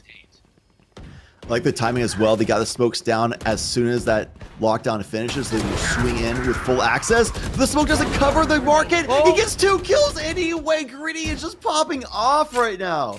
You can see the amount of solo skill that Greedy has coming from Overwatch, and you see it a lot in teams like first to come to mind would be FaZe, you know, like a lot of ex-Overwatch pros on their team, and just the amount of sheer skill that they have as in their aiming at all angles, not just kind of left to right. They can aim up, down, everything. Greedy is on it, and you can see that skill is in him, and he's showing it off on this jet right now. 12-4 with that operator. It's insane to see. Yeah, definitely very flashy plays popping off. Somebody else I want to talk about, though, Suerte. She is doing an amazing job at 14-1 on the Astra. Astra naturally is not a flashy character, so if they pop off in frags, it's not as easy to see, especially because she's not put into clutch situations. The rest of the team's doing such a good job, but she's holding down lurks. She's coming up, falling over on team openings. She's just overall being so solid as the rest of the team is doing the same, as yet another 8 entries coming in with a beautifully placed Cosmic Divide done by Suerte herself. Spike planted. Another flawless entry too. I mean, yes, Champlain College are on a little bit of a weaker buy with that Chico, but even still, nothing, not a drop of damage to New Jersey with that. And they use the Cosmic Divide to get them on site as well. You got Stephanie with this Blade Storm, so you're going to use that flash to get you in there. Can you take down Greedy? It's a little bit tough, and you got the backup from Justin. You walk right into the line of sight of that operator. You're looking at 9 right now for New Jersey City. And honestly, at the end of this, they look like they're going to come out with a lot. Oh, Joey! Oh, he's letting them know that the law, it's a little bit on edge with the Sova here. Can he find enough when seriously crosses that crossfire, but not going to come away with it. It's going to be 9 rounds safely secured for New Jersey City, but I mean, what a shot from Joey. You expect that as many times as he's been in these 1vx situations, he's bound to pop off at some point. Yeah, Joey doing a great job, and honestly is put in those tough situations where it's 1vx, like you said, so you can't really blame. That's one of those worst feelings when you're in ranked and you're just like, team, what's going on? Team, are you okay? Like, what can we do here? I'm just going to go on a 1 versus 3 and hope it works out, I guess. But yeah, it really is just New Jersey doing such an amazing job. They're executing so flawlessly so often, and that was an anti-eco, but still they're doing it such a good job of executing, rinse and repeat. No reason to really be slack on an anti-eco situation. You got to keep up that prowess, and a little bit of damage going out from Joey at the start of this round with that classic auto spray. One of the big reasons why I see Sovas is getting that early information with the darts and then just spam through these thin walls. But nevertheless, it's Suerte still getting the opening frag for the team. And she has been on fire looking for those first bloods, and you can see that off of that, you've already drawn Sebi for the rotation over to the market. as you take a look at your minimap, and you can see that spike on player number 7, May. She's taking it all the way back over to A, where they're looking to overpower Omega and get it down again while dropping this. And the Cypher utility, again, it's just not going to stop them. This time the Killjoy ulti, the lockdown, it's going to be dropped on A. The cross into that. You do get one for DNL. Are they going to spot Omega back here? Because he is not trapped by this lockdown. He's not going to be detained at all. And in fact, May, she's going to check it. She's going to clear it on out. The spike's going to drop. And again, it's going to be Champlain College at the disadvantage for this retake through Heaven. And Justin, he's going to take down the operator. So again, all up to Joey with this Odin. Yet again. How many times are we going to see them in this situation, Chadlantis? Yeah, just such a hard rotation from Joey that really just indicates that Champlain needs to try to figure out some way of like reallocating members across the map. They've done basically the same allocation of agents on their map for the defense every round. And it's just New Jersey saying, yeah, we beat the Cypher every time. We're just going to keep doing it, I guess, if you guys aren't going to change anything differently. And Champlain isn't, and they keep losing rounds. I would love to see, especially Joey showing this light of being able to get these frags to the team, allocate them over towards A site, use the shock darts when they get caught by those traps, or use that Odin to spray through that Heaven thin wall when they get caught by the trap in main. You can get a spray down when they're caught by the cage and make them forced to not be able to push through that hail of bullets, basically. Gotta do something to mix it up. And finally, we are seeing the Cypher go on a B site. So yes, love this. Please make the change, and it's now happening. And this actually might be a time where Sync or New Jersey goes to a B side again. No, the spike's going to go to the other side. You can see that would have been funny if they went back to B. Just it's one of those times where you're like, oh, we're gonna change things up finally, and then they're like, okay, we're gonna read your change. You just go to the B site this time where the Cypher's sitting. But no, they're setting up for a default again. Once again, looking to just relocate some members for the side of Champlain College. But with that Owl Drone, it should give information to New Jersey City that they have swapped the Silva with the Cypher on each side. But they do seem to pick that up, and now you're going to see that spike get picked up, and they are going to relocate to B, I'm pretty sure. Yeah, they've been looking for those opening picks, which mostly has come off of Suerte's back, just getting those big opening frags for the team, lurking through mid a lot, especially. It's going to be greedy. They realize the Cypher is on the site that they want to execute on now.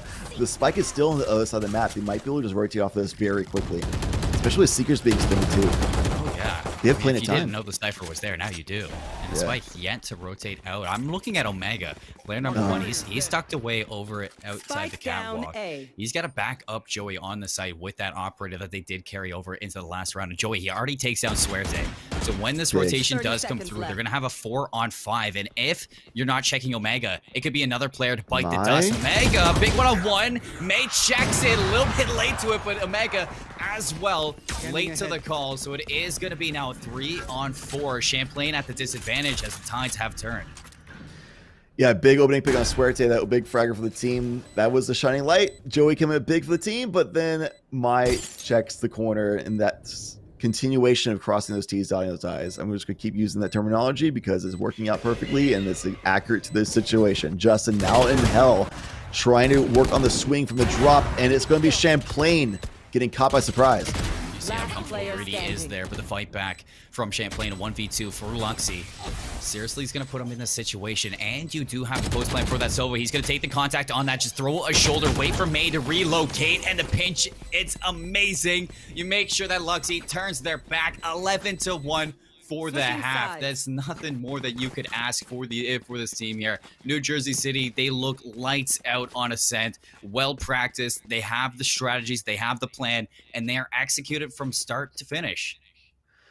Yeah, Serial, we actually got some little tidbits of information about each of these players, and the one we got for Seriously Serial on the side of New Jersey is he can actually solve a Rubik's Cube. So taking that puzzle solving knowledge, just putting that into Valorant, solving exactly how to work around that Cypher immaculately, realizing Cypher relocated B site is actually a little bit of a better hold for Champlain there because they finally made a change. Let's go ahead and make a play over A site where the Sentinel's not at and just execute there because we've had success there anyway, and now we don't have to deal with the Sentinel anyway. So good puzzle solving skills overall from the side of New Jersey. Shorty actually dodges the flash, but walks into the rest of the barrage of Champlain players. So they come out with this first one, but they do not check Justin in this backline. Raining Terror with that ghost comes out with one, combined with Suerte to double down. Suerte pushes him to 3, but as the spike drops for Champlain, they get onto the site. It's going to be a 2v2 on this. It's May combined with the Sova. Seriously, Serial. The Owl Drone. Is this a puzzle that he can solve? The classic in hand. You know where both of them are. Finds the first one with the right click, but now 1v1. Luxy down low takes the contact shots and the right click headshot, making sure to secure the 12th round for New Jersey City and successfully retaking that A site, something that Champlain College has struggled with since the start of this game.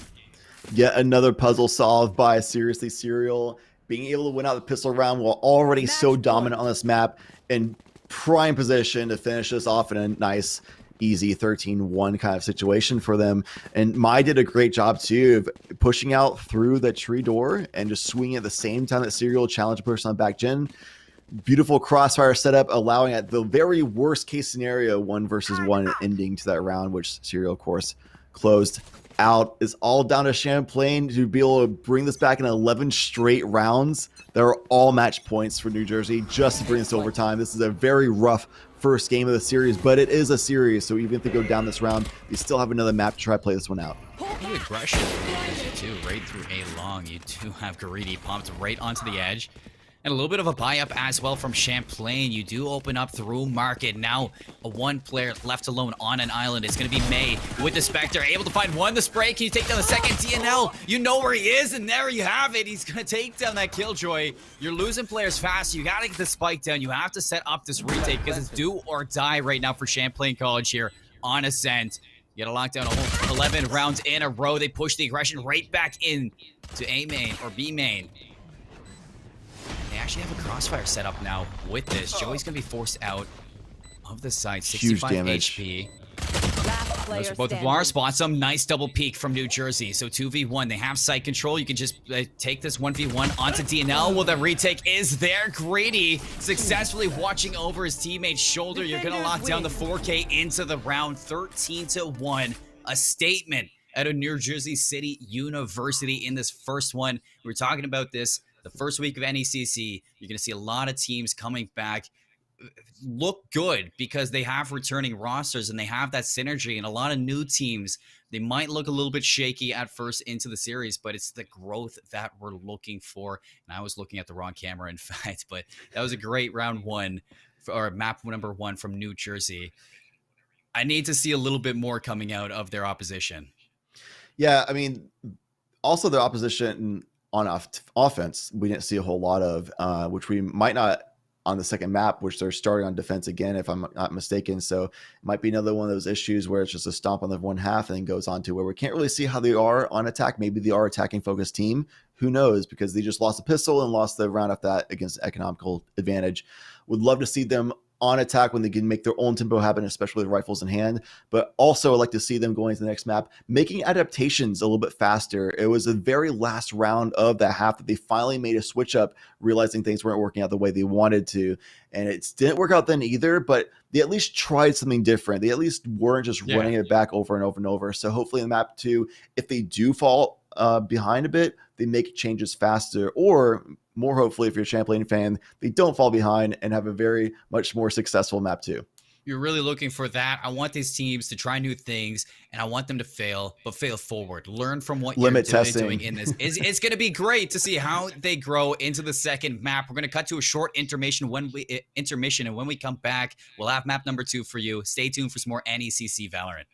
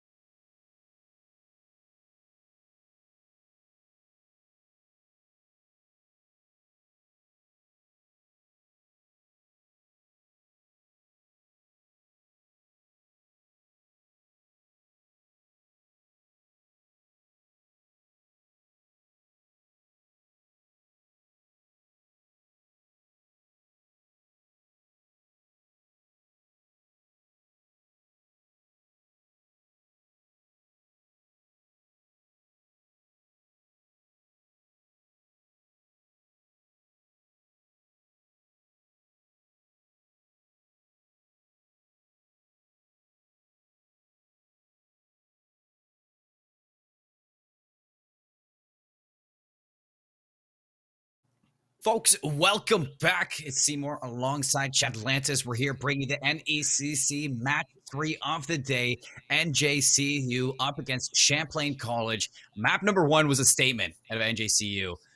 Champlain College, they were a little bit late to the call, Chad. I mean, they had a little bit of instances where you could see that they were trying to kind of maneuver around things and figure things out and kind of grow past what they were, but they just came up short time and time again.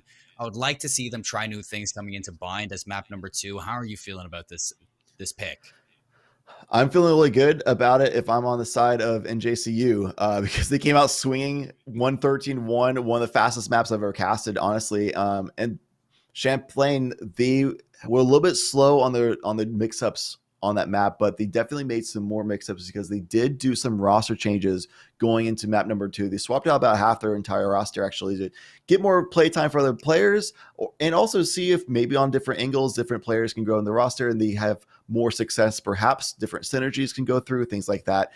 I'll be very interested to see how that actually shapes up going into this next map of Bind. Well, it could just be figuring out the synergies of everybody. You got 3 out of the 5 players new into this one, so that is going to be an interesting case. Like, how are these players going to pair up compared to the old ones? Or maybe these players coming in are the old roster or have already played together. We don't really know because it's like the start of the year and they're just figuring things up in synergy. So it's kind of in that spot where Champlain College could just be placing players in and out, trying to figure things out and iron out these new freshmen that are into the roster, because you do have a couple of freshmen back into this now as they're changing up. 2 new ones in Tug and Passenger. They are both in their first year for this as well. But how are they going to pair up with the players who have already played in the collegiate level as well, who have already been through the ringer for some esports? But it's crazy to see. I would like to see them see this change kind of pan out to Champlain's way. Hopefully it's more much closer game than the first.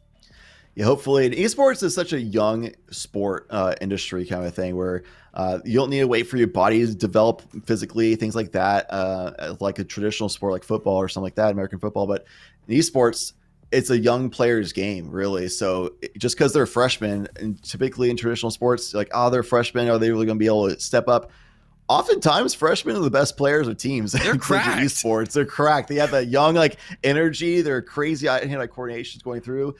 Somebody also who's really good at the game is Joey, staying on the roster for Champlain, was the person who was in a really unfortunate situation of being like in a 1vx situation many times we saw in that first game.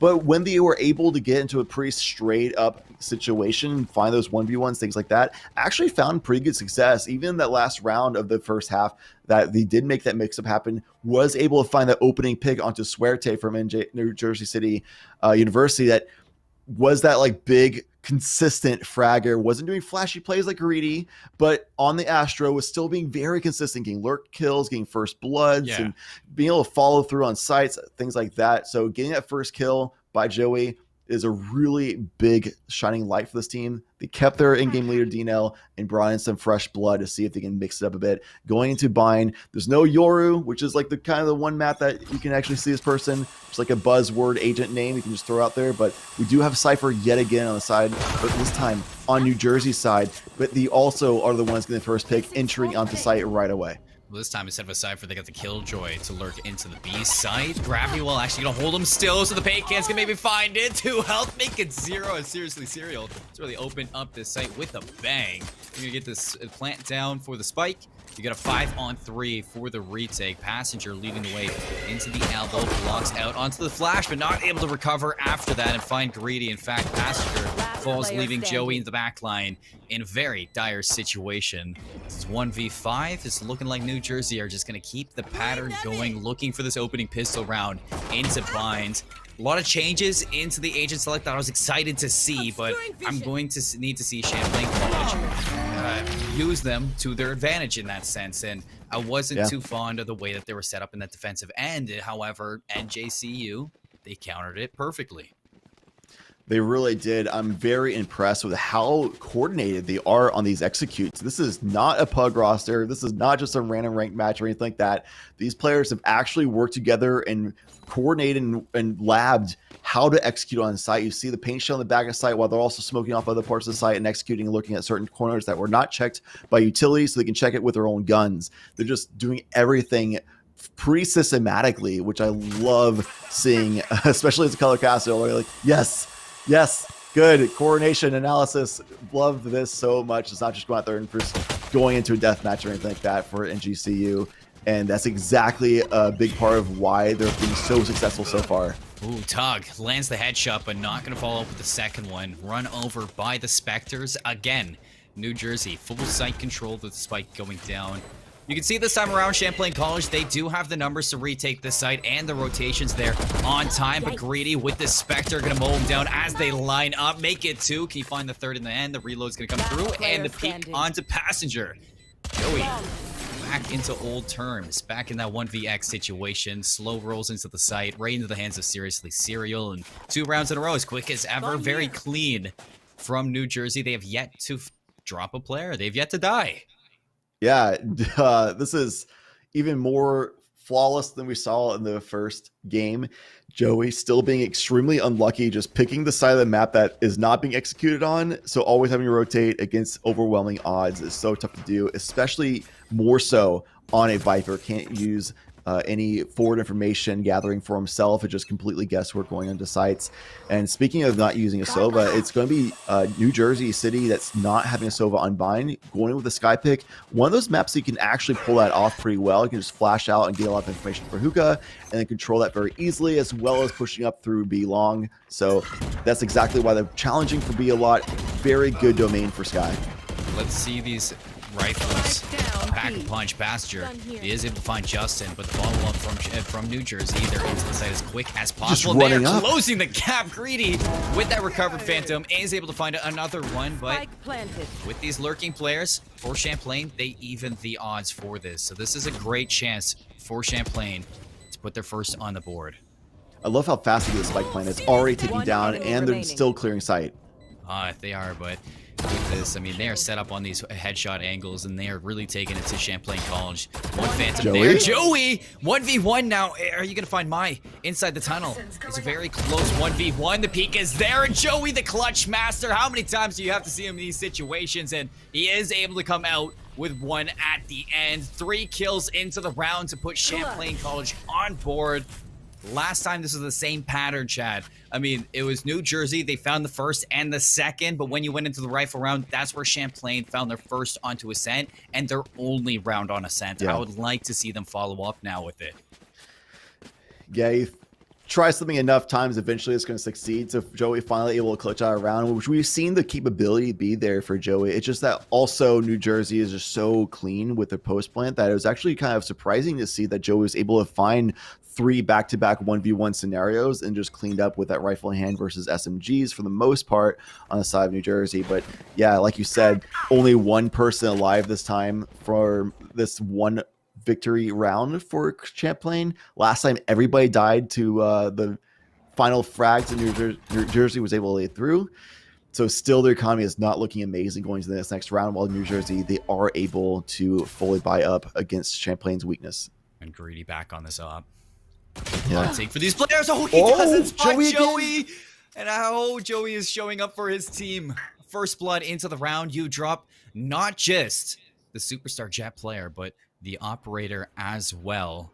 So that is an expensive kill.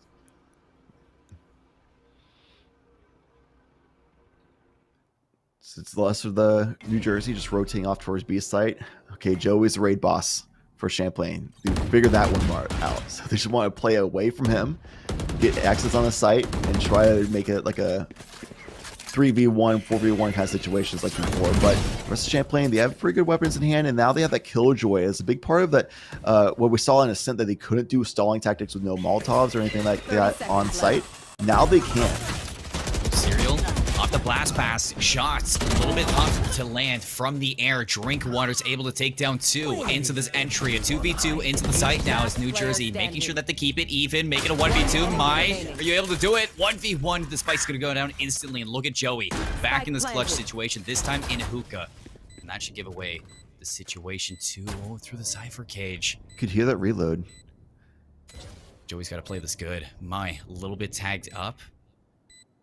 No need for the Viper's Pit, just a good old-fashioned backyard brawl into the B side. You can see both players, they don't want to make this first move. Finally, Joey, he has to push the aggression at one point. She's going to turn around the corner, but Joey, again, he does it. He's going to find a second one for Champlain College, even us up on the board, and make sure that the energy is still there for Champlain. Joey's just popping off, does not want to get 13-1 again. It's almost like a speed run in that first map, but they know the side of Champlain would switch out some players, get new fresh look, new blood, hot off the press, and they're looking good with the Drinkwater, especially on that Killjoy. While Joey's the one getting those clutch moments, it's Drinkwater being a big step up for the side of Champlain on the site, using his Molotovs and the other Killjoy utility just to stall New Jersey a little bit, enough for the rotations to come through and enough for allowing Champlain to be able to find those frags, find those crossfire situations to not let New Jersey just do whatever they want. And now is Champlain in an anti-eco situation, which might bring us to finding them in the lead for the first time in the series. Now look, Joey, you used the Viper's Pit into this round, but look at every player from New Jersey. They're going for another B hit, so that Viper's Pit right now, it's not doing anything at all. In fact, Joey should probably realize this at some point and end up rotating. You're going to need that information at some point, but New Jersey, with these pistols out, looking at the back of this Blade Storm, already Greedy has found one. With that, can't take down the other one. It's going to be some successful shots from the Killjoy in the back line to even them at 4. You've yet to see Joey rotate off of this, and New Jersey, they haven't found enough of damage onto the site. Joey's like, yeah, they didn't full commit on B side, so I'm just going to hang out here as the anchor just in case they rotate, and that was a beautiful decision done by him. 100%. Now you can hold this close angle with this Phantom. As soon as they peek into you, they can go to their death. They're running into the grave that is this Viper's Pit, and it is proving to be well handled by Champlain College. Now looking for the advantage into it, but you know how dangerous this can be. You saw it in Masters all weeks long with this nasty Marshall and those headshots, and it's going to give the opening now through that Cypher Cage for Justin to take down DNL. They get into the site. They have to worry about this pinch. That's L with the crossfires there. Tug's going to put the nail in the coffin, and that's the first time ever that we're seeing Champlain College now in the lead. Yeah, honestly, that was a lot of it on basically doing a 4-1 setup on defense of like, Joey, you're doing great. You have a Viper's Pit and a one-way for showers. Just hang on A site. You'll be fine, bud. The rest of us are going to go on to B site and just hold the line with Molotovs, smokes, whatever we can do to stop the push from New Jersey and try to bait them into the Viper's Pit setup. And that worked out beautifully. They were able to get trade frags, but that went in the favor of Champlain because of the setup that they provided. They forced out the rotation from New Jersey and went right into the waiting arms of the trap. Beautiful job by Champlain. I will say, though, that was an anti-eco situation, so I want to keep seeing them do those kinds of maneuvers, but do that against the rifles as well. For an anti-eco, I mean, that was expensive. You have the run it back and the lockdown still from Champlain College. Might be looking to use one of those to keep them back into this round. Looks like A-site is where they want to go. Greedy looking to get in through this toxic orb, but the rest of them to tumble on in. Look at overpowered D, and now that's going to be seriously serial on the opposite end of that. The trade there for Joey. 4v4 now, but Spike goes down immediately out of this team. You can see that they are decisive as ever, but like I wanted to see the lockdown now to get back into this. It'll force off New Jersey from the site, and this retake is now going to have a little bit of spacing to it, Chad. That lockdown buying so much time, but it's still a 3 versus 4 situation. These still have to find the frags. You do. And they burn the run it back. You found the kill, you even it up, 3v3, and now the time against you. You have to close this gap immediately. You got Greedy backed off of the concussion from the Astra. You see Tug taking that first contact for the team, not able to come away with the kill. Passenger, they line up. 4-2, can you find the third one as fast as you can? There's no time for the defuse. So Passenger has to run off this site, but you're not allowing any rifles to move through for New Jersey. You're able to cut them off immediately from that one. However, for New Jersey, they do even us back up at 3. Unfortunate for Champlain, they do fall off the wayside, but they still have economy to still be able to do a pretty decent buy up here. Not as much as they'd want. And especially if they're going to value so much economy going in the way of Joey with an operator in hand. So Bucky's a rifle and Bulldog for the rest of the team. And Joey they're saying, you know what? We're going to put all of our faith in your hands, bud. Just get the operator, find some big frags and make it happen on A side. He's still allocating a 3-2 setup. Joey just completely set up on site where the rest of the team is trying to hold off this opposition of New Jersey, who are looking like they want to just full force onto B side, especially with that opening frag. Talks about this Bucky. Tucked away in the corner. Just waiting for them to push on in. But it's Bucky versus Judge, and you can see one is a lot more expendable than the other one. Passenger looking to block off from Hookah. You got the showstopper inbound, but not the showstopper that you want. That is a messy take into the site. It's going to give Passenger a little bit of leeway to take these gunfights. That is chaotic as could be. And the entries from New Jersey City. I think that's the most mistakes I've seen out of them all night. Yeah, and honestly, it's also just a really good response by Champlain as well. This Cosmic Divide too, just cutting off a lot of forward angles and passive angles that could be done. 1 versus 3, nowhere for Siri to really look at to try to find a fight that's a 1 versus 1 quick entry. It was a 3v1 just swarming by Champlain. They sensed that blow in the water and they found their prize. It's a tied up game. Not only that, but they then now find themselves in the lead 4-3 yet again. Lead by 1, but they want to get more than that. It's small, but it's something compared to map 1. I mean, it's definitely away from that 13-1 that we've seen, and with these players kind of mixing into the rosters from Passenger, Drinkwater, and Tug, I mean, they are definitely making a big impact into this game. Yeah, they're definitely showing up, and on this map is a new map too, so perhaps their ascent strats aren't that greatest yet, but again, first day of the season, plenty of time to work that kind of stuff out, because what they're doing on Bind is looking so much better. Here comes the entries. The anti-eco DNL is going to take down Greedy for that first one. Just snuck into the Astra Stars. The right click lands on the head, but the spray's not going to be there, and Passenger with the backup is able to watch his teammates back.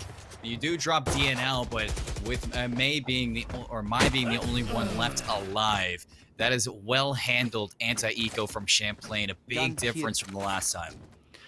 Yeah, they're looking better and better. They're firing it up right now, especially with Joey having that operator holding down site.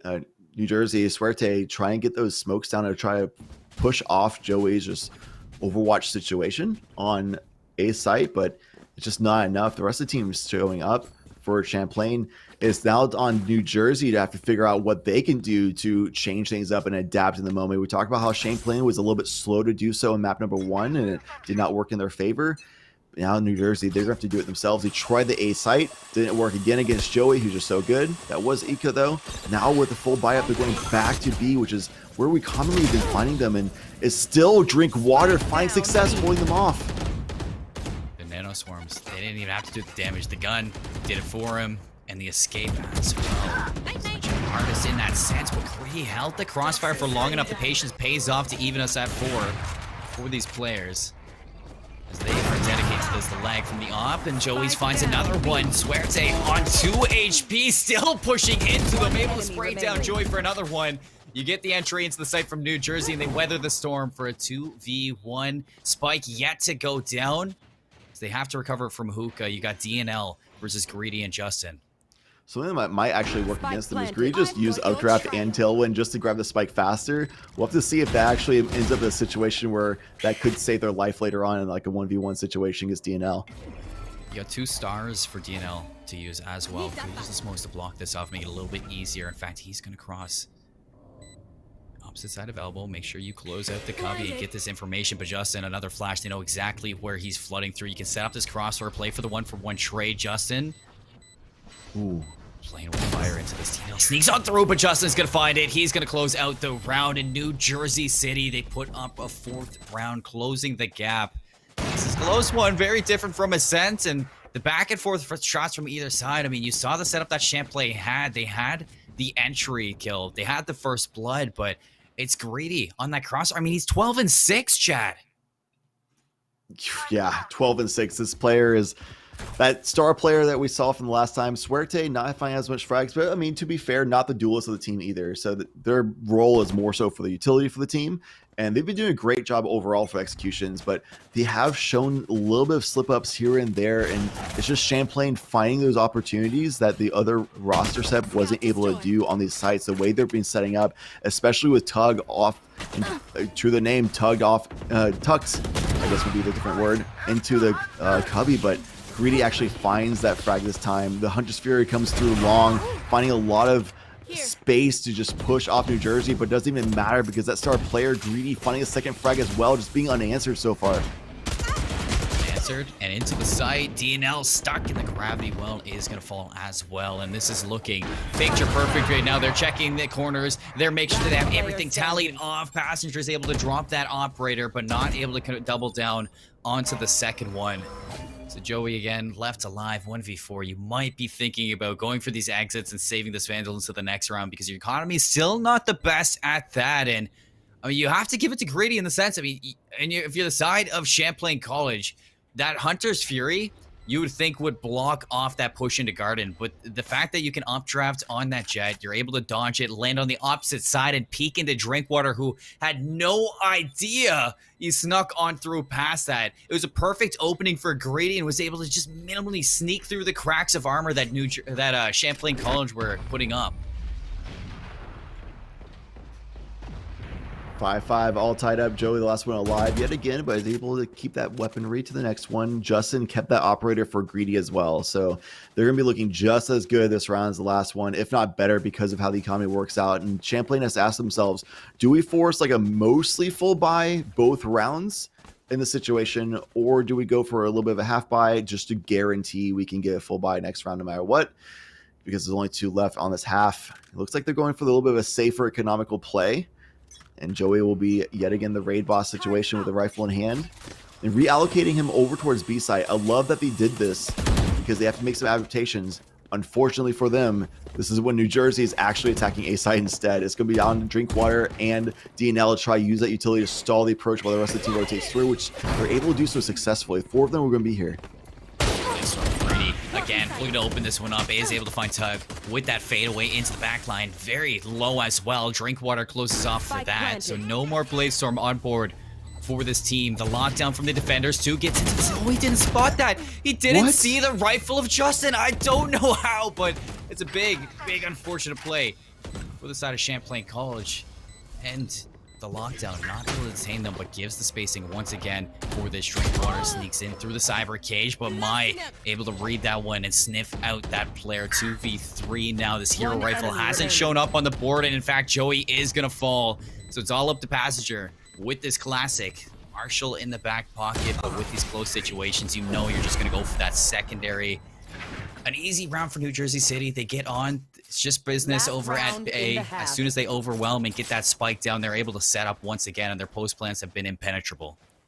Yeah, that's Suerte right there again.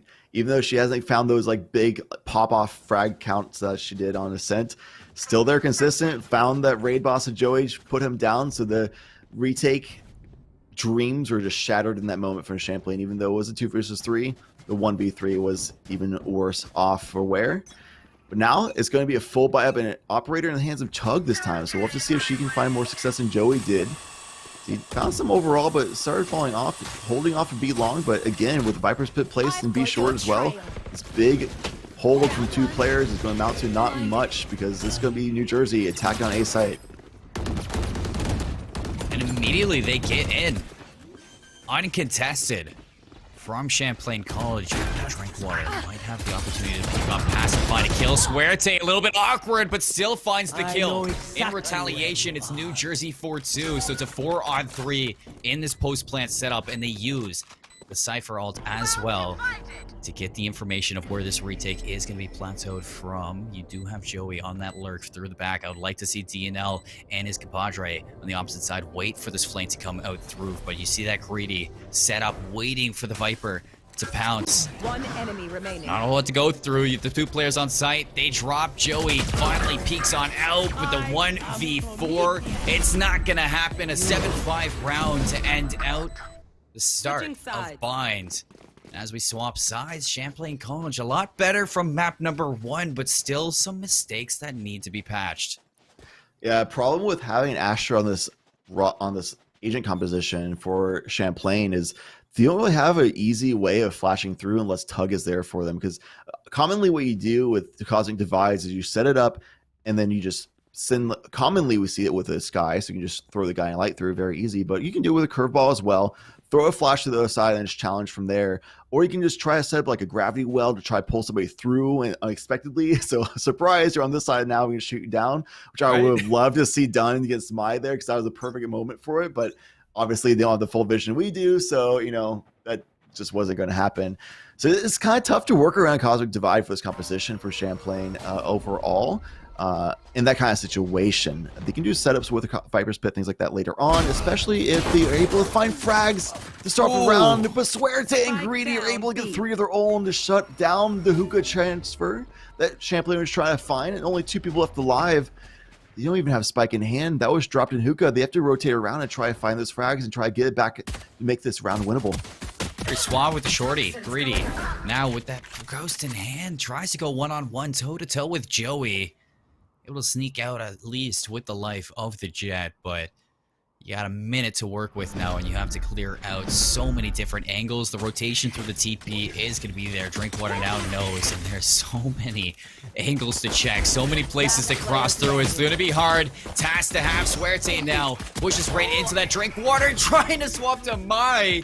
Can't make it happen. New Jersey, they take another pistol round, 8-5. Now they go as they're able to successfully now get that buy up into the second round of the half and look to take their lead to the next level. Pistol rounds are just the classic momentum generation. Champlain was able to shut that down because of how they were transferred through the back-to-back Joey clutch rounds. Don't know if that's going to be able to happen a second time around because it's lucky enough they were able to find that twice in a row as they did.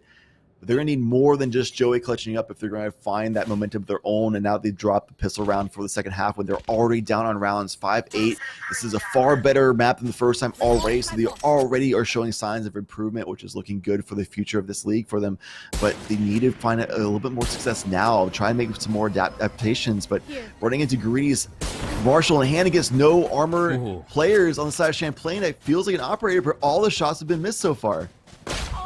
Trying to make the best cosplay of Ye as he can. Instead, swaps from the Marshall to the Classic to clean up shop with Suerte on the crossfire.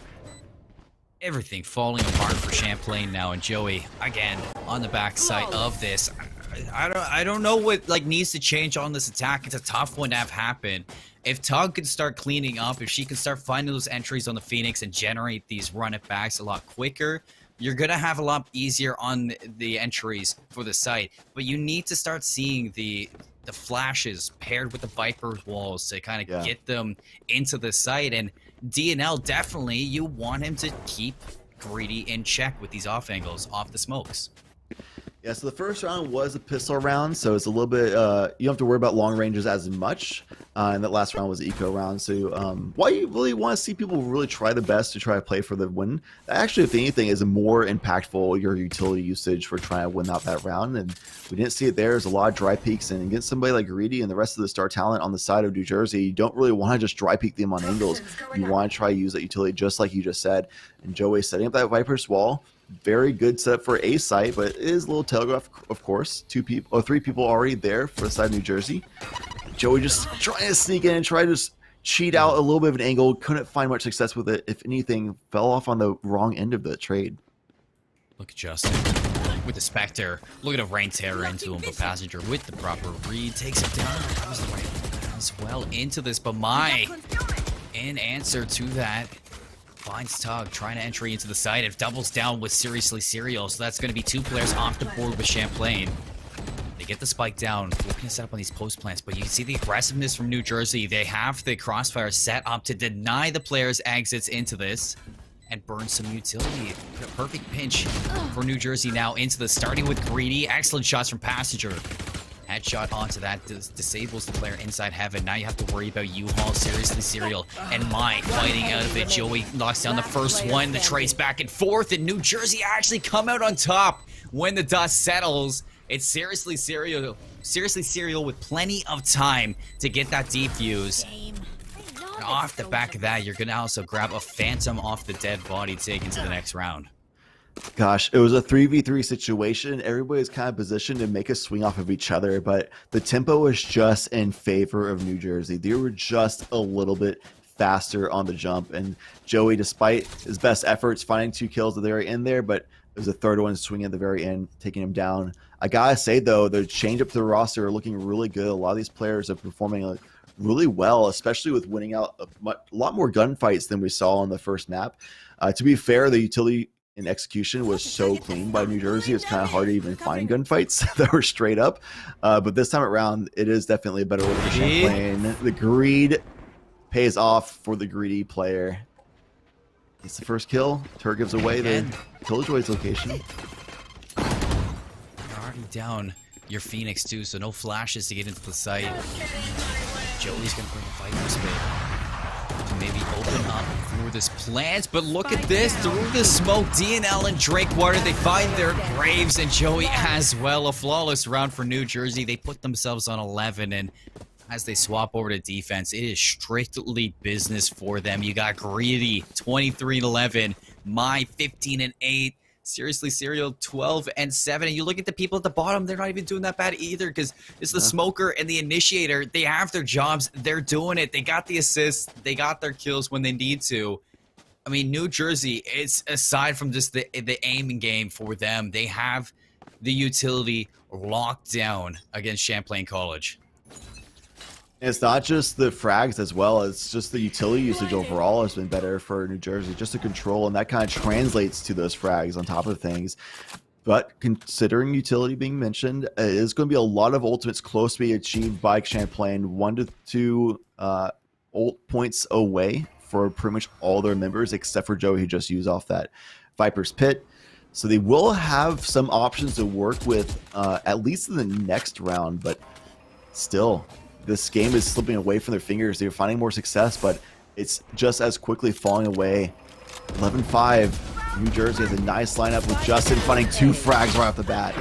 By the time they run in, they find these kills. They're down 3 players. Champlain really on their back foot here. If DNL can get this plant, find a kill, you're going to have that Astral Wall to work with, but you got to take down Squirty. On the back line, ready for it. The peak comes on out, and that headshot from the Vandal packs a little bit more punch than that Lonesome Spectre. Drinkwater, 1v3. What can you do in this situation when your team is backed against the wall? Not a whole lot. New Jersey, they put themselves on series point now, 12-5 on binds. They're looking amazing, but like you said, you're moving into this next round. You have ultimates now. It's force an OT or pack it up and go home for the night right now for Champlain College. You got the 3 ultimates, the run it back, the lockdown, and the Hunter's Fury. You need to see some success come out of them. Yeah, there's even these little things that you see. Like, we're talking about a lot of macro stuff because that's this thing that is a lot easier to talk about and overall it's more impactful. But those little things like the micro moments of like DNL jumping out of the nebula, making a little bit of noise, allowing Suerte to be like, okay, they're right here. So I'm just going to do this jiggle peek around the corner and be ready to take the shot. So just these little things as well as the big things is all accumulating to New Jersey finding a lot more success overall. But Champlain, they clearly learned they're adapting overall. So this is a game that might not be going their way, but it's definitely going to be a nice future for them regardless. You know, able to get it. You got that ball. Made it. And he gets the wall. So this rotation A, if you can combine it with this Astral Wall, could give you side control. We kind of look at Greedy holding on. This has a gap through the smoke. Oh, Joey aware that there might be a player aggressive there. Only throws a shoulder.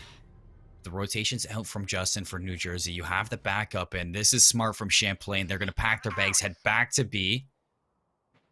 They'll be running right into the Cypher, though. The camera and the tripwires are going to give away their entire position, as well as the stock screen if it goes up. And she's going so aggressive on this position. Will not be cut off by Cosmic Divide.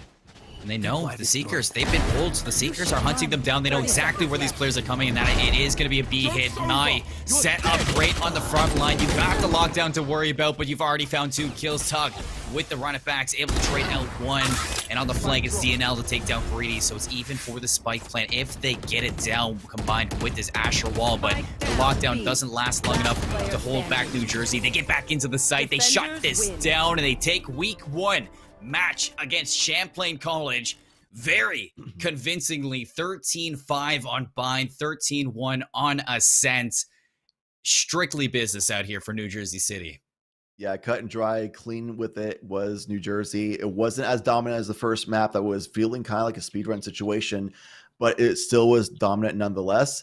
It's a team that I would be a little bit concerned about going against, seeing how not only were they able to win gunfights very concisely, hit the headshot very fast, things like that, but also as a unit, as a team, they're executing on site very cohesively, which is awesome to see of a young team, a bunch of collegiate players. So moving on to the league, they're probably going to look great week to week kind of a situation. Champlain, on the other hand, they showed signs of improvement going into the second map. They were willing to make some roster shuffles, things like that, to try to mix it up, find some success one way or another. And they started finding some things here and there, but overall, they're going to still need to make a lot more changes and improvements to themselves, to the roster, whatever it may be, moving forward. If you want to find more success against teams, especially teams as strong as New Jersey. Very excited to see the growth over the weeks coming for NECC Valorant. But after week number 1, we see what we have now. Still 1 match to have after this intermission coming up shortly. It's going to be Sac State Hornets White versus CSUDH Gold. You got to look out. We're going to have 2 new casters chat. It's been fantastic being on the mic with you, and I can't wait till next time. So everybody, stay tuned for the next match coming up for NECC Valorant. We will be back shortly.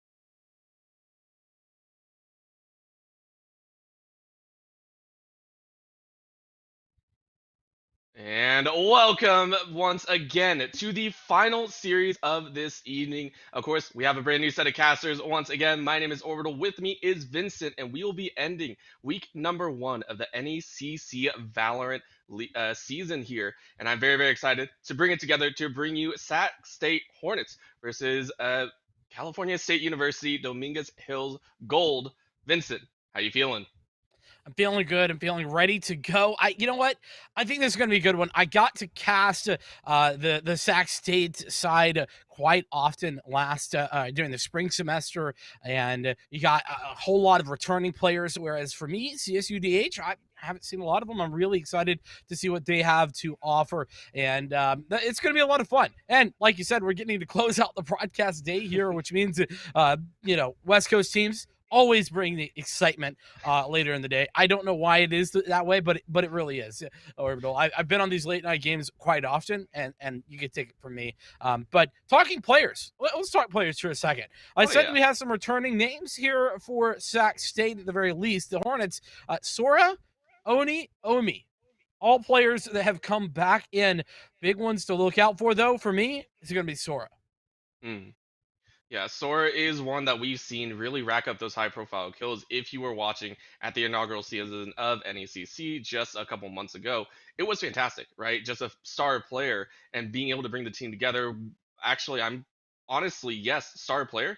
I want to see a leader now a little bit, right? Bring that experience into the team, be able to show off a little bit there as well. But for CSUDH Gold, I mean, they also got some players of their own. Right, I think one that we kind of want to take a look at, I think, is Z-Frame, one of the few that I think might be returning to the squad. Or not Z-Frame, sorry, a few others. Yeah, I mean, listen, for me, Z-Frame, Mashu, maybe the two to look for, but coming in, it's really hard to say because a lot of these players we haven't necessarily, at least I haven't seen before. So I'm excited to look out and see what we get. We're already into that agent selection here, Orbital, and well, I'm looking at a very big difference here. Number one, where the heck is the controller other than this Viper? It's a solo Viper on Haven. We haven't seen this since, back in the olden days. This is like 2 or 3 patches ago, it feels like, right? It feels... It's like beta. Yeah. It feels... I didn't want to go back that far. But at the same time, I think this is something that I personally really, really like about Valorant, right? You get this kind of tempo shifts and changes depending on how the players have enjoyed the game. And it doesn't... I don't want to say it doesn't influence the game, but it doesn't influence as much as you might see MOBAs or anything like that, right? This is still at its core base a shooter game, and it's all about how you use those utility pieces. And if you feel more comfortable utilizing the Phoenix, if you like utilizing that Killjoy, right, over some of the more prominent meta picks, that's just how your team plays it. And it brings so much diversity, it feels like, right? Teams are a little bit... it's easier to bring a sense of diversity and a sense of your own unique personal meta. I don't know if I love it. I think that it's interesting for sure, but on the attack in particular, I think it's going to be difficult. We'll see how it goes down, though, because we're underway. Sac State, you're on the defense, while CSU DH Gold on the offense. As they look to be heading over here towards the A site, or CSU DH, they gotten an opening duel here. Z-Frame taking those shots, but not getting to connect just yet.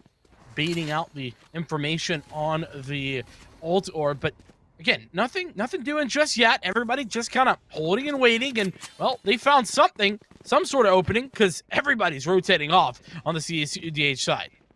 Yeah, and that feels bad, right? Because they wanted an opening frag, and in a pistol round, I always feel speed is a little bit better for you. They didn't find anything. They didn't even find the tag on the Jets, so...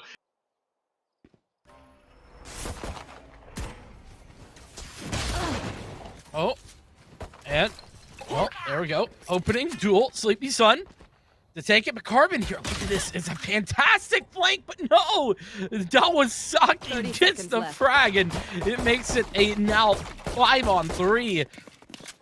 California State Dominguez Hills really in trouble as It's Mr. Man looking for an answer, whilst Mashu and Savo go on towards the site. They're met with an Nano Swarm and a whole bunch of bullets to the face. Now Savo just trying to find something, unable to find anything. She goes down. The rest of the frags come in, and it is the Hornets to take out this round, and round number 1. Really good stuff. They take it in dominant fashion. It's a good look, as I'm not sure if we've gotten our good friend Orbital back. Orbital, you back in? Oh, yes, I am. I'm coming from outer space. It's a little bit difficult in my satellite, so... Understandable. Yes, but NECC State coming out with that with 4 members still alive, I think really shows a lot of great patience, right? Most of the time, especially on a pistol round, you might see teams try and rush in for that retake, try and rush in, just take the fights as quick as possible because it's pistol, right? Not too much to lose. Instead, NECC State Hornets played it a little bit slower, made sure to slow down the tempo, and did a retake with all 5 members available. It gave them so much pressure, and I really like to see that kind of patience, that kind of team coordination played out here. And with the garage play coming in, Oni might be the recipient of one, gets a couple tags on Z-Frame. Z-Frame going low, and that's the final headshot.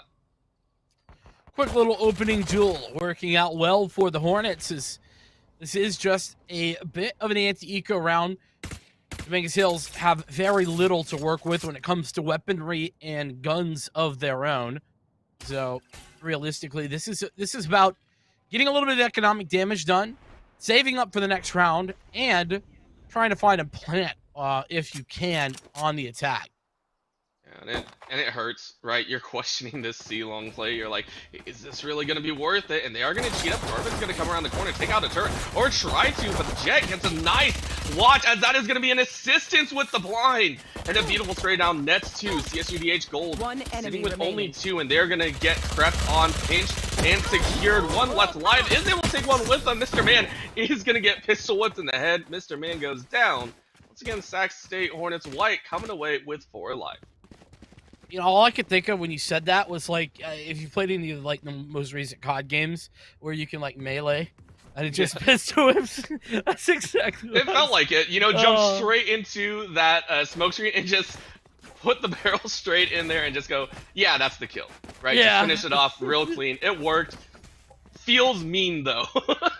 Yeah, I know it did. Well, and of course, the reason I thought about this is it was so ridiculously OP in like all of those games. It feels like, especially like Black Ops 4 or whatever. But anyway, back to Valorant. It's an interesting position here because of course CSU, they have the weapons. They bought in here fully, but NECC State, they haven't yet. It's just going to be their bonus weapons. They bought in with what they wanted last round, these SMGs and the such. And Sora up close and personal. Oh. He gets barrel stuffed straight in the face by Carbon.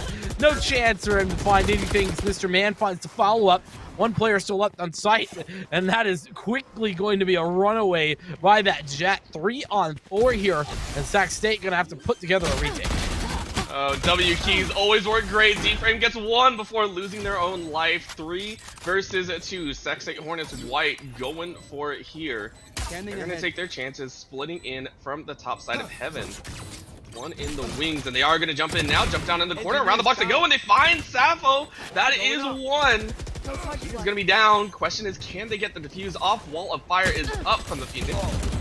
Good little burn to Mashu, but it's straight through. Oh, Zawaski is going to go down, and Mashu feels great. Now in a 1v2, can they make it happen? Can Oni make it happen? Gets 1. Has to pull out on 4K if they want the win. And yes, he's a foot.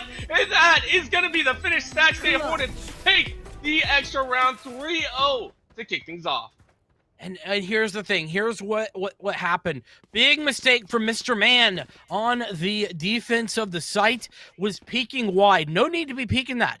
You wait for the tap on that spike. Instead, he takes the fight, and it's all over. It's only a matter of time before you know, we see the quick flick, well, and the fake, by the way, from Oni there to pull out the last player and find the 1v2 clutch. Really, really big mistake from Mr. Man, opening things up, and it's NECC State Hornets who take control off the back of it. you know, mistakes can be made, but it's all about how you capitalize on the mistake. And so far, it is Oni picking up a kill with that running back. That is going to be a huge advantage for the side of Sac State Hornets White. And so far, they are showing great dominance to kick things off here. Now they're going to actually jump into the fray and chase in, and they are rewarded. Dawaski is picking up 2K. One left alive. Sappho is the only one remaining. Comes around the corner, is met with 2 barrels, and Dawaski is going to finish off with a 3K. 7-1-1 for the Jet. 6-0-2 on Oni. So many Sac State Hornets White members are exceptionally on point today. Yeah, well, not only that, but the economy. It's absolutely just going gangbusters here. As Sac State, they're loving life. They didn't lose a single player in that last round, and that was an anti-eco. So now they go up back against the Rifles. And, well, what can they do? They did win with limited weaponry. Now they have the full weaponry at hand. Not just sad, there is no chance, right? CSUDH Gold are currently sitting in that ping pong scenario, so every round that they have weapons, the next round, if they don't win, they are going to lose. And with how hard Sac State Hornets White are pushing, or were pushing, they have to be aware, right? This is their chance to keep racking up those rounds. Play this one slow because they have the weapon advantage. CSUDH Gold, though, I like the slower tempo. They say, okay, we got pressured last time. Let's look and hope we can get an open frag. In the mid there, oh, a nice peek does mean Sky gets away with their own life. All eyes towards that mid. Nice line goes out, and that's gonna be the door. Z-Frame, though, takes out Sleepy Sun. That's the one that they wanted. CSUDH Gold might have an opportunity in a 5v4 garage, causing a few problems. Seekers going out and straight through. Not much going, and Oni is down. Down, out for now, courtesy of Sappho. Nice little opening duel, but it's Baines on the site who has something to say. And another returning player, though, down to Carbon. Now it's on to 2. Good news is that, well, Dawaski does have the potential Blade Storm, but they're met with the lockdown, and that makes life even more difficult. They can find Z-Frame right now. They could open things up just a little bit, but Z-Frame wisely falling back, not wanting to give that opportunity away. And now this retake looking so very difficult. Really just kind of waiting out to Mr. Man swinging and finishing off both of those frags there on the corner, making life miserable for Sac State. It's California State University Dominguez Hills to finally get on the board. It's 4-1 though, and another bye forthcoming here for the Sac State Hornets. Yeah, they only lost 1 though. I think they're feeling okay, right? A 4-round run at the beginning of game 1, I think is always going to net you a pretty nice advantage. They're still going to go back. They're still going to have the weapon advantage. Plus, they have 3 ultimates, right? They have their own Seekers. They have their own Lockdown and their own Blade Storm. Everything is working in their favor to bring the momentum right back. Options are available to them. They're still going to play the low. I like this beast setup, but oh, Carbon finding a nice headshot onto Oni. I mean, CSUDH Gold might be able to get a little bit bolder here in the 6th round.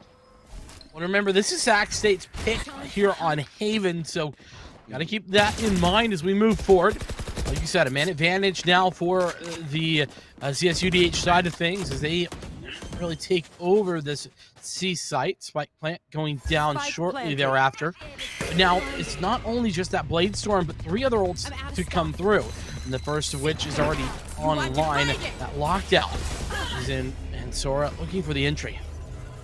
Yeah, every single member of CSUDH Gold have gone ahead and relinquished that site, and unfortunately the Spike is actually in a little bit awkward position. Not optimal for defense, but Z-Frame is ready and waiting straight up, then boost up, can't find the kill, and Dawaski is able to find a knife. Can they follow through with a few more? 2-on-2, it's coming down to 1, and that's going to be 2-on-1. Hornets White with 1 left is going to take the fight to them, tries to get straight, and Mr. Man says no.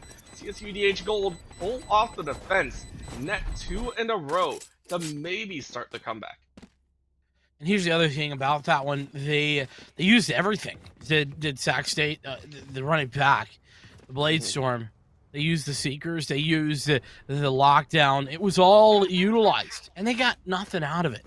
Really frustrating position if you're a team on the defense to use all those ults, get nothing out of them. Now it's just Sora with the Viper's Pit who, like we said, a player to look out for, but having a bit of a slow start here early on. That said, plenty of time to get back involved. And CSUDH this time with the weapon advantage. Tapping heads is Carbon. And, well, Dwoski is lucky to be alive. Dwoski lived because a sliver of wood said, no, your bullet doesn't do a full 100. That was a stroke of luck. Is able to get healed up by this guy. So Sac, State, Hornets, White are going to be able to have all 5 members for this defensive, and CSUDH Gold. No, they aren't going to get that opportunity again. Last time, they had a great push into C. They had the weapon advantage, and it was an even weapon advantage. So not too much in their favor, but this one trying to slow down the pace, trying to shift up their tempo. They haven't attacked A in a long sight for a very long time, so maybe cheating over towards that direction. Sac State Hornets White don't get a read. Read just yet. There is a player on that site. And you see the operator in the hands of the Jet.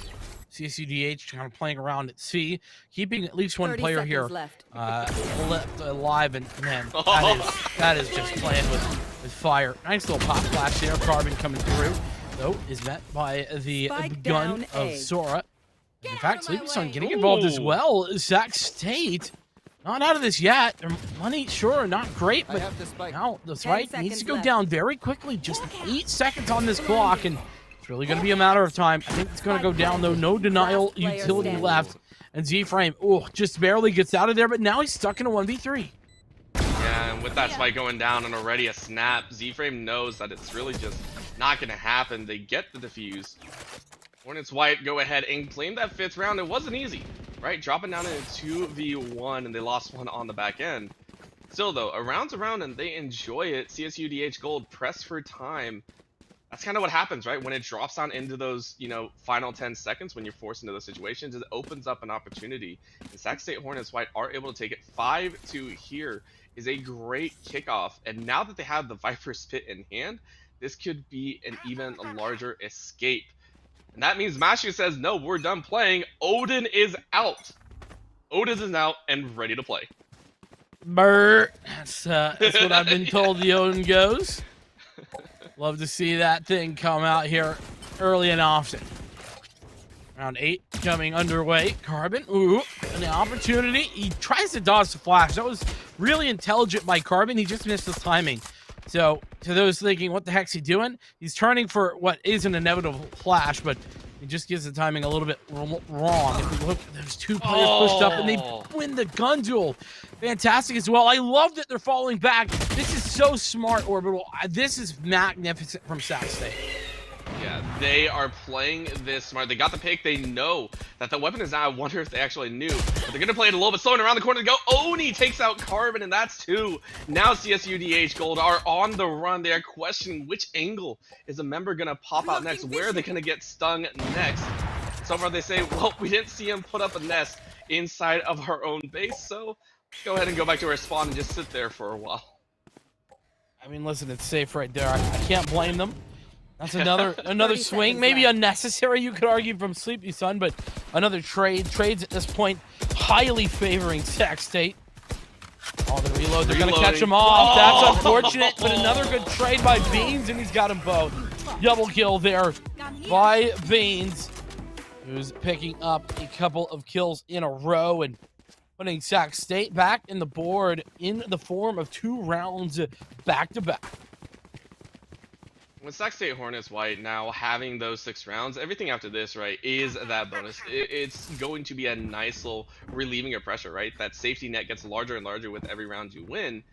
And with how dominant they are in the setup, it's starting to make me realize, at least CSUDH Gold, they're starting to rely a little bit heavily on those ultimates, right? Relying on that lockdown if they can.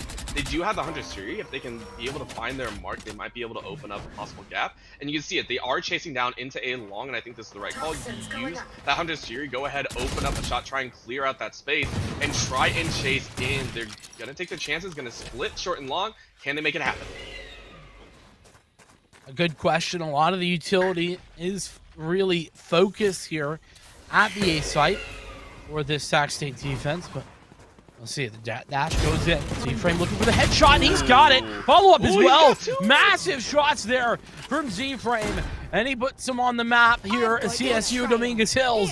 Really looking strong as the Seekers come forth and try to find some value, but those not really going to find anything other than information. They know that at least 2 players are coming from the same angle, and the Nanoswarm's holding off the heaven push for just a moment.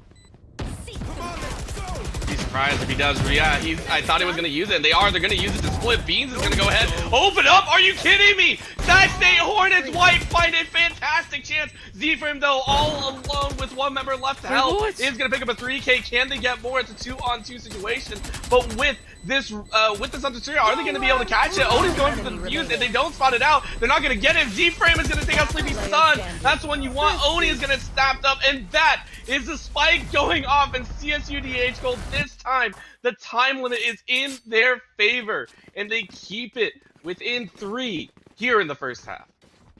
What the heck, man? What did we just watch? What a fantastic opening from Z-Frame. I wish we could see that one again. And I mean, geez, like, the double kill. Easy does it, but he doesn't stop there. He gets another double there as the entry comes through. Sac State doing a really good job of equalizing things, making life miserable, but it's ultimately going to be the Hunter's Fury that wins out the round for California State Dominguez Hills. And now with that one, it is an answer back against the Sac State aggression, but it's still 3 rounds the deficit for CSU, and that is a problem. Yeah, this is a rough time for CSU DH Gold. They got the win, but it was a little bit rougher spot. So we'll see if they're actually able to manage. If they can get 2 in a row here, it should set them up for a chance at moving into that even 6-6. Sora, though, hiding off on the edge, is going to take a quick peek. There's going to be a little bit of a wall going through. Z-Frame, though, through a little bit of a wall, is able to pick off the head of Sora with the attacker lockdown going down. They are going to net an A-site chance. The rest of the Hornets taking a chance outside. 5 seconds before they can enter. Spike planted. Yeah, some time to kill, and kill it they have. Nobody detained on that lockdown from CSU. Now it's Sac State's turn. They have a lockdown of their own, and well, there it goes. Now it's time for the tides to turn. It's like some aggression being dialed up here from Z-Frame and Mashu. Good timing, but it's not working out in their favor. It's Sleepy Sun with the frags, and Sleepy Sun with a double. Everyone going down, and it's immediately a Sac State victory right after CSU DH pull out the heroics, pull out the massive frags. It's all Sac State once again. And honestly, I'm loving this. Sac State Hornets White, it's a very difficult thing to do. But to basically go in and say, all right, we are not going to win some of these pushes, go ahead and fall back. That's something that I really like to see teams do, right? Give up on those initial takes and be able to retake attempt with all 4 or 5 members available. I think that helps a lot. It really gives you a lot more entry opportunities. And Sac State are putting it to the test here, right? Every single time they've done some of these retakes, they've always had 4 or 5 members alive. They haven't tried to chance it in awkward scenarios. So this is why they're currently 7-3. They have such a fantastic lead, and they're hoping it continues on and on for the rest of this game and the series. Well, Z-Frame doesn't know. Z-Frame had no idea. Unfortunately, Sora caught out with his pants down as well. It's Oni with the return frag. And now Sac State in a 1-player advantage once again, but make it 2. Jaworski just pulling things back, and just to cover over the eyes here of CSU, as they are now caught from every single angle, trailblazer, guiding light, everything going forward in order to catch him off guard. But now he's got help. Now it's Oni who's come in, and well, 2 angles to watch for Mashu. Gotta line them both up. That's a great guiding light. 1 for Sleepy, making a double. Sleepy always coming to play. Up top of the leaderboard there for Sac State. The Hornets, they're 11 live. Living good, 8-3. Living La Vida Loca right there. That snap from Sleepy Sun, that is like the worst feeling to ever watch in a death cam, is your teammates there, right? But you see the swap, you see the flick, and Sleepy Sun picks up a double. You're like, dang it, we could have taken 1 more down, just couldn't have it happen. It's like the slow-mo moment, right? Like you're like, no! It is, and there's a reason Sleepy Sun and Oni are currently topping the charts for the team, right? 12-5, 12-6, these two have definitely stepped up as well as the rest of the squad. And it's fantastic. Oni, again, with the first blood on Z-Frame over there in a garage battle. It does leave C-Site pretty much completely open, but you always got to be worried. The Killjoy utility is laid down. That's going to be a pop of the Nanostorm. I think was actually utilized, but it was taken out right away. On the corner to go, Beans, oh, Beans, no! Beans was caught sleeping. Sleepy Sun, though, is going to come around, who is definitely not asleep, takes out two, puts it into a 3v2 situation. CSUDH Gold are giving it their best attempt, but with the Cosmic Divide up, Oni is going to find the separated Sappho with the run it back, is immediately going to take it out. Mr. Man, though, manning up here. Oni, though, closes it out with the 3K back and forth the entire round. Means it's 9-3 going into that final round. A little bit dicey there on the run it back, you could say, but hey, it worked out, didn't it? Oni with a fantastic frag late into the round. And beyond that, I was really loving the Cosmic Divide usage from Mr. Man right there. I thought it was really, really good. Initially, though, it could have been further to the left, all right? It could have been a little bit further to the left. The reason I say that is because it looks to me as if it just kind of gave entry to some of those defenders. But hey, a good idea, a good look. It got him on the site, but man, does Sleepy Sun ever not get a double kill? I don't think it's ever a position where he's not getting a double kill. Fantastic start here for the Sac State Hornets on their map pick. Yeah, and especially on the defensive side, right? This is now their chance to set the tempo, set the pace of each round. And I really want to see how they take that chance. This is a 3 garage stack with 1 flanking into B. And instead they are going to chance to A. That's going to be a tag onto a little bit of Carbon. Carbon taken down, I think, into the single digits. Has to try and heal up, but Beans doesn't let him. That's going to be Carbon going down, and they're immediately going to flood right in. Mr. Man is only able to take out one. Sleepy Sun gets a kill, and it's down into a 4v3. CSUDH Gold are going to give it their best shot. Into heaven they go. Turret is going to take a couple shots at Z-Frame, who is now down at 63. A lot of low H members. Oh! A double kill with the shock dart. You do not see that every day. However, Oni is ready to go in a 1v2 situation now. Hornets leave one alive, and Sora is going to run away, is going to play for time. Sappho has to be on that chase, and that hurts. Mashu with the play, but the rest of the team can't follow up. He's got the snake bite. I wonder if he's waiting. No, he's already thrown it. So it's going to hold off the time, and yeah, it's got to be Sappho. She's just waiting. Got to wait for this to be done and over with. Now, finally, she can get on, but the time is taken away, and she's off the spike, and unfortunately, the clutch going the way of Sora. Double digits for the Sac State Hornets as CSU Dominguez Hills are down, and they're looking like they might be out here for map number 1, because 10-3, that's a tough comeback. Yeah, it was, and honestly, I just want to put emphasis on how well Sora played that last round, right? Just playing that pistol round very, very well. It's how you play the time, it's how you play, you know, that push and pull between what you have to do. So very, very well done to secure that round. Now you have the weapon advantage, and Z-Frame actually going for that Marshall, which we've seen every so often, isn't going to find any opportunity to get a shot off. Actually is able to take a snipe, 50 damage on Oni. Though ready to go with their own, and it's gonna get tagged down. Z-Frame, 3 bullets, 3 hits, 1 kill. That's what you love to see if you are CSUDH Gold. I mean, I don't know. It could be a little bit better, but you know, math is math. Kills are kills, and I like that. Defense here for CSUDH, though, not looking good. The mathematics not working out in their favor as it's 3-4. And, well, the attackers move in towards A blind onto Z-Frame. The guiding light is perfectly placed, and it makes it very difficult for that Marshall to get involved as Strike goes down over at A, and Oni is ready and waiting for the rotations of Mashu and friends. It's now 2 players left alive. It's really just about exits at this point. CSUDH Gold really struggling as, I mean, they're, yes, saving this round. This is the right call from them. I got to respect the fact that they're going for the buy in the next, knowing that that's their only chance for survival in this game, but it's still a really difficult task. Yeah, and with Dwoski kind of flanking you, giving you a hard time, it's only to be expected. That Sac State Hornets White are going to come away with that 11th round. It's 2 rounds now from losing on that first game. Yes, you were saying it before, right? This is their map pick. It should be expected that they come out with a win. But with a win this convincing, it does have you questioning, are Sac State this practice on the other maps, right? That is something we'll have to kind of check. Now, with 4 Phantoms and a Vandal in tow, we are seeing them put up their last front. They have opted and said, hey, look, even if 2 members have to go with light armor, we're going to give it our best shot here. CSUDH Gold pushing in a little bit stronger on the A-long site is going to open up, but Oni finds one, Bean finds a second, and immediately CSUDH Gold are put into a 5v3. Quick as you like. This is just devastating for CSUDH. Oh no. This is, I mean, this might be like over match point potential on the line here if they don't put the 3v5 together.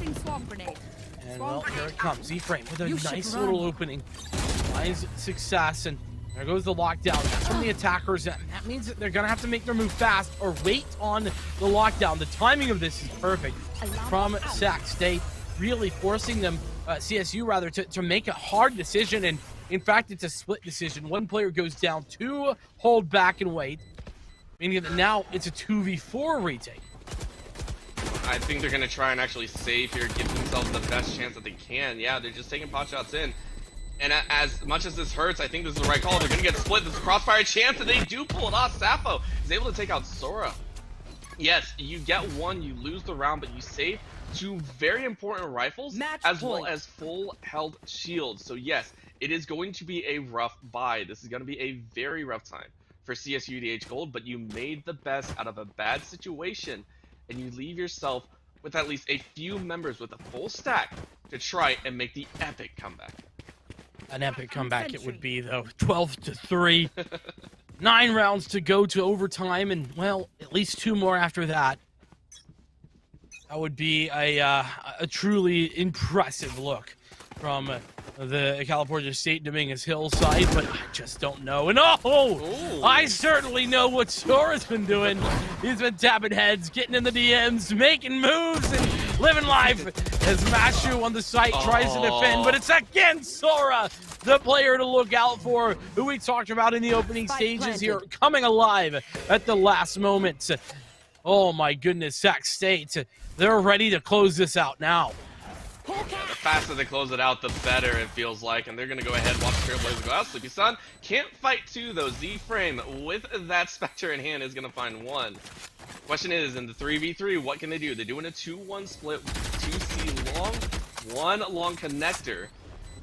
And they're going to try and spike it. Okay, they have to enter in at the same time, though. Pushing at odd times in 2v3. And that's going to actually favor Sac State, and that is going to be the win. Sac State Hornets White take game number 1, 13-3.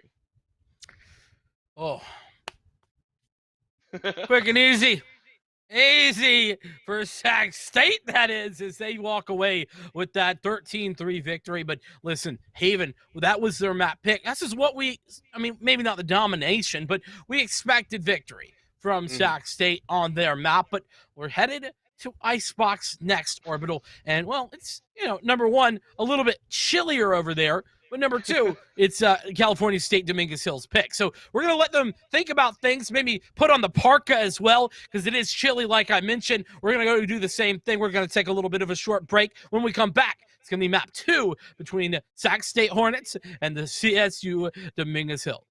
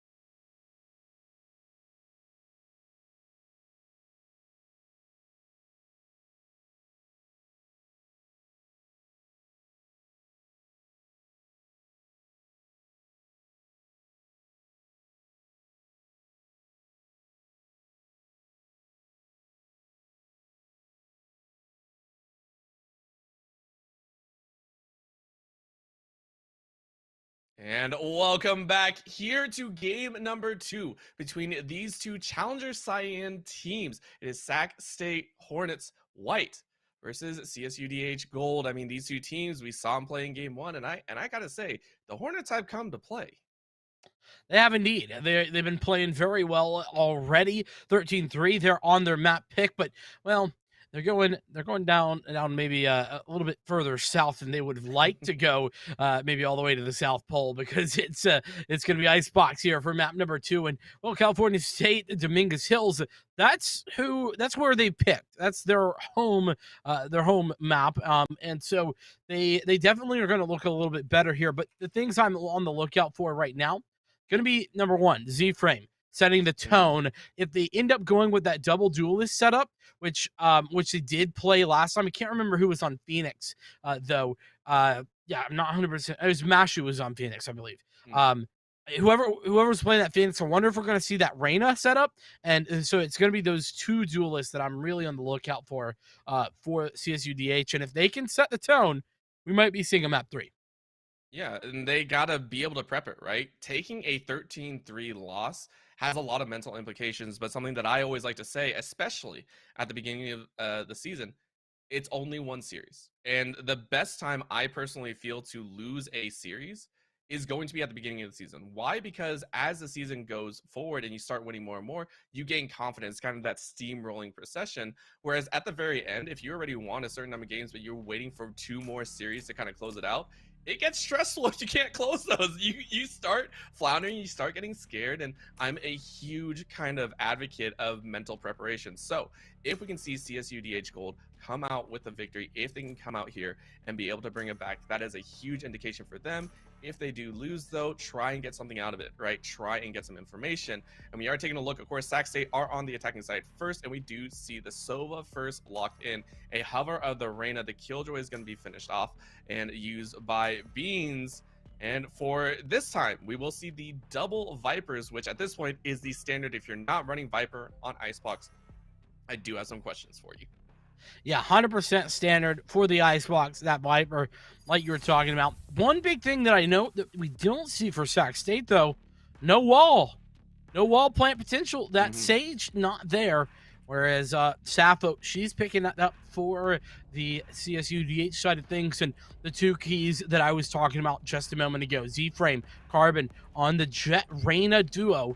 Can they overcome the likes of the opposing Jet Reyna that is the likes of Dwoski and Oni, who really put on a pretty solid performance overall in that last map? Yeah, this is something that I kind of started to see. It feels like it's CSUDH Gold's kind of new star power, right? These are guys, a lot of them are freshmen, a lot of the members are freshmen, and they are coming in. Sappho, of course, coming in as a junior. She has been putting up a great deal of work here. Well, and it's kind of getting that mesh going, right? And it's difficult. If you have a lot of brand new players, you're not going to mesh instantaneously. Whereas Sac State Hornets White, you said it before, they're a team that have played together for a decent while, at least 3 members having a lot of coordination and teamwork already built up, and they're putting it to the test here. So of course, on the attacking side, we are getting a first, and CSUDH Gold, as they were spread out, they are starting to clip right in. Carbon says hello to Oni and Sleepy Sun. Beans is able to cut that one off, but not before losing 2 teammates. Yeah, I would have loved to see a dismiss there, to be honest, but hey, you get 2 for 1. That's pretty much solid. And now the retake comes in. Z-Frame that crack. Z-Frame and Mashu both come up huge, and they make life miserable for the Sac State guys as they take them all down in quick succession. So the defense, CSUDH, looking strong here as, well, they get the first. Solid start here, and this is feeling a little bit. Oh, and well, you know, I think that CSUDH, what I'm looking out for them on this defensive side is that realistically they need to get 4 or 5 rounds. the attack side on this map has been pretty dominant, especially at higher levels, for quite a while now. So if this good start, this pistol round victory, really going to set them up for success later on, making sure that they can maybe set the tone, pick up the victory here, and send us to a map 3. But, well, that's definitely something that we're gonna have to see later on. It's early days, nothing set in stone just yet. But the other side of things is, you know, a lack of any sort of Sage on the attack. Definitely gonna ham fist things as Sappho, Carbon get aggressive, find those opening duels, and make sure that, well, they get everything they could want. As Z-Frame, another duel going their way. And CSUDH all looking positive for the time being. As we get down to it, 2 players left alive for Sac State.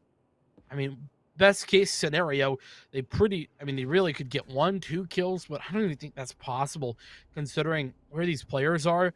There's no one really situated in a, you know, one and done position, though. As I say that, Carbon does rotate sort of out in some ways and gives an opportunity. Oh, there we go. Beans does find a pick, but that's just one. Left. And now with the rest of the opposing team coming in from all angles, surely this is going to be a quick work scenario, trying to get that spike planted. And he might get it down. In fact, he does. Nice little extra bit of money as Mr. Man takes him out. So we'll have to deal with it. It is what it is. Spike plant, yes, but not much more. CSU DH in control with everything they could ask for.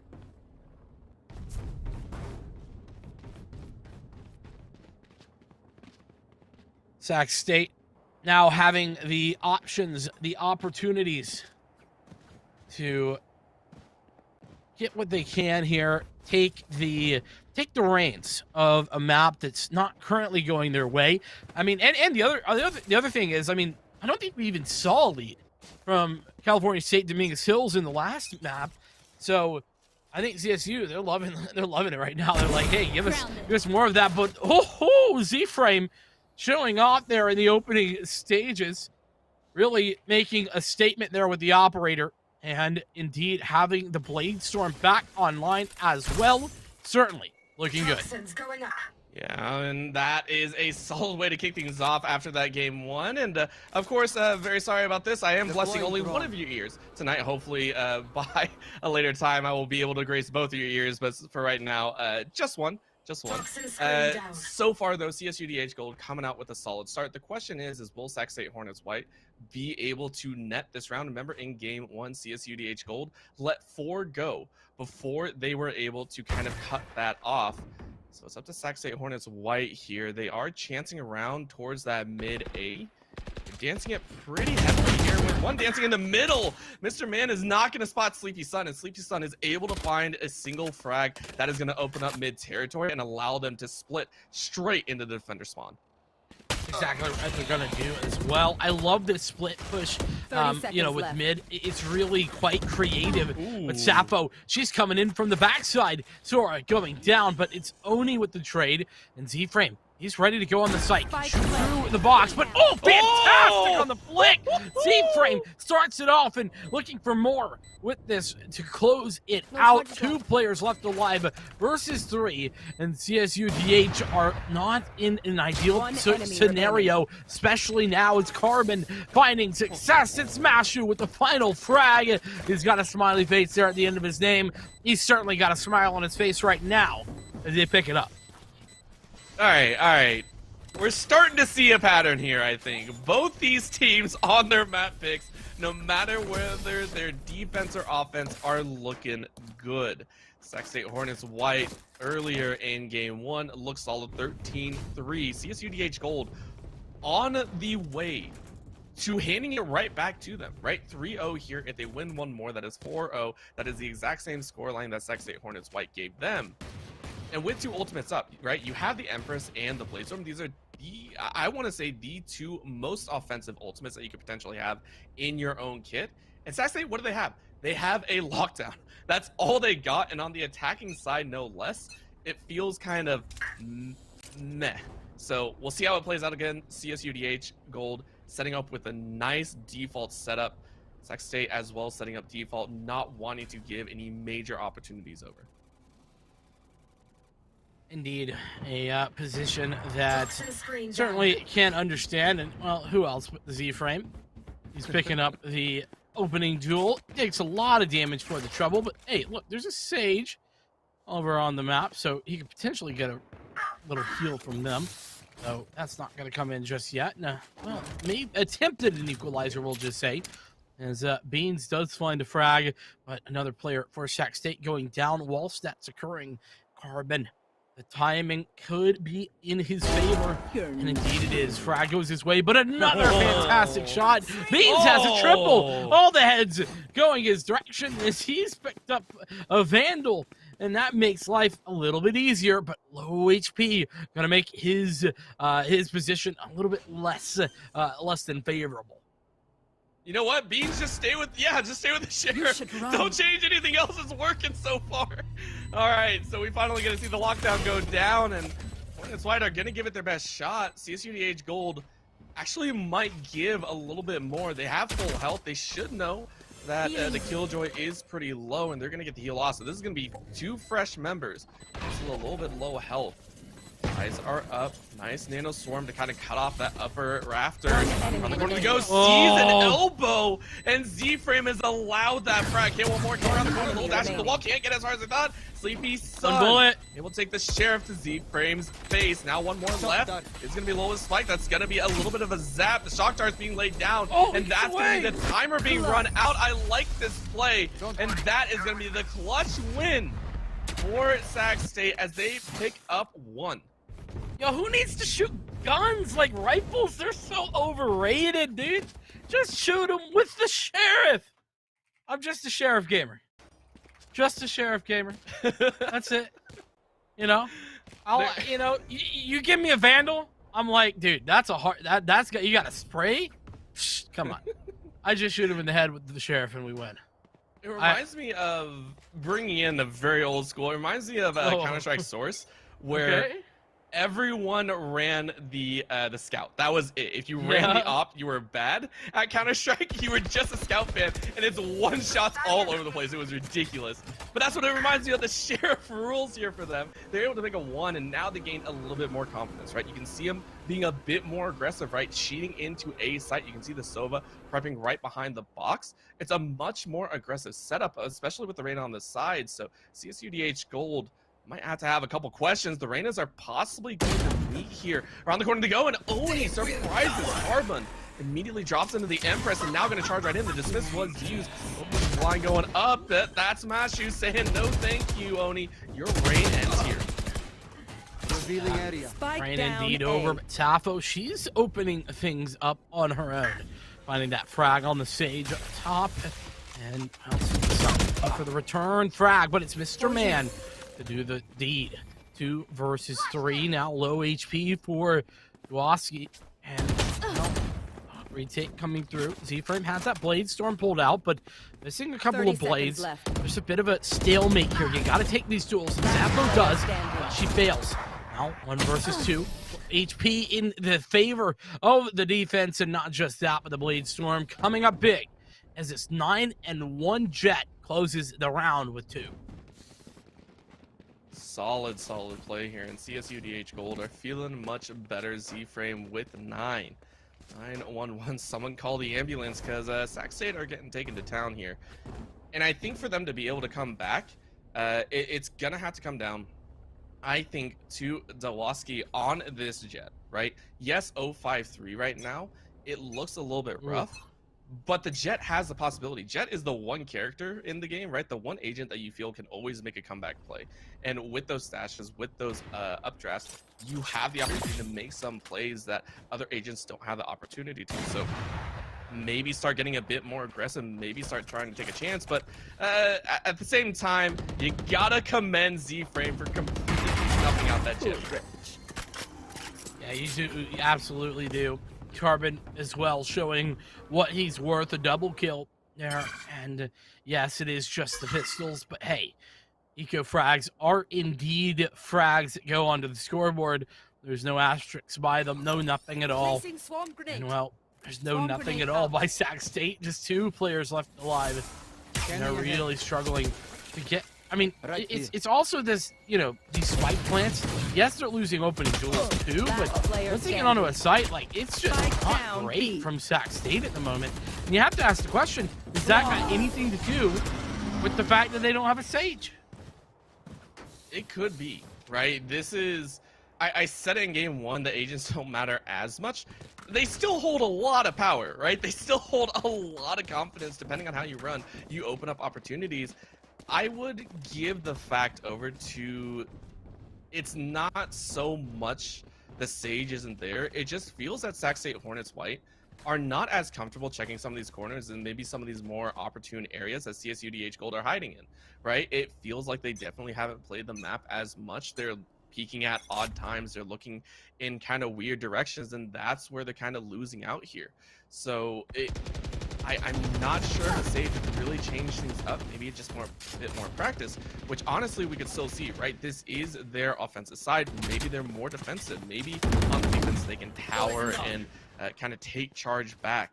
Until then, we are watching kind of this one-sided win as Carbon comes around and sees Beans back. He's able to take one, gets a great dismiss off. He's immediately going to throw up for that little paranoia shot. Carbon is going to finish off Dawoski before falling.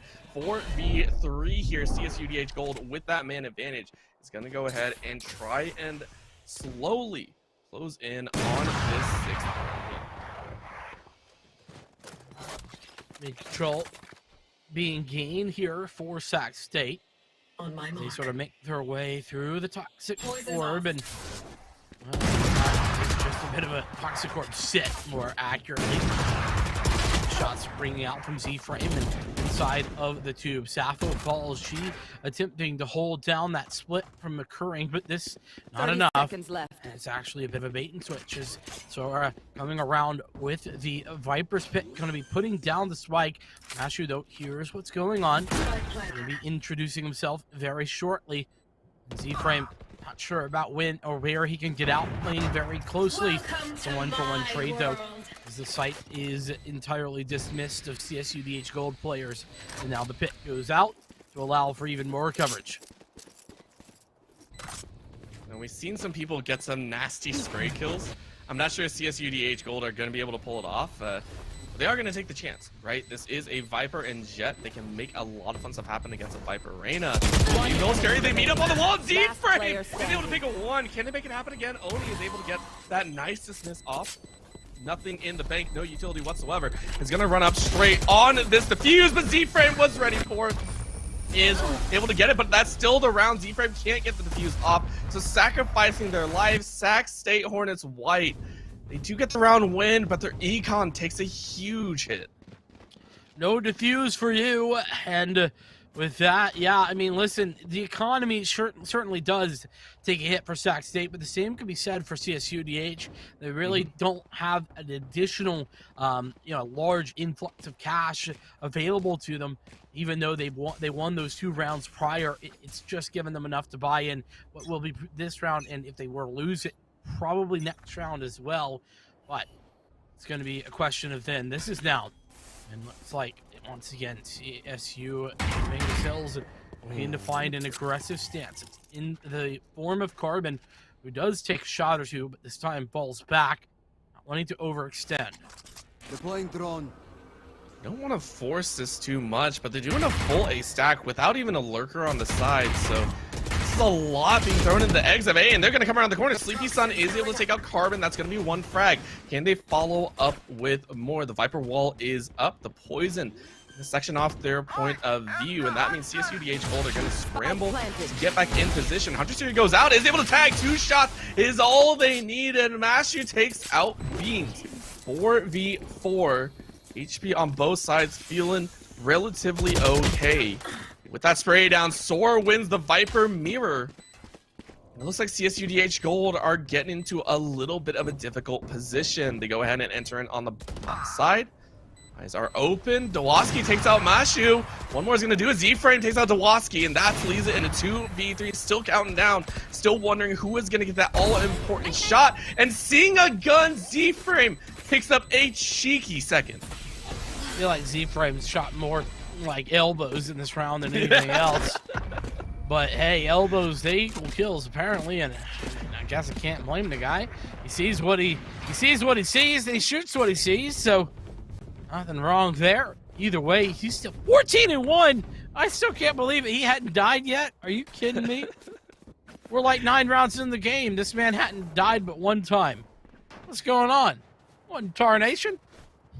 Popping off, and you know, it's one of the few things where, again, we've seen a lot of rounds end with that spike exploding, right? With that spike going off, and it's, I want to say it's one of the rare things, right? Usually a round will end before that, but we've seen it become more commonplace as a lot more burden has been placed on keeping those guns alive with the increase in a lot of the utility buys, with the decrease in some of the weapon purchases.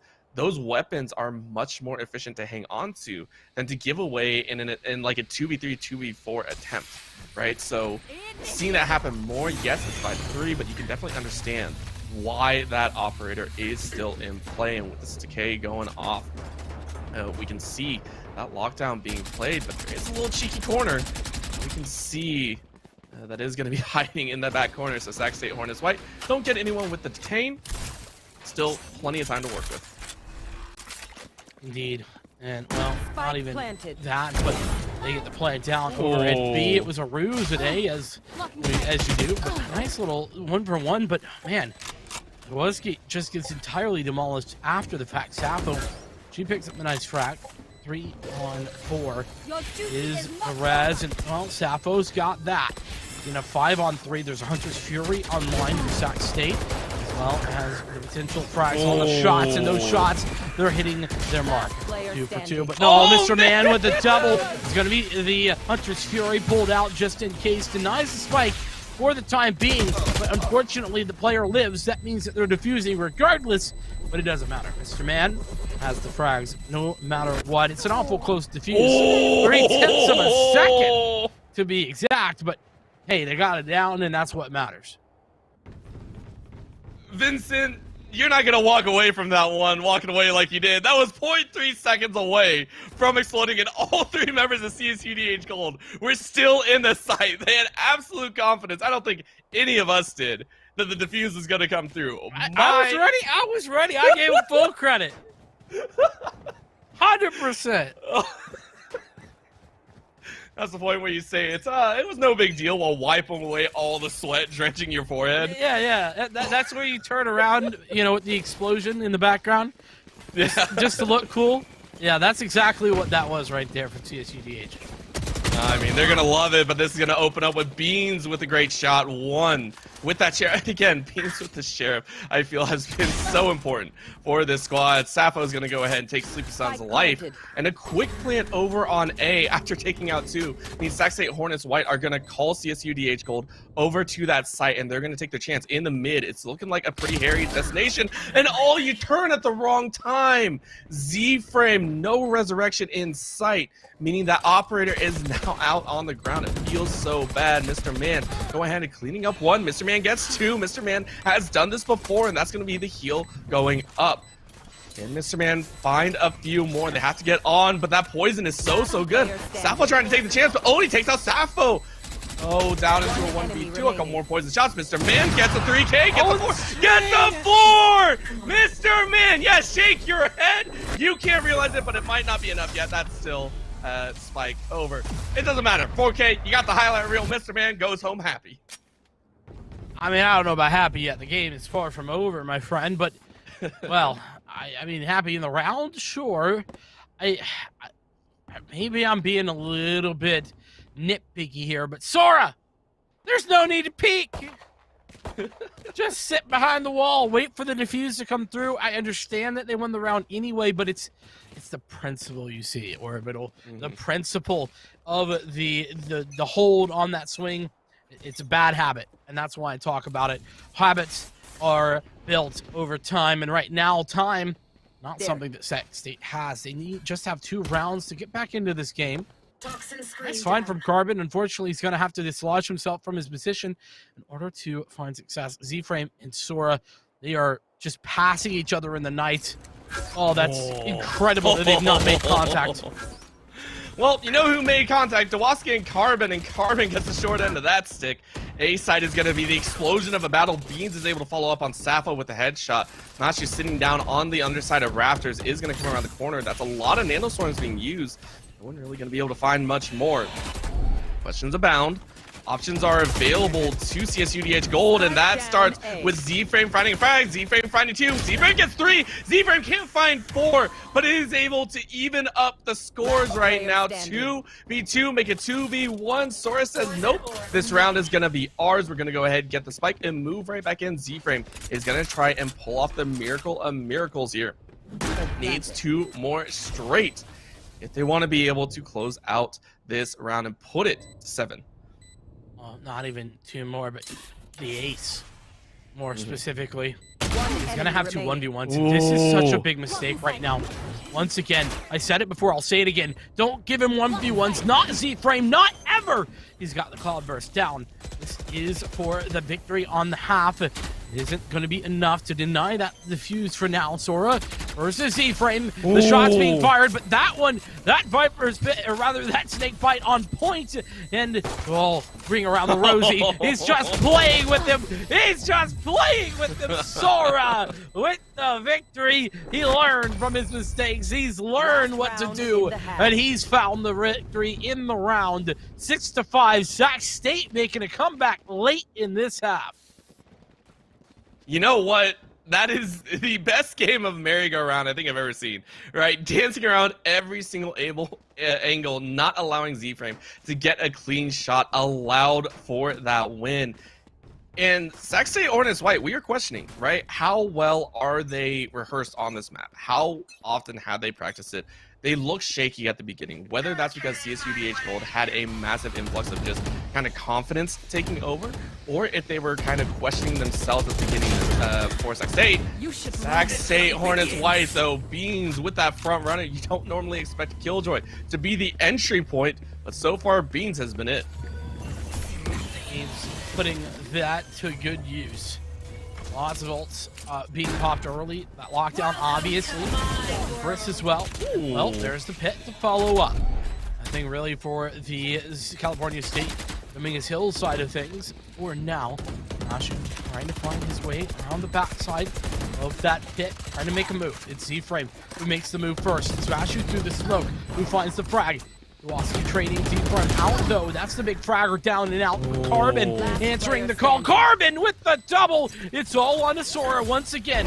The fuse coming through. And he's got a double kill. The snake bite comes in hugely clutch. It's 1v1. Sora to find it all. That smoke integrity. It's low. But the snake bite triple has it all. Sora with the clutch double time. It's 6-6. You can't do it to him like that! No! That is the rudest. Okay, so we had a shock start double kill to save a round in game 1, and now we have a triple snake bite to clutch it out. Are you freaking kidding me? Oh my gosh. Who needs to see targets to kill him, baby? Just shoot the snake bite and watch the money flow in.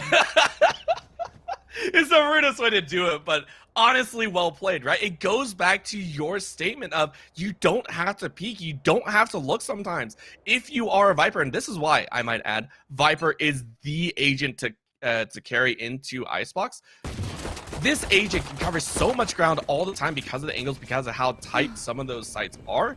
It works so well, and with it tied up going in to the second half, it is fresh. No one is the Y-Wizard, but Z-Frame says, I'm done with this. W key only with the frenzy. Walks straight to the wall and is immediately met by Sleepy Sun. No more W key. Around the corner they go. Couple shots go out. Mr. Man can't find much more, but Carbon is there to back it up. Beans is down. 4v3. CSUDH Gold on the attack, on the hunt for a few more members, but with the spike going down, Sora gets snapped on Sappho. 2 taking shots. The Waski takes the kill. 2 left alive, and CSUDH Gold gonna take it and give it their best shot. Oh, that's a massive player miss from standing. Carbon. It gives all the information away. Now it's all about shock darts, and well, they ain't even none of those. I misspoke. Mashu, 1 versus 2. Oh, the Lloyd's P, but no, it doesn't matter. Man, Sleepy, I don't know how much he has, but it looks like literally 1 health from my perspective as, well, it's all over there with Sac State taking the pistol here in the second half. Their first lead of the game. And what better time to have it, right? If you are seeing it from a competitive standpoint, you wipe the slate clean. You work your way back up to a 6-6 even half. You can throw everything out from the first half. You can say everything that happened there. We weren't down 4-0 at one point. We weren't down 3-0 at one point. That doesn't matter. We're 0-0 right now. And as a squad, you have to win 7 rounds. That's it. That's your whole goal right now. And they open up with the first one. Dawaski and Z-Frame, of course, with those marshals in hand. We know how deadly Z-Frame can be, but Dawaski going to try and show up and say, hey, it was just the attacker's side issue. Now on the defense, I will have the spotlight. You know, it's mind-boggling to me that CSUDH are currently losing this game when Z-Frame is 21-6. I mean, that's a mind-boggling scoreline. Like we talk about, you know, if you're a fan of like professional Valorant or something, like go look at a half from tens or whatever, right? Like some of the best players in the world. Like 21-6 is just incredible, like as a halftime score. And at CSU, they aren't even winning it right now. I mean, that's just that statement just kind of goes to how well Sac State are playing as a squad and how consistent as a team they are, because they're still able to pick up some of these clutch rounds and bring it back even under the fire of the likes of Z-Frame going that ham. Yeah, well, remember, this game is not over. They still have a chance to shine. Plenty of rounds to work with here and a lot of footsteps. 30 Sora seconds left. knows there's at least 2 over on this B side, and honestly, we've only had 1 or 2 plants over on this side. Oh, Angle not hit. Sora, though, with the spray down. 2 are taking out Sapo, and Mashu are taking out Z-Frame to follow from Beans. And that is the round that you like to see. Again, 2 in a row. That's pretty standard for the opening of a half, but going back to your point, yes, it is ridiculous to kind of see that, and I think you can see it in the spread. Right, Sora, Beans, and Oni all, yes, they haven't had that many kills, but Z-Frame has a lot of those kills that kind of come off the back end.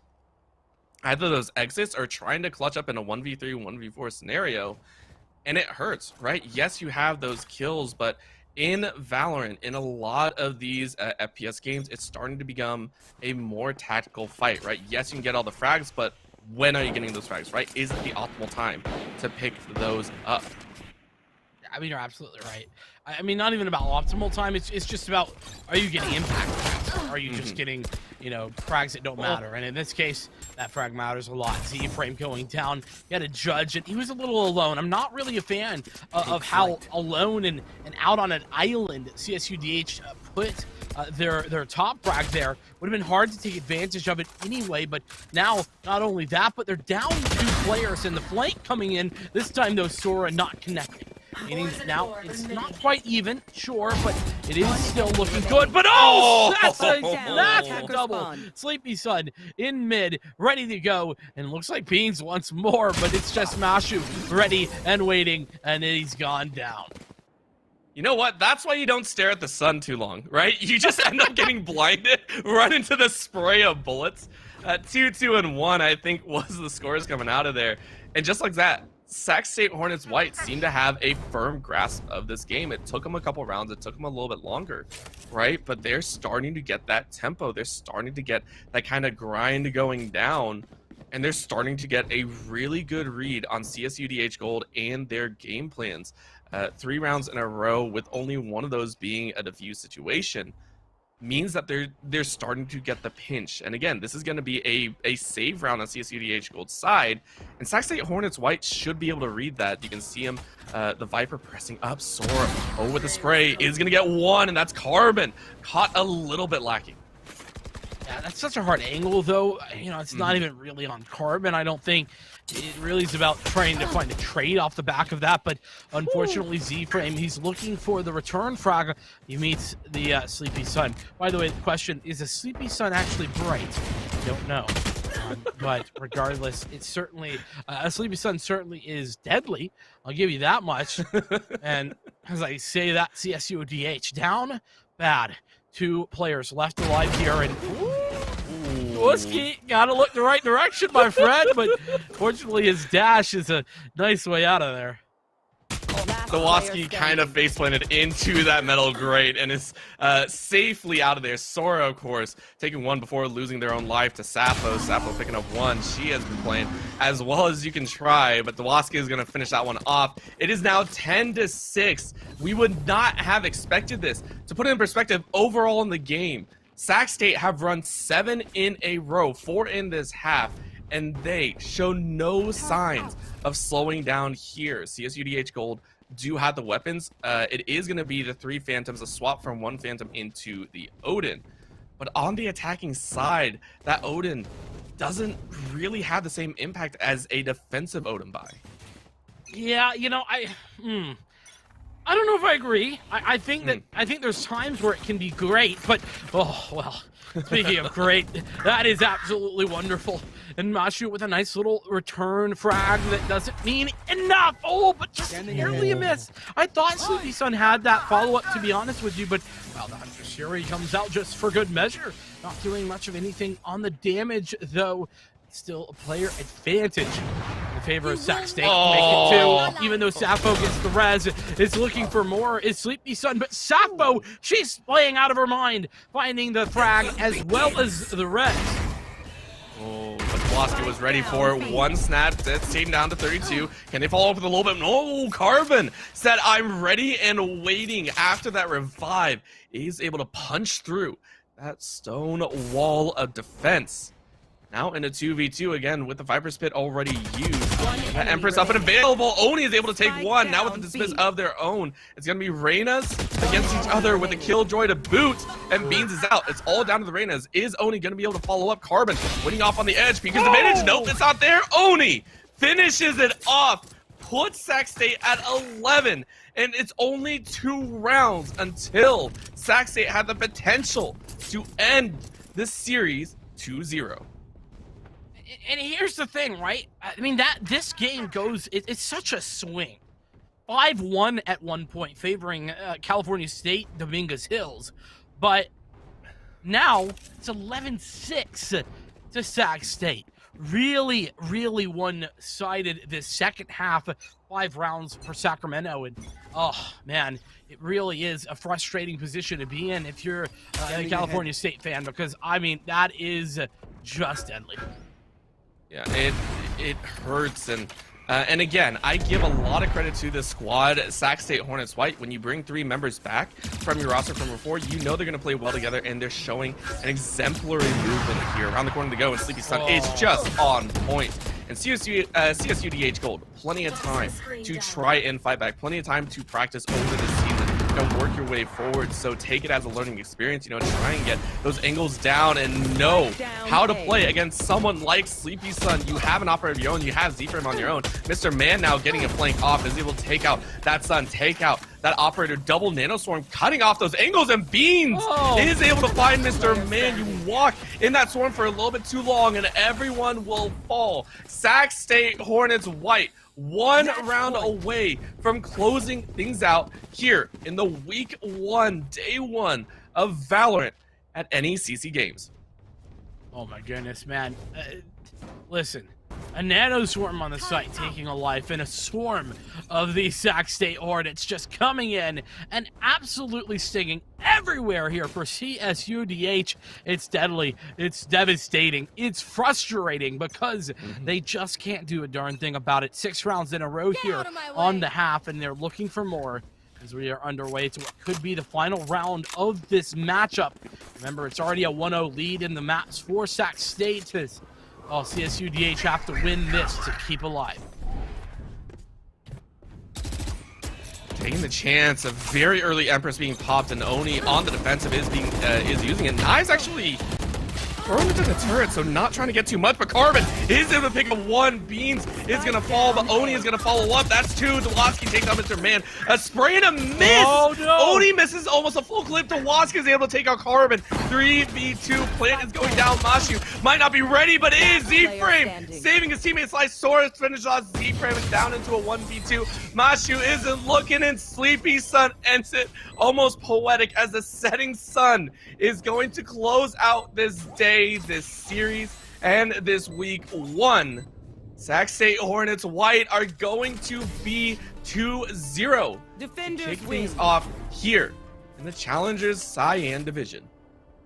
Man, this Challengers Division, it's going to be amazing. If this is anything to show for it, sure, that first game very one-sided, but well, we got two very different sides of map number 2. We saw an Icebox where CSUDH Gold, they were on top of things. They were there. They were making moves. Z-Frame was top of the entire server making those moves, and well, he stayed there, but well, the rest of the team, they just weren't quite good enough to follow up. Sora with some incredible clutches, really showing that he indeed was a player to watch, as we spoke about in the early stages of this matchup. And in fact, beyond that, I mean, you got to give credit where it's due. Sleepy Sun there in the later stages. You rarely see a Sova picking up an operator, but darn when you do, he's got a good shot. Sleepy Sun doing exactly that with the operator and putting a good name to all those operating Sovas.